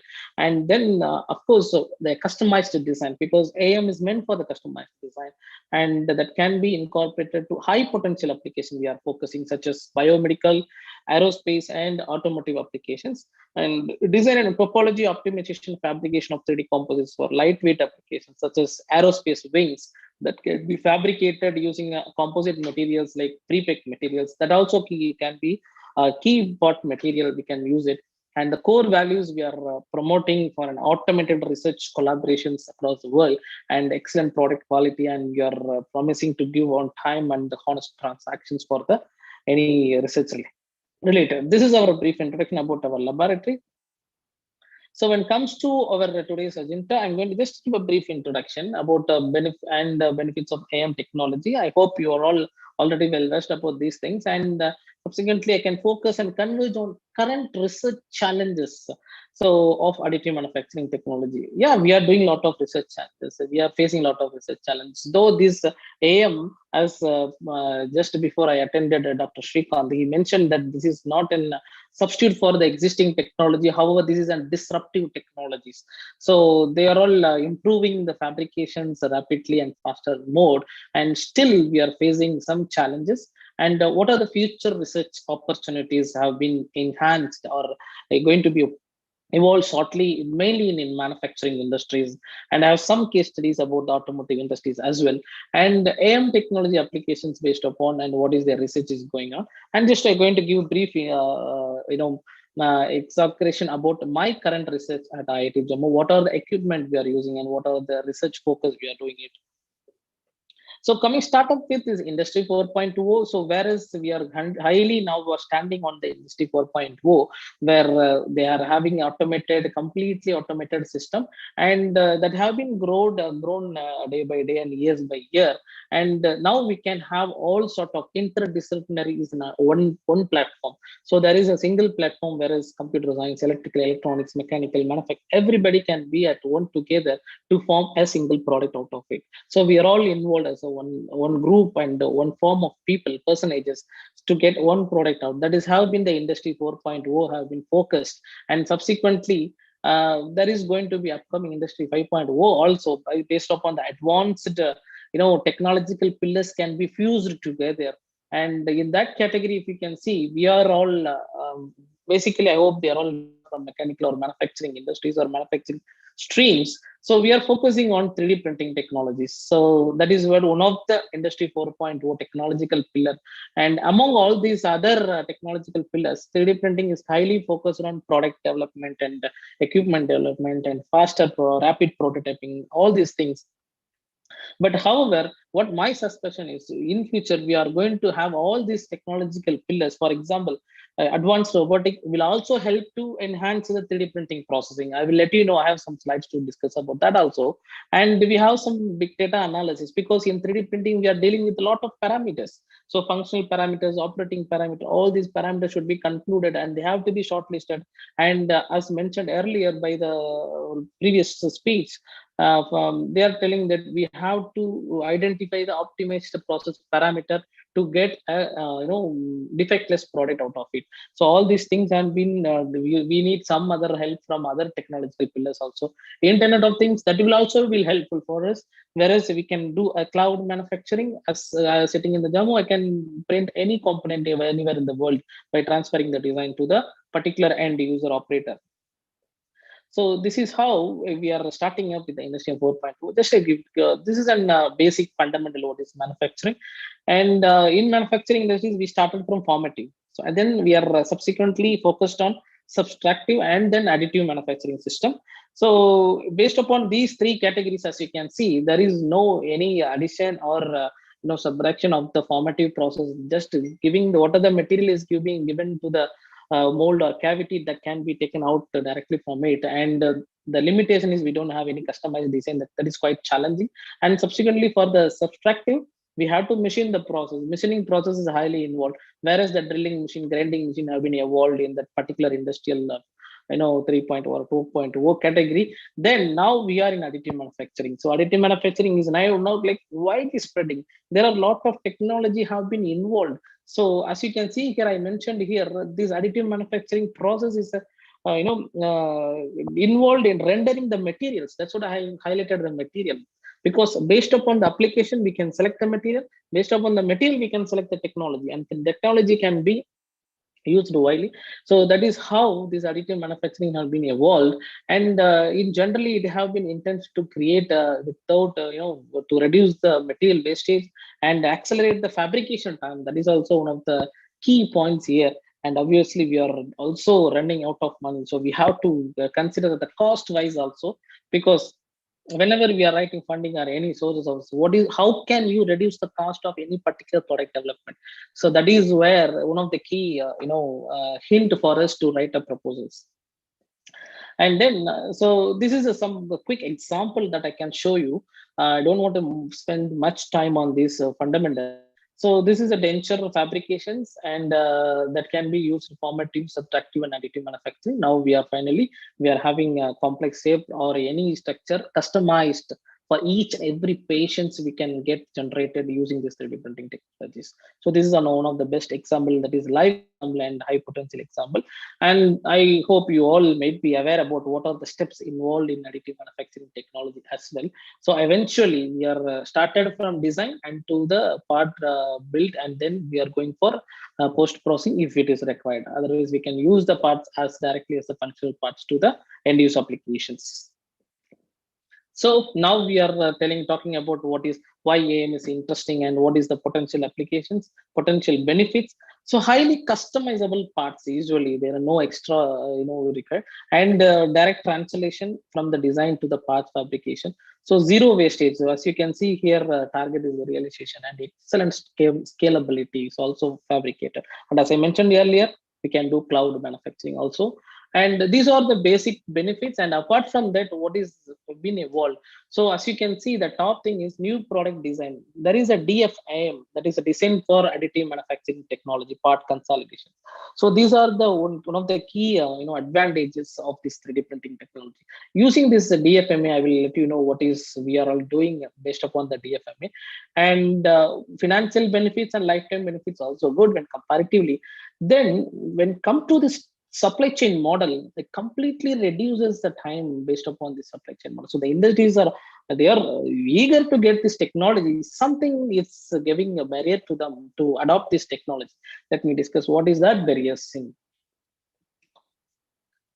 So these are the basic types of additive manufacturing technology. I hope you might have been class for the last 3 days, liquid based, solid based, and all these things. And properties and materials. I just attended some couple of lectures today. They have given very good elaboratively research, upcoming research based upon the materials. What are the materials have been adopted in additive manufacturing technology, in particularly polymers, because most of the technology they deal with polymers. And if you can see this red color, these are the commercially available polymers in market. And laboratory level research, as you can see, the yellow color. So these are the high performance polymer. These are the engineering performance polymers, and this is the commodity. The high performance polymers is nothing but they have very good high temperature resistance, resistance, and high strength. So and they can be their melting point itself like 350 degrees Celsius. So these are the categories, and there are two types. One is amorphous and semi-crystalline, and these are the basic materials that we are using in 3D printing technology as well. And what are the properties, key properties required for additive manufacturing for thermoplastic in particularly, that is for selective laser sintering process. So optical properties and thermal properties, rheological properties, extrinsic properties. So optical properties is very important, where you can see the absorptivity. The absorption of the material is very important for the laser source. When the laser hitting the powder particles, the absorption of the laser should have, the absorption of the material should have at least more than 75%. Then only the part get heated and melted up for any further consolidations. And reflectivity, refraction, transmissivity, all these four things are very important for the polymer materials. So if you compare with the metal and polymer materials, usually CO2 laser most suitable for the polymer materials, and other fiber or Nd:YAG laser, they are suitable for the metal based material. So this is the comparison for the optical properties. And when it comes to the thermal properties, you have to think about the crystallization, kinetics, heat capacity, melting, enthalpy also very important. And whenever we are discussing about the cohesion of thermal expansion, that is also an important category that avoid shrinkage and warpage of the final the layer whatever we are printing. So these properties should be highly considered whenever we are fabricating a powder or processing a powders or processing a polymer materials. In particular, for FDM process, SLS process, or stereolithography, these polymer materials, because metal materials, they are like straight away, there are two categories: either they melt and they'll give porous and all these things will be straightforward.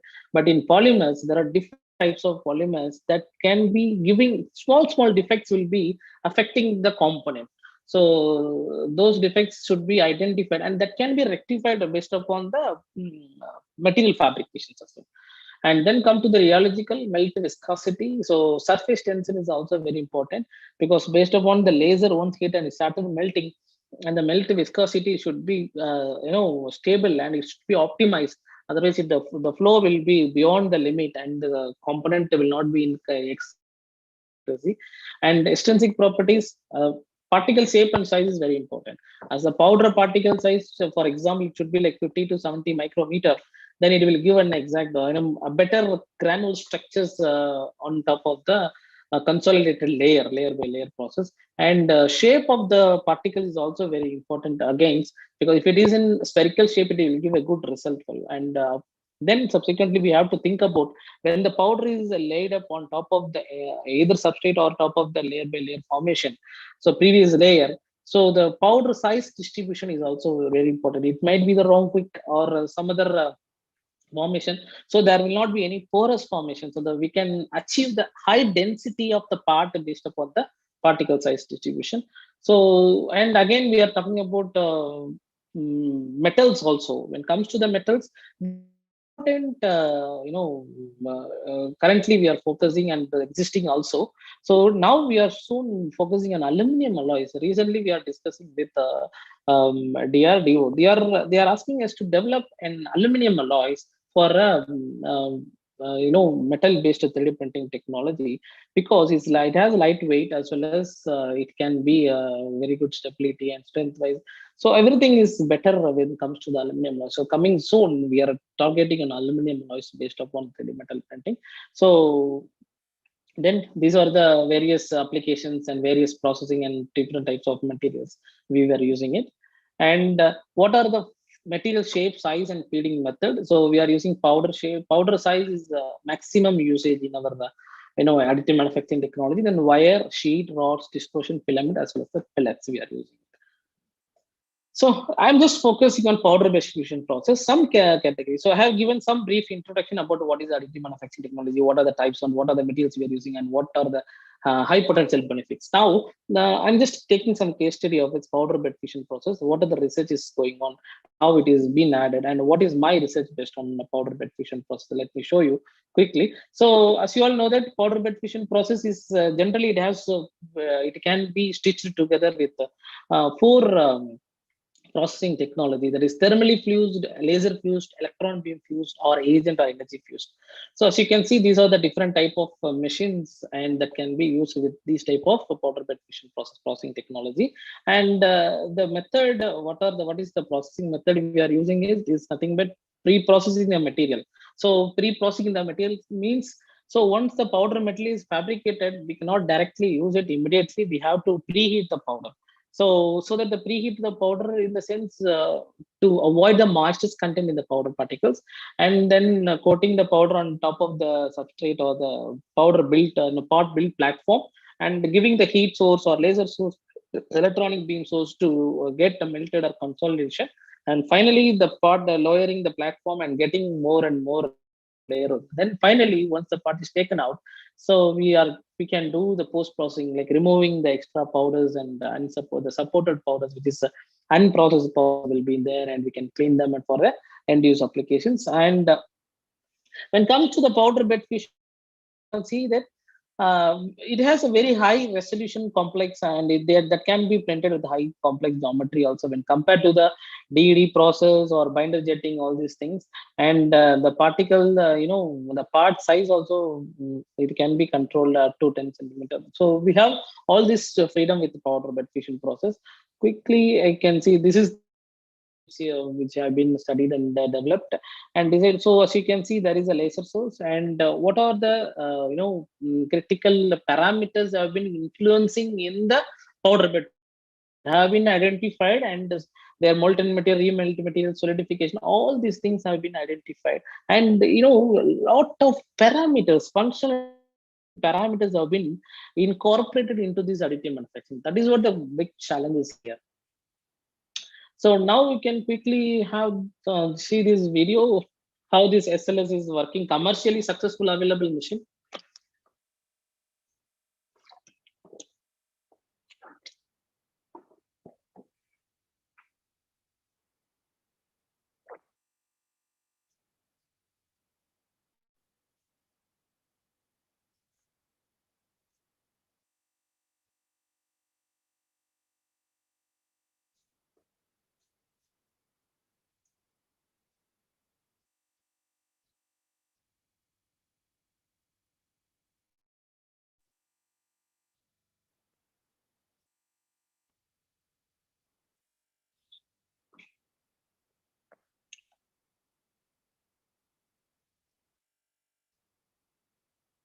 So this is commercially available machine. They are available and successfully they are commercially available in the market.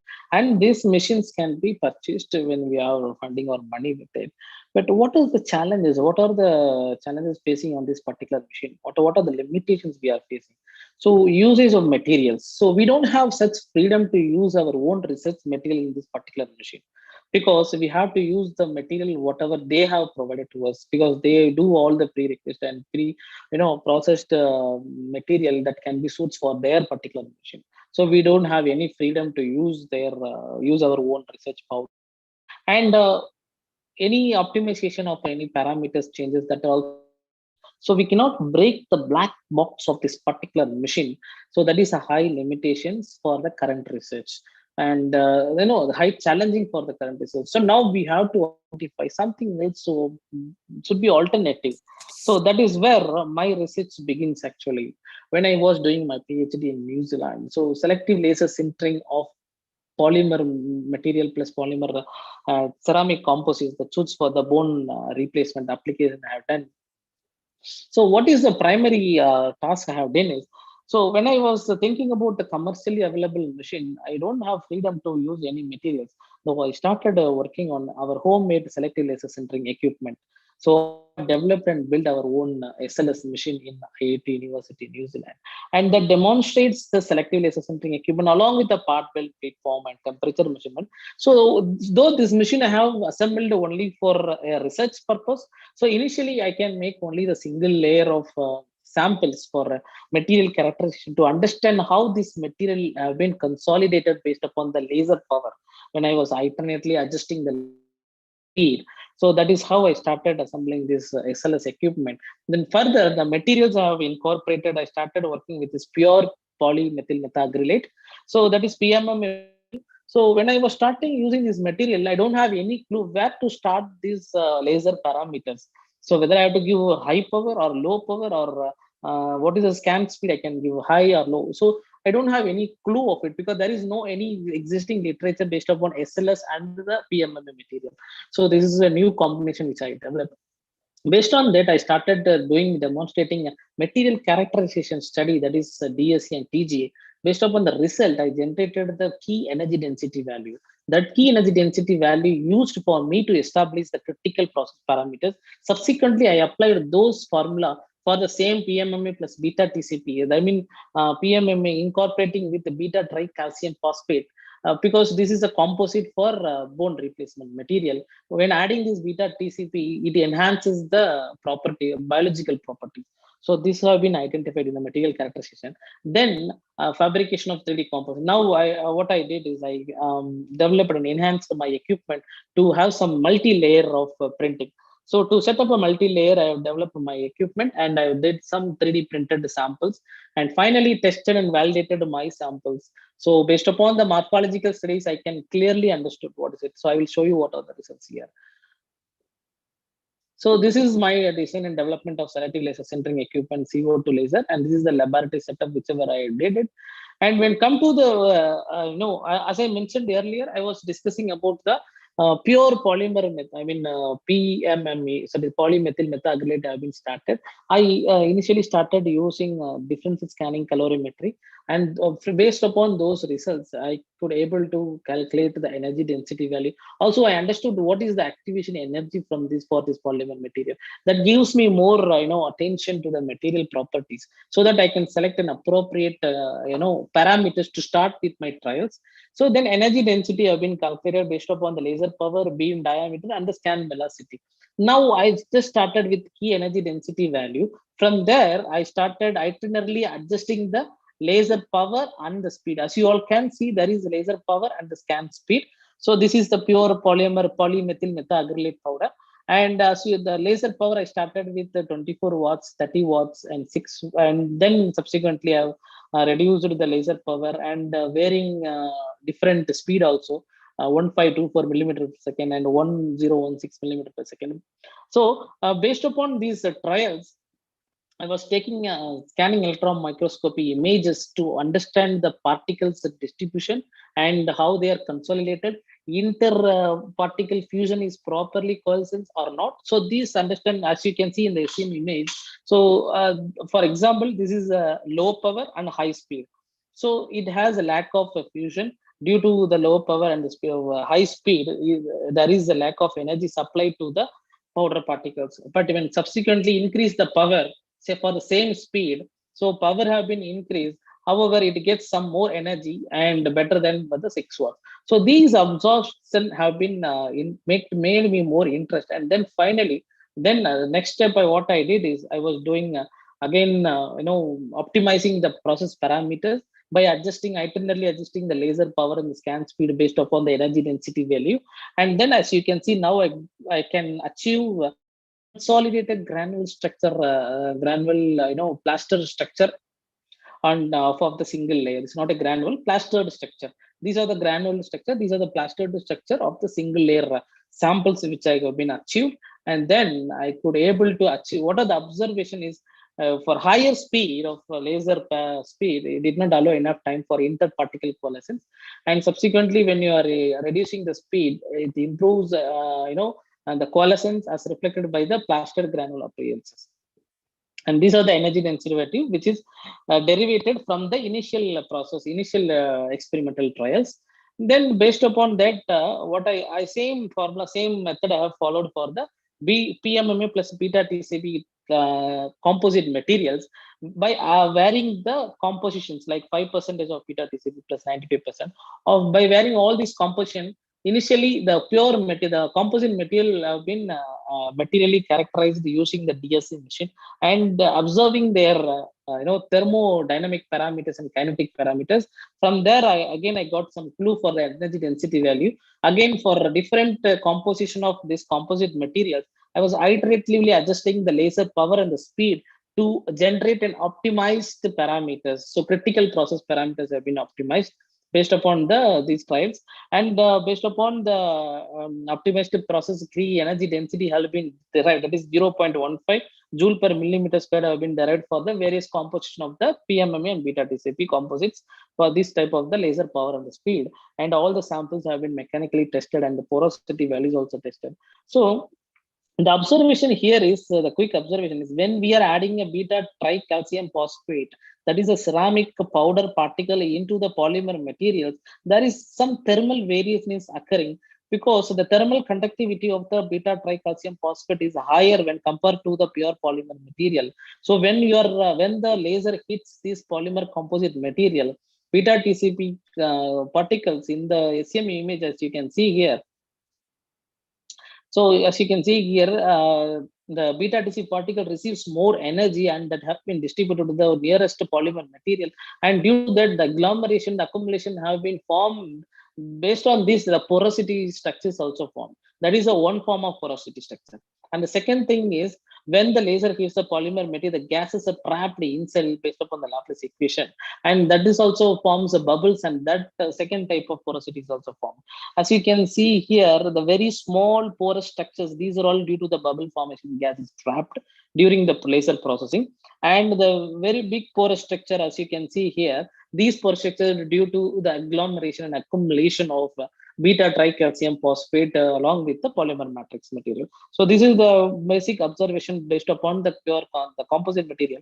But you go back to this pure PMMA materials, structure. As you can see, only the small holes have been observed in the single layer structures. So these small holes, as I mentioned earlier, this is due to the gases are trapped inside the molten material, and due to that bubbles are formed. Based on the bubbles formation, there is a porosity formation occurs.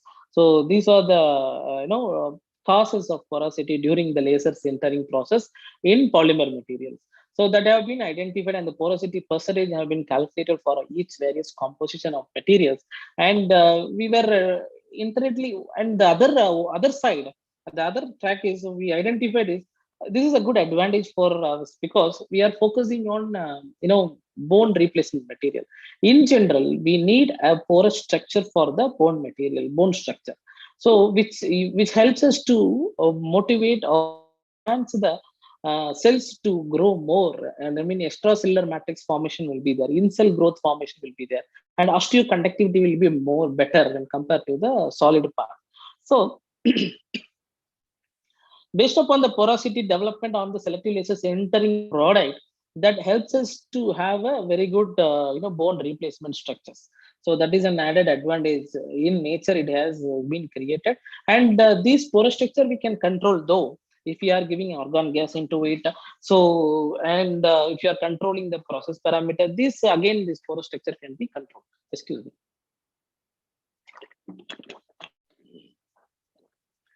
So that is a basic fundamentals which we observed. So comes key because whenever the laser hits the polymer material, what happens? So what is the thermal behavior? What is the physical behavior? What is the chemical behavior? All these things we have observed during our experiments, and that is how we could able to achieve a complete multi-layer testings also. Now the time to do laser sintering after effects. After effects is nothing but once the laser parameters have been optimized and critical process parameters have been derived, and based upon this these results, in consequence of this laser centering of single samples, what we try to do is this sample is really doesn't have any polymer degradation, or it has very good biological compatibility also. So these things we have to prove it through our test and validation. So once our material is ready, then we tested with the FTR analysis, and it shows that it doesn't have any polymer degradation happens in the material based upon the laser source. Then finally, we are doing a biological testing. So this when I was in England, I was collaborated this with the PhD College of Technology. I have to, and I shared my samples to them. They did in vitro studies, that is MTPSA, ALPSA, and Alzheimer's red staining analysis, and they can show the SEM image of the extracellular matrix formation on top of the laser sintered samples. So MG63 cells have been cultured on top of the PMMA as well as the PMMA beta TCP composites. So based upon these assay testings, it shows that how the cells growth and how it is. And this red staining analysis is nothing but it shows how many calcium phosphate is available in the polymer material and the composite material, because there is an important test we have to do. We are focusing on bone replacement structures. So this gives our focus study. And based upon this study, it proves that it has very good biological compatibility. Eventually, finally, we concluded that neat PMMA and PMMA plus beta TCP are suitable for SLS process without any adverse effects. So now we can understand. So whereas the commercially available machine, I cannot be able to do all this type of research, and I cannot play with the different materials. And the one thing I have to highlight here is I didn't directly jump into the PMMA material. Initially, I started with various composition of materials. Actually, there are different composition of materials I have been tried with it, and based upon those compositions and combination, I couldn't able to achieve good results. And then I'm just getting into the literatures and the expertise, all these things I'm attending and everything. And then I'm getting some idea. Okay, PM, we can try with the PMMA next step. When I was trying PMMA, I got some subsequent results and everything. It was very good. And then I started progressing on the particular material. Now they ended up with PMMA plus beta tricalcium phosphate that can be processed using SLS machine. So that have been proved and submitted and published to various journals. And after this, I got an opportunity to work with, along with the Cyan, that is New Zealand-based research centers, government-based research center. They supplied many, polymer material compositions, which is fabricated by their own. And I tested because my machine that is capable now. If you send any material to me, I can tell that that material is suitable for SLS process or not. So that is what I did, and I was working on those funding applications as well. And then these are the applications of SLS which we focused initially. So as I mentioned earlier, we are focusing on bone replacement structures as well as a consolidated part exhaust pipe. So for example, this is part has 16 components that can be printed as a one component, and functional mounting brackets for the motors actually. And then prosthetics sockets we are developing. Currently, I'm working on these prosthetic sockets development along with Singapore Changi Hospital. and Singapore University of Technology and Design collaborations. So this is what the research based on the selective laser sintering process. Now I would like to highlight what is the challenges we are facing. So what are the different things we have been identified? So as I mentioned earlier, in the part quality or failure of the SLS part, so it is completely dependent on various process parameters like a laser source and human errors or human source, environment and machine, and materials of course. So these are the four stitched together to get a single part quality. So we have to be carefully identify all these parameters and we have to achieve this. So as a human, I am working on a lot of laser parameters. I did many trials. If you come to my university, I will always be with some 50 plus samples in the SEM image laboratory. So I used to I spent a lot of time to consolidate and achieve the critical process parameters. So and sometimes I used to go and work with the FDM machine. As you can see, the FDM machine, there also I face some difficulties there. Foaming is there, warping is there, layer splitting is there. So when we are trying to do more research on new materials, so there should be some formula should be generated. There should be some guidance is needed. There should be some standards is required for us uh, to consolidate for a part quality. And we can save a lot more and time for that actually. And we can focus more research on that. And with this, the impending challenges, what are all things I have faced, I will let you know during my research work. So material purity related part inconsistency. So for example, when we are dealing with the metal material, there will be some contamination will be taking place, either polymer or any metal material. Contamination takes place. That contamination is going to be placed inside the part that affects the functional integrity, obviously. So these are the challenges we are facing. And second one is machine calibration error. So this part failure occurs due to the deformation of the build platform. For example, I have my own build platform. Sometimes if it is in the cross, what happens? So during the powder deposition, that is going to be affected. Not even see, the error may be very less. For example, it crosses for 1 millimeter, that's going to affect my layer. So because the additive manufacturing, we are focusing on layer thickness as well. So that impacts more on particular system. And improper selection of process parameters. So as I mentioned earlier, I have selective laser sintering equipment and I have my new powder combination where I'm going to start with the process parameter. So what is the key criteria or key processing parameters? So I have to do more trial errors. So initially I was doing some thermodynamic and kinematic parameters analysis based upon the DSC, that is differential scanning calorimetry machine. Based upon the result, I could able to achieve what is the activation energy for this material and what is the glass transition temperature and what is its specific heat capacity, what is its heat enthalpy. All this can be calculated and I can converge into one particular key energy density value. From there I can generate and itinerarily adjust the laser power. That's what been happened. So if at all there is a high laser power, then that is forming a heat hole porosity, and if it is low, then lack of fusion porosity is happening. So all these things we could able to see what is happening, and then finally ill considered part design. So thermal history is very important. Either it is metal or polymer. So based upon the layer by layer deposition, what I initially did, I was my part belt plate is there, and we were spreading a lot of powder on top of it, and layer by layer I am doing it. But I felt that the top of the material gets heated up, and the powder gets heated up from the part belt plate, because I'm keeping that as a heat source. But on the top, the circle, the other area of the part material or the powder area is not getting heated up uniformly. Then what I did, I was giving some envelope heat source also. So, based upon the thermal history, that is directly proportional to the microstructural, heterogeneity. This is for metal or polymer. Both we are facing this. So these are the some control and kinematics of the input machines and process factor. These two can be like small variability variations actually, and these two can be is like a big variability variations. And this is based upon these two based upon the control and kinematics of the input of the materials and the machine. And this is the process factors and part geometry to govern the process dynamics. So these two can differentiate, and these are the challenges I've been faced during my research of new material with the SLS process. And what is the opportunity encapsulating for this? So what I can do for this? Because already I have done this research, and what I can be focusing it.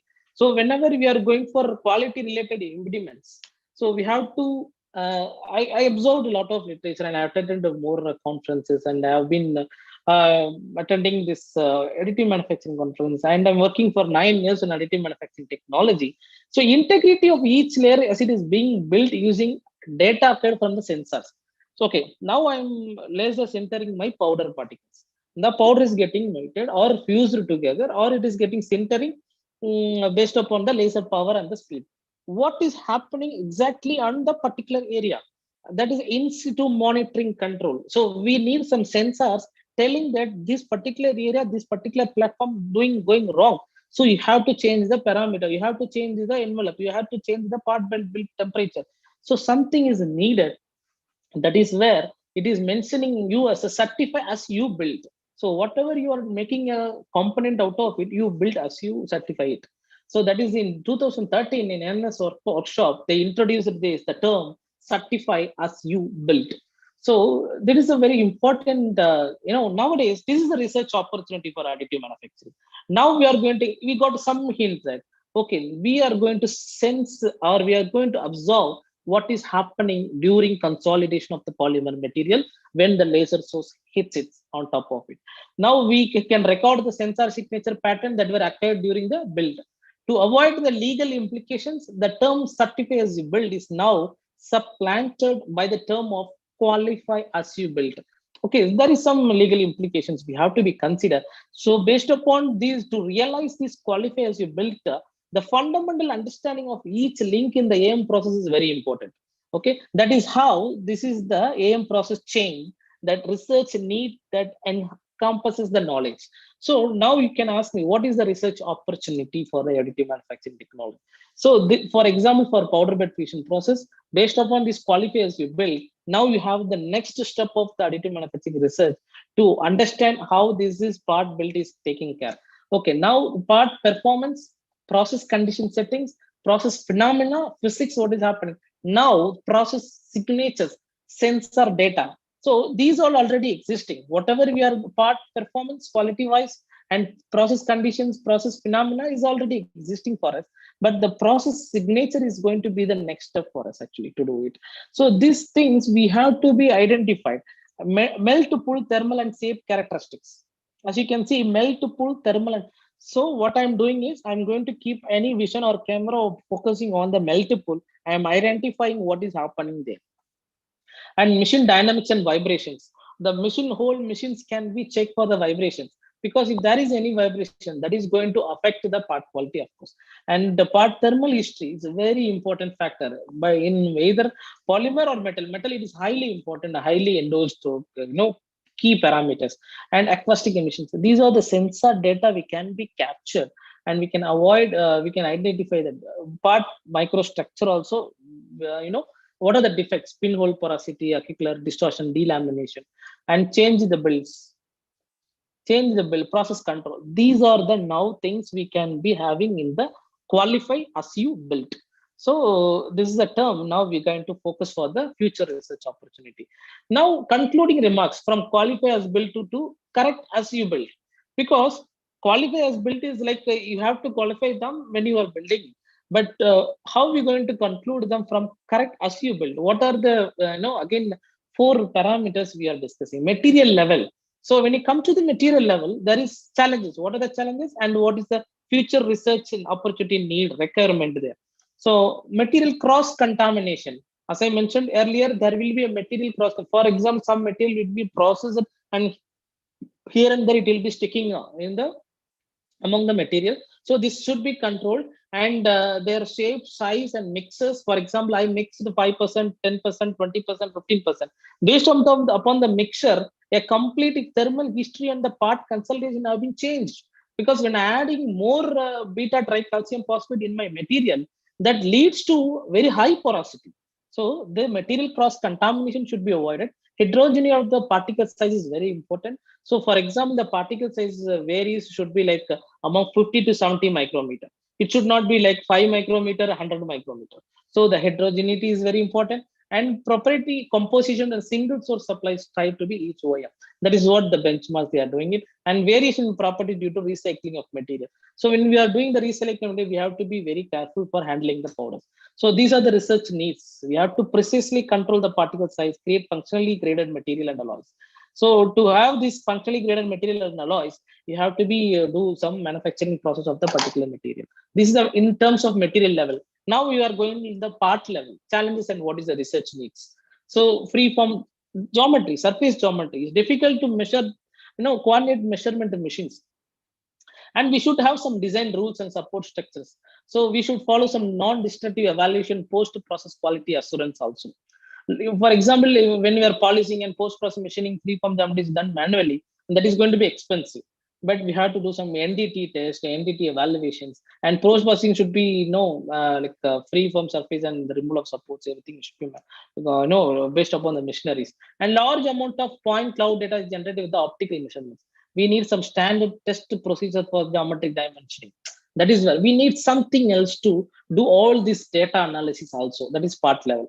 Then when coming to the process level, obviously this is going to be challenging, because as I mentioned earlier, so the processing is quite complications here, because it leads with a lot of parameters, and these are the research needs we have to achieve based upon the parameters we have to calibrate it. And to increase the speed and the volume of the work, process development should be there. And I can highlight here in process sensing, monitoring, and control to ensure parts of the produced to specifications. So we need some in situ monitoring, control, and sensing, and to ensure the parts are getting a good specification or not. So this is the based upon the process level. When come to the enterprise level, the challenges and the research needs. Obviously, as I mentioned earlier, logistic and supply chain implication is very short when compared, but still it can be controlled. Cyber security defend against intrusion, AM, and protect intelligible properties, and human factors, safety implications, and new hands of education training approach to convey to the next generation of the users. So enterprise level is nothing but another thing I can add it is we need some predictive maintenance for the component. Once the component is fabricated, that is going to be fixed into the, for example, if I fabricated a component for the aerospace application, that is fixed and the aerospace was going up and down, no problem. If it gets defects, that should be maintained and that the part should be remade by any closed loop. That is also research need. So enterprise level. So these are the qualifiers you build to correct as you build. So these are the challenges and these are the research needs have been identified. Now we see what is the source, which technology is going to boom us and which technology is going to help us to factor of all these things that can be consolidated and that can be helping us to generate a defectless component. And if I'm doing in situ monitoring control, that data, excuse me. Sir, can we take 10 minutes break? Yes. Now, yeah, coming to a very important topic. Yes. So I think we can take 10 minutes break. Yes, please.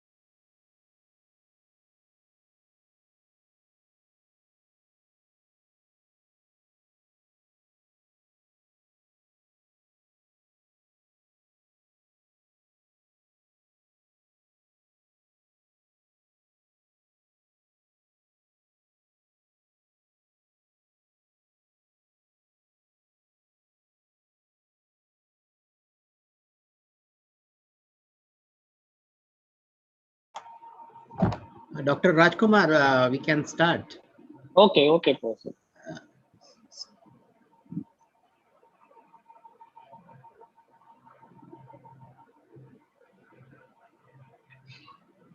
My screen is visible, Professor? Yes, sir. Okay, so yeah, we are discussing about a lot of parameters have been involved in additive manufacturing technology. That we need some formula, we need some guidance, and we need some standards to follow all these things. So that can be in a single tool. That is where the artificial intelligence in 3D printing technology is helping us actually. So just give me a minute. That is how we are getting into the technological pillars. As I mentioned earlier, in Industry 4.0, this artificial intelligence are telling that it is also one of the technological pillars. Internet of Things, big data analytics, machine learning, everything comes under artificial intelligence. Now, today, as an additive manufacturing, there is high degree of specialized knowledge for the production of parts. So that can be done, and that can be with the help of artificial intelligence, can adopt important rules in the 3D printing workflow. And there will be faster and smarter algorithms can be used which reduce the manual process performed by any humans. And we are also going to access a large amount of data to better manage a 3D technologies. So as I mentioned earlier, I did lot of experiments. I did lot of trials and errors, and I did most of the trials and have those data. Now, again, if I want to start with a new material with a one my own homemade machine, again I have to follow the same procedure. If there is something, I can give all this data to someone else, and they can tell me, okay, these things could be incorporated, and these things could be, the critical process can also critical process parameters can be identified. We need some help. That is where artificial intelligence comes in. So this is the research opportunity for the additive manufacturing technology in upcoming years. And I will just give some literature based upon how this artificial intelligence is perceiving our additive manufacturing technologies. So in general, in manufacturing industries, if you go to the manufacturing industries, in the AI, the influence of AI is in 5 categories. One is predictive analytics, predictive maintenance, and they're using industrial robots, computer vision, and inventory management. So the each category helping the manufacturing industries so that the component or the assembly, whatever the product outcome of the particular industry is getting successful on time without defects, and they're getting to the customers exactly without any failure. So these things have been already practicing in particular some industries. But I just want to give some video about what is cognitive visual inspection.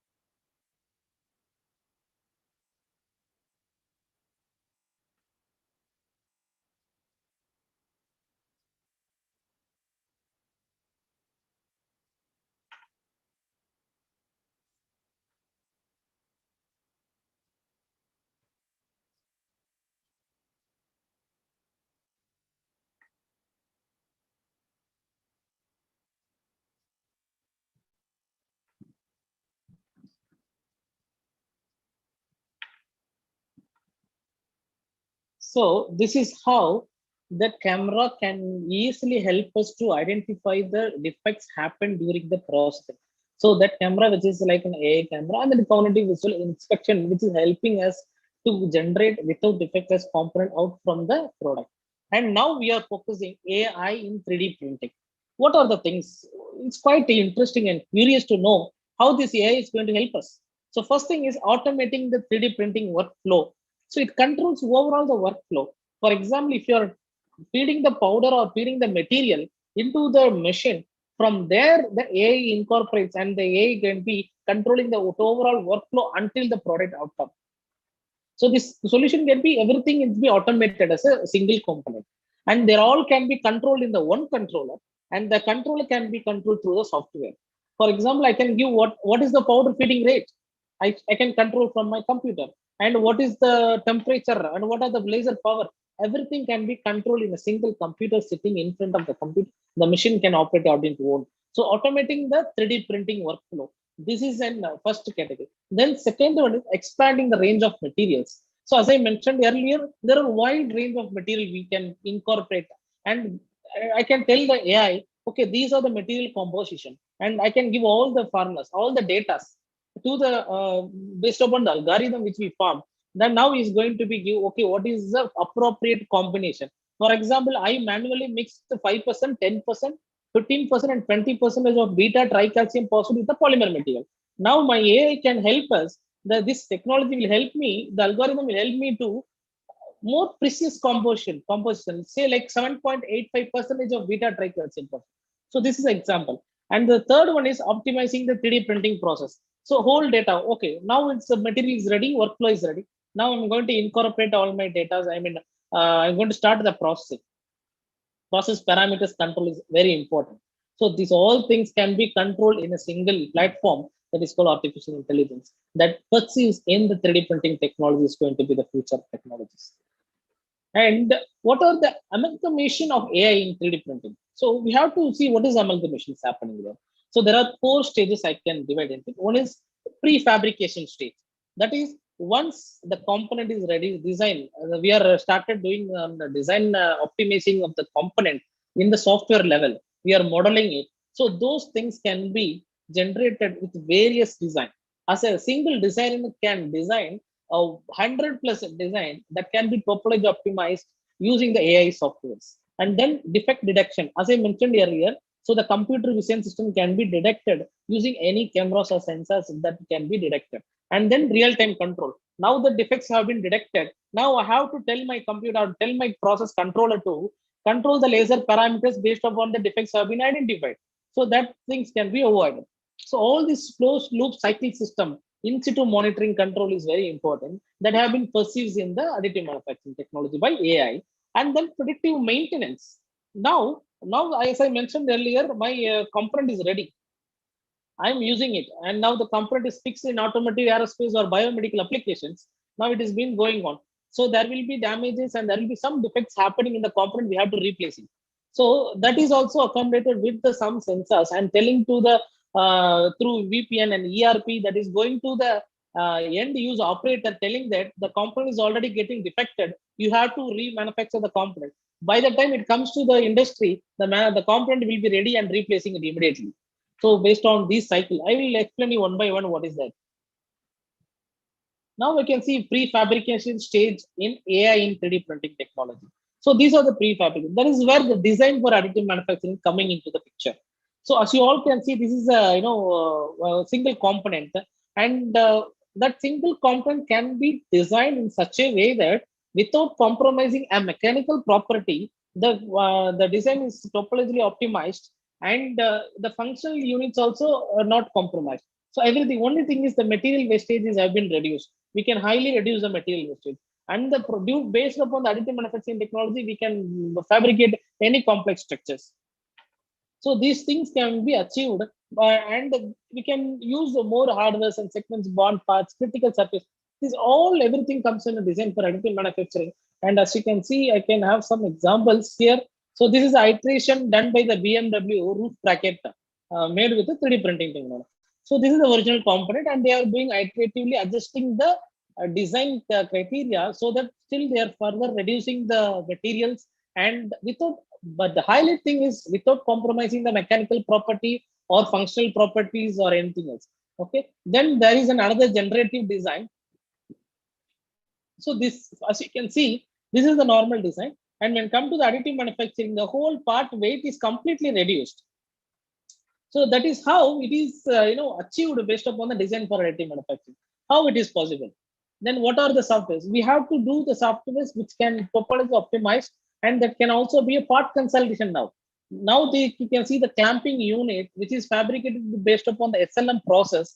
And this clamping unit has 3 components that can be reduced as a 1 component. And you can see this is a duct. So this duct is 16 component based upon the selective laser sintering equipment process technologies. though this component is reduced as a one component fabrication. And this is a seat bracket, which is General Motors. As you all may be aware about it, if you are aware about the motor vehicles and uses. So they reduced this 8 part as a single part used upon the selective laser melting process. That is metal melting machine. So this is how the part consolidation also coming to the pictures, where all parts can be merged together in a single CAD model. And that allows for some design changes without compromising on the functionality of the part.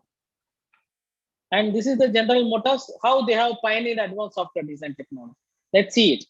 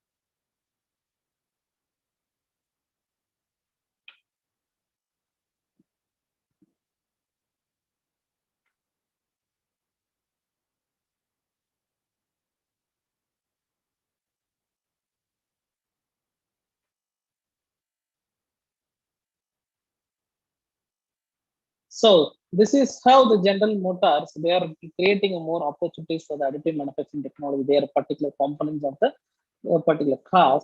And then coming to the 3D printing software, again, back to this, 3D printing software uses artificial intelligence for nesting proper purposes also. So this uses the algorithm to achieve an optimal heat distribution in the particular component. Either having, instead of having the solid component, completely solid, so it can be in the form of nest, which renowned in the 4D additive software from core technologies. They are using artificial intelligence for the first time to automate intelligent behavior under machine learning system. So this is the core technologies companies have been coming into the picture for using the artificial intelligence software also. And then coming back with defect detection and real-time control. So this is another important key factor, whereas AI perceives the 3D printing technology.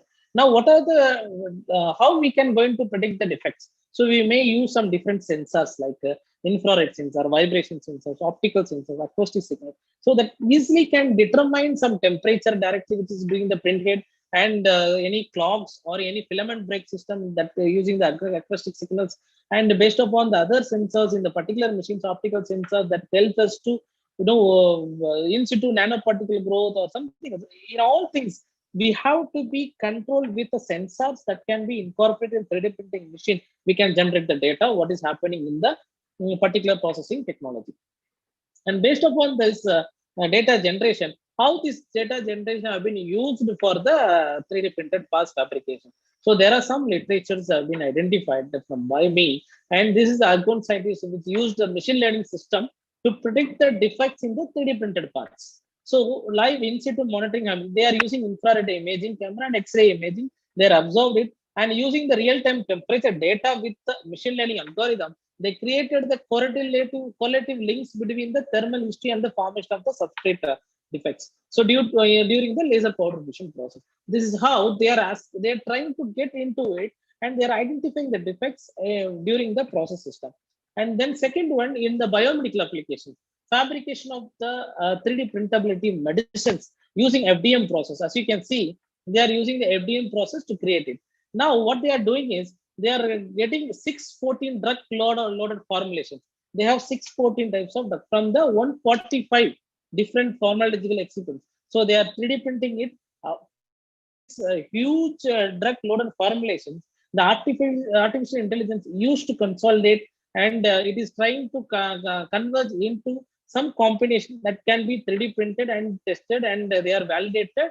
And again, they are using for they are coming for the end use application. So this is how they achieving the high level of accuracy. So they are printing solely without for excipient rain names, and they are predicting the processing temperature, and the key parameters have also been identified in this particular approach. And the next is machine learning model may perfect 3D nano printing. So as we discussed when I was attending some lectures today, they are talking about nano composite materials, nano materials, how they can be implemented, and what are the things. And in the last session, somebody is asking whether the nanoparticle material is going to be chopped inside the extrusion process or the nozzle. Obviously, the nozzle diameter is like we can starting from 0.3 millimeter. I don't hope so that going to be chalk inside. However, those be detected using this machine learning algorithm. So how this is, if there is any collected, for example, first collecting more than thousands of videos under different light dosage conditions, and 95% is accuracy, 10,000 of images can be transited, and finally we are converging them and how the optical process parameter is going to be achieved. So this is another interesting one. And there is a frontier of supercomputer. So they are using some simulation pin, that is the physics informed neural networking. They are using it, and they are doing the experiment also based upon the deep learning and neural network. They are establishing the relationship between processing structure, properties, and performance. So see, this is how the AI perceives in the 3D printing technology, and this is the current booming research, and this has a very futuristic research opportunities for the AM technologies. Next, coming to the predictive maintenance. So what is the predictive? As I mentioned earlier, there are different types of level in the maintenance. So we are talking of the predictive maintenance, which is 90% of OEE they are using it. Okay. So in predictive maintenance, what we are doing is first we are sensor is installation of the machines or connection to the IoT platform.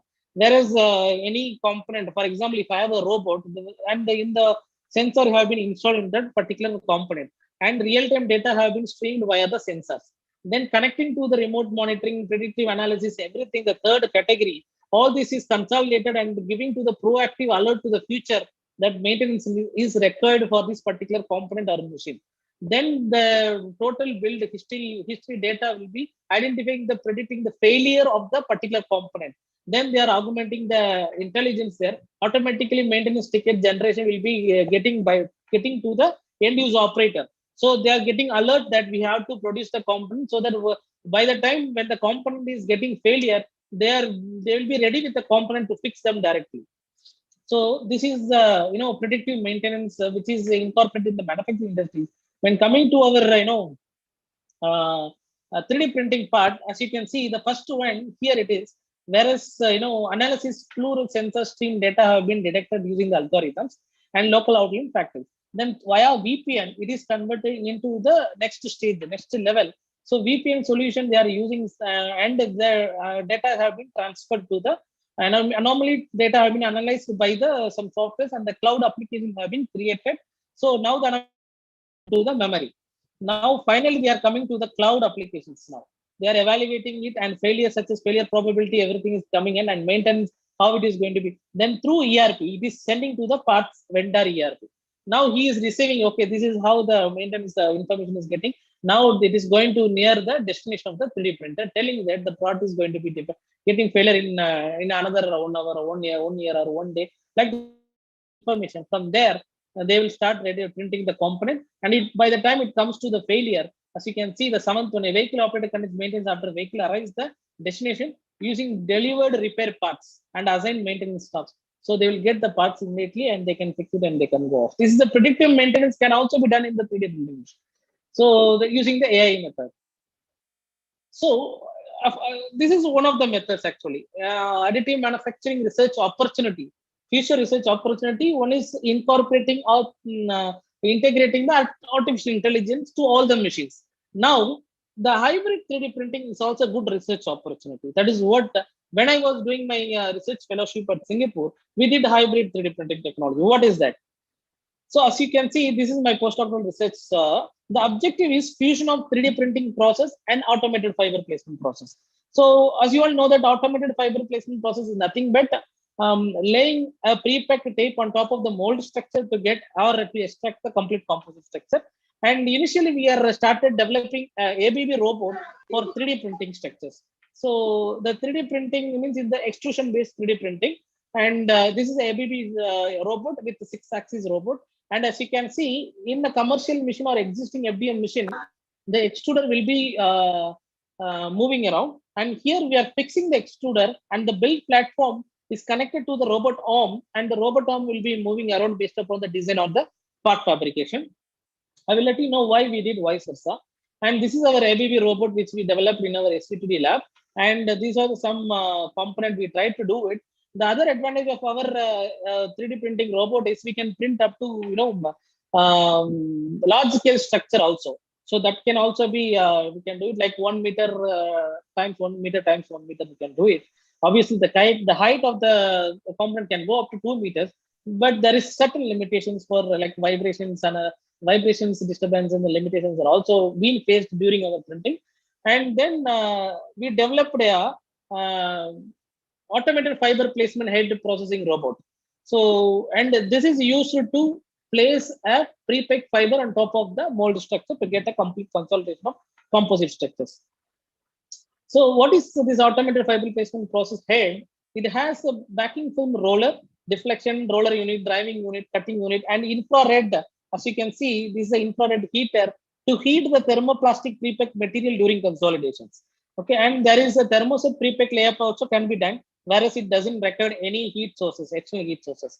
And then based upon the development of these two robots, individual scientific investigation have been done for with various materials. And based upon those things, we could able to achieve, thermoset pre-packed layup and the 3D printing mold structure. The ultimate aim of this developing two robots is to work each other, and they should work depending each other, and they should work fusion together to fabricate a complete composite material. So in thermoplastic material and thermoset material, we have developed for this. We have done some trials based upon this, AFP system. But eventually, the idea was to integrate this 3D printing robot as well as the AFP robot. How it is integrated. So, for example, this is robot 1 and this is robot 2.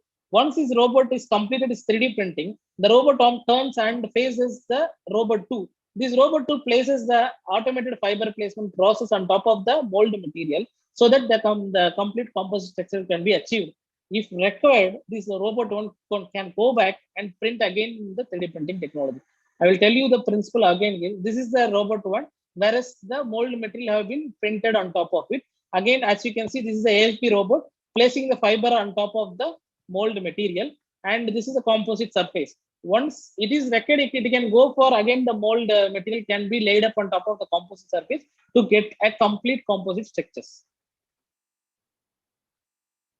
Now, so you can see this is the applications which is focused based upon this project. So this is one of the potential research opportunities where hybrid technologies can also be adopted for the 3D printing technology. And then now focusing on various additive manufacturing product applications. As you all know, this is widely ranged applications, mainly focused converged on biomedical, automotive, aerospace, and architecture as well. So now I'm just giving some insight about the application-wise how the research opportunity is going on. So when it comes to the benefits of additive manufacturing in aerospace, the cost-wise, they're telling that they saved more, like 1 pound removed from an aeroplane.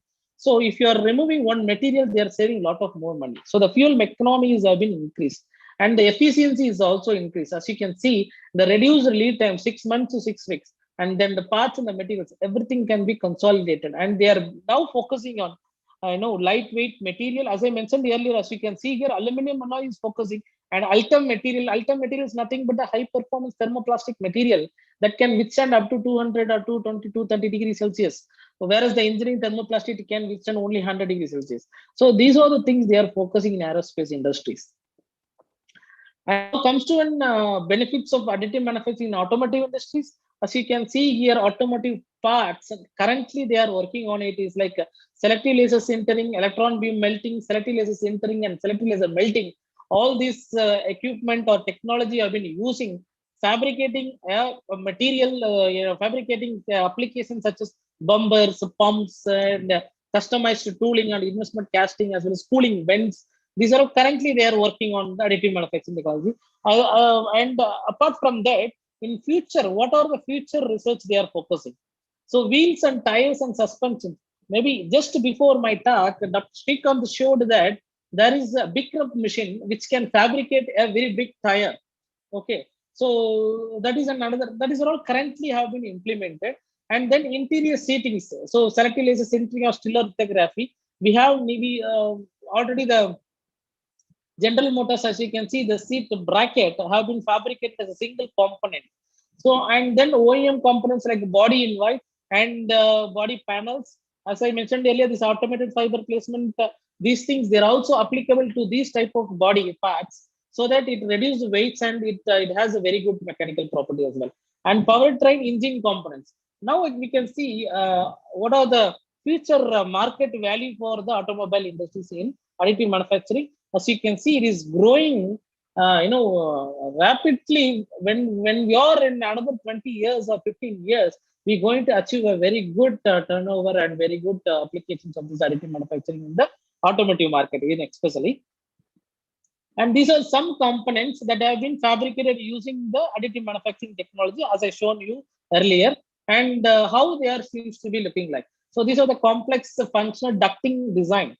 So this cannot be fabricated using the existing and commercial thing, but this can be done in the additive manufacturing technology as a single component. That is what the achievement. The part consolidation can be done as a single component. And functional alternator bracket. So this bracket is also fabricated using it. And then there is a case study formula student Germany. The final optimized knuckle design, optimized knuckle design for DMLS material, metal based. So the lightweight is like 35% of the weight have been reduced, and they improve the rigidity by 20%. That is also the, see, we are not compromising the existing property, as well as it increases the mechanical property as well as. And similar things which was done motorcycle racing also. And these are the some industries we are focusing in India. And I would like to have some data which I have been generated. Whereas in additive manufacturing product, what are the product have been incorporated in different automotive industry? As you can see, Audi, in Audi company, they are having a polyjet technology. And wheel covers, grills, door handles, even the rear light caps. As you can see, this transparent plastic material, they are using polyjet technology and they are incorporating it.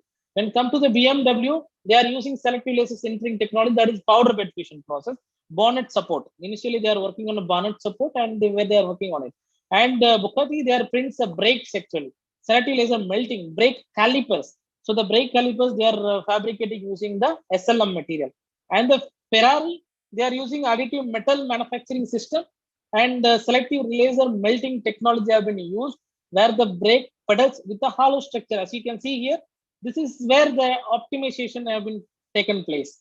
So topology optimization, and there is some, material weight reduction, material wastage have been reduced, and you will have a prototype of this component can be quickly printed to study its functional parameters. So that is how the Ferrari have been identified the additive manufacturing technology. Next, we are going to the Fords. So the Ford company, they are printed the selective using selective wheel nuts and lug nuts were modeled from the driver's voice, where this is converted into 3D model and printed inside the nut. Okay, so they have some lug nuts and wheel nuts that is incorporated the inside nut. So this is for combating the theft, since the only driver was can be used to remove the nuts actually. Okay, some sensors and these electronic components have been incorporated with the nuts, and that nut is fabricated using SLM technology, and that is fixed. And based upon the driver voice, the nut can be removed. Others cannot be removed. So this is one of the combating theft have been identified by the Ford company. Then the General Motors. So General Motors, they are having the seat support. Just now we saw the video of it. And Lamborghini, so they have SLS and SLN. So they are planning for interior structure should be an awesome and with a different material criteria with different colors. And McLaren, so they're also focusing on rear spoiler, hood, outer door wings, and the bumper as well. Still continuing, Mercedes-Benz, they are focusing on 3D printing metal and plastic parts for their truck parts section. So because Mercedes, they are focusing on developing a trucks, and in the trucks we have a lot of parts that can be consolidated as a single part to be fabricated. And this is the Chilean 3D printed tires, that is these tires, that is unique puncture proof tire system. Whereas the unique puncture proof tire system, it has its own advantage, and this can be printed using the SLS material as well.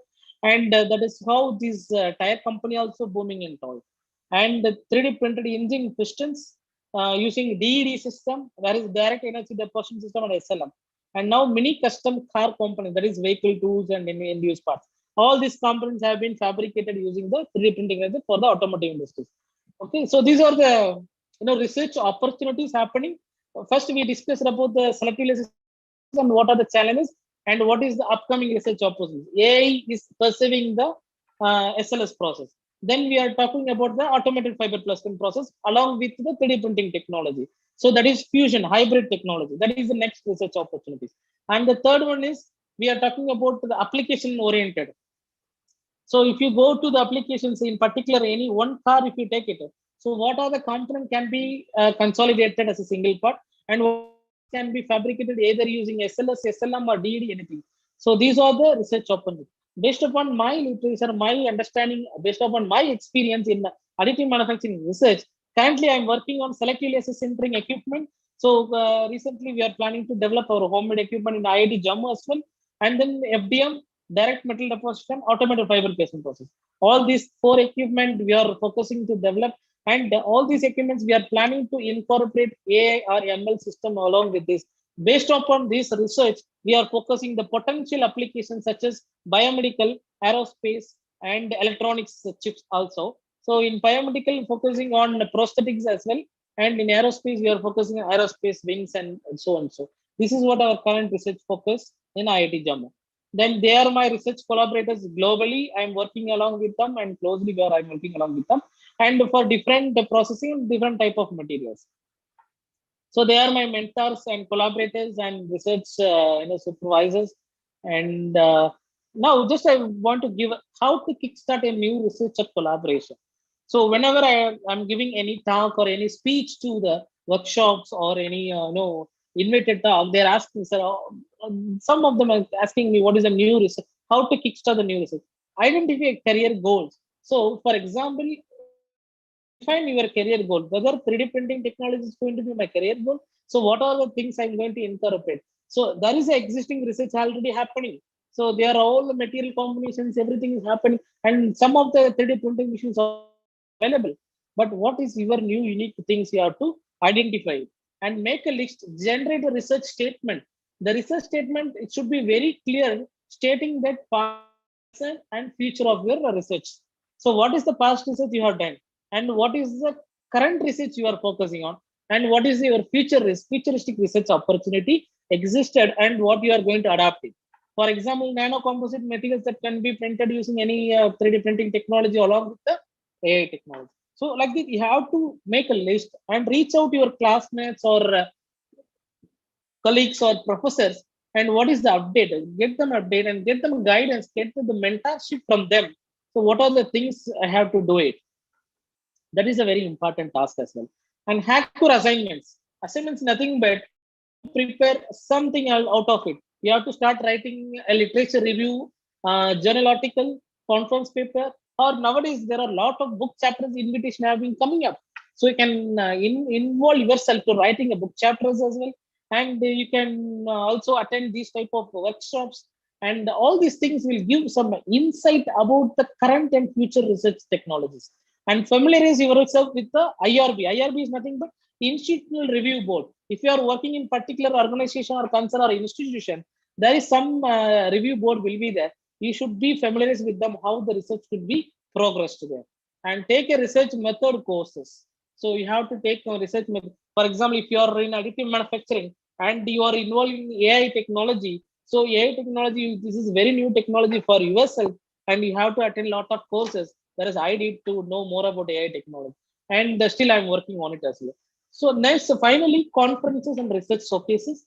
So now this is the time, whatever the idea you generated, whatever the review paper you generated, just to focus with a slight manner without, giving all the hints and ideas you can present in a conference. And the expert from various colleges, various countries, various institutes, various industries will give you feedback about your research, and they will give more suggestions.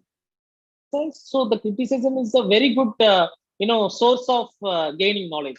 Always I used to say my researchers, criticism is a very good source of earning knowledge. Okay, so those things can also be incorporated, and this is how we can kickstart your new research and collaboration. So thanks, Dr. Pankaj from VIT, me this opportunity to interact with you. Thank you very much. Sir, we can take some quick questions. Yep. Sir, I have a question. Yes, sir, please. Yes, you can go to slide number 25.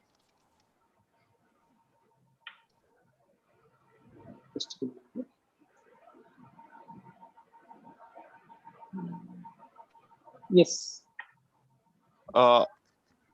20. I think it is 24, 24 or 23, where you have placed the work related. No, 20. This is 24. So what do you want? Let me know. I will tell you what is very. Actually, process parameter you have set for the particular. Yes. Yes. In this slide, you have directly jumped from 5080 mm per second speed to directly 10 something thousand millimeter per second. So, is there any result in between that? Okay. So I told you earlier. So when I was trying to do some trial and error, and I was not directly jumping into it. In between, I was did many trials as well. I want to mention this high level speed I have been used. Then subsequently I have reduced. But from 50802, I tried to 1524 based upon the energy density, because the energy density variation between this and this is going to be changes. Okay, so if you apply this parameter to the energy density calculation, so the energy density variation have been identified, and based upon the energy density, I thought, okay, so as I mentioned earlier, of this particular material have been identified based upon DSC material and DSC material characterization. Based on those results, I was identifying and taking another trial of going into the low energy density value. So this low energy density value I was incorporated based upon this laser power in the box. Okay, thank you, sir. Welcome.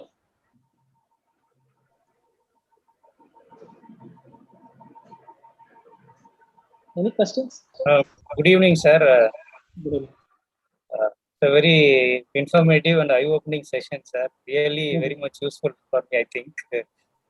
I have one doubt, sir, here. For the optimization of the 3D printing process for particular material, you did the optimization by experimental way. So many process parameters you have optimized. Is there any way to do the same optimization using numerical analysis, sir?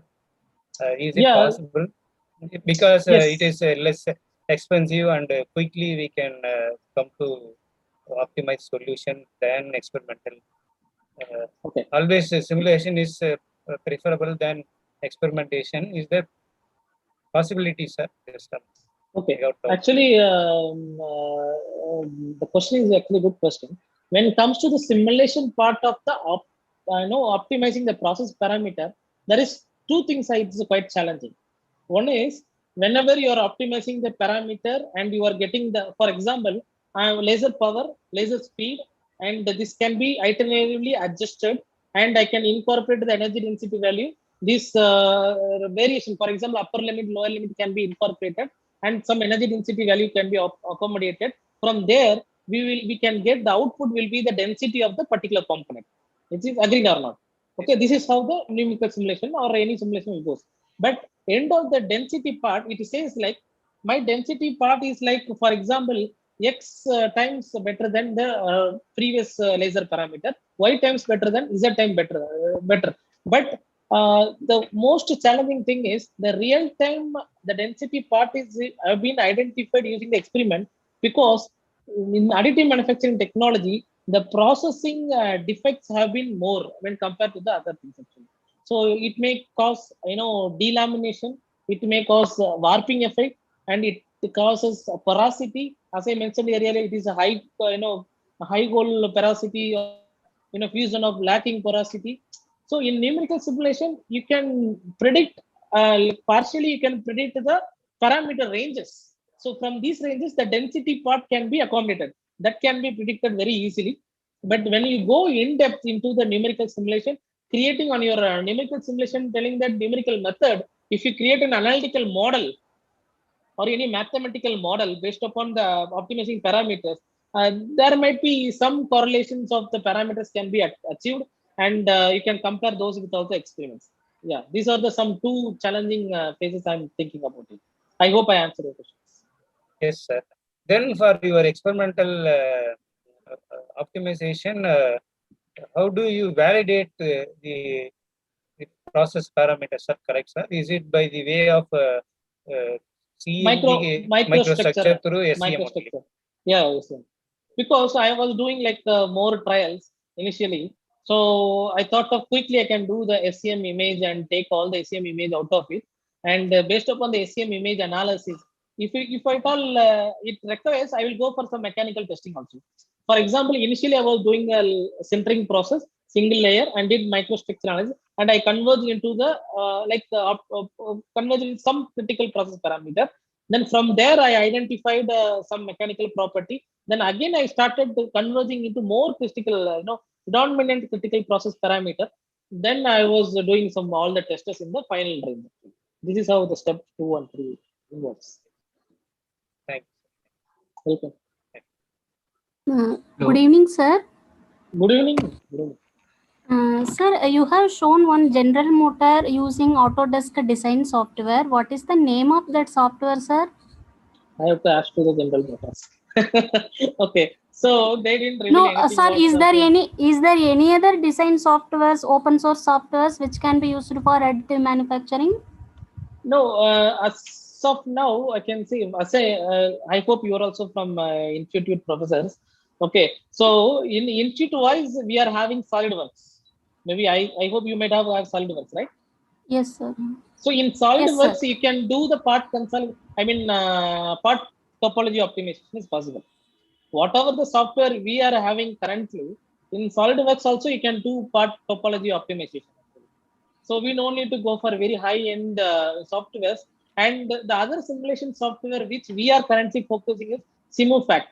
SimuFact, they are having very good simulation protocol and logic. Recently, I had a meeting with Germany partner. So they are talking about the SimuFact as also giving a very good simulation for the processing, actually, not for the part consolidation or design. So for the processing and modeling software, I can say Creo as well as the SolidWorks, in our institute level, that like what is academic level, we can do these kind of activities. But Autodesk, they are working closely with Autodesk and the General Motors. They are collaborated and they are integrated with their own technological software. Sorry for the interruption, sir. Can I? That Autodesk Fusion 360 is having generative design module. Yeah, this is a good information.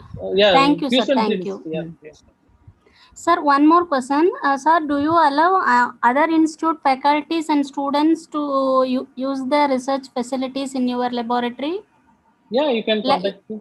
Yeah, that is yes, also. In summer vacation, in winter vacation, other department students, other institute students, can you approach? Can they approach you, sir? You can approach. Okay. You can approach. We usually hire some interns from other university students. So they will work for 1 or 2 months with us or 3 months, and they will do some generation, some reports. Yeah, it is also possible. Okay, thank you, sir. Yeah. Sir, Yes, please. yeah. Concerned with this PMMA work, you have measured the porosity in terms of the percentage. Yeah. That in the next slide, I think it is shown on that 27. Yes. So how this porosity for these specimens were measured? Based upon the weight, Okay. compare the density of the weight of the pure material. So we calculated the technical weight for the particular component, the weight of this, and we based upon the weight ratio difference, the porosity have been calculated. It was compared with which weight? No, for example, if we have the density of the powder of the particular material, right? So PMMA material powder particle will be there, and based Right. upon the powder density, we can calculate the theoretical value for the density of the particular consolidated powder. Okay. Then after doing the experiment of single layers, both the weight can be the weight ratio will give us the porosity percentage. Yeah. Right, sir. Thank you. Welcome. Okay, I think if there are further questions, you can contact Dr. Rajkumar through email. You can visit the website. Yes. So once again, I thank Dr. Rajkumar for giving a very insightful presentation. And I can say that this presentation must be listened by a fifth semester student of all engineering colleges, including mechanical, ECE, to computer science, and even civil engineering. So that's what I feel after hearing you lecture. Thank you very much, sir, for giving a wonderful presentation. Thank you. It's my pleasure and it's an honor. Thanks, Dr. Pankaj, again for giving me these opportunities. And you can contact me, the other researchers, you can contact me through my email ID. And I'm happy to help to all our researchers, both researchers. Thank you very much. Thank you. With this brief note, I will conclude today's session. So tomorrow again, we can meet. Thank you, everyone.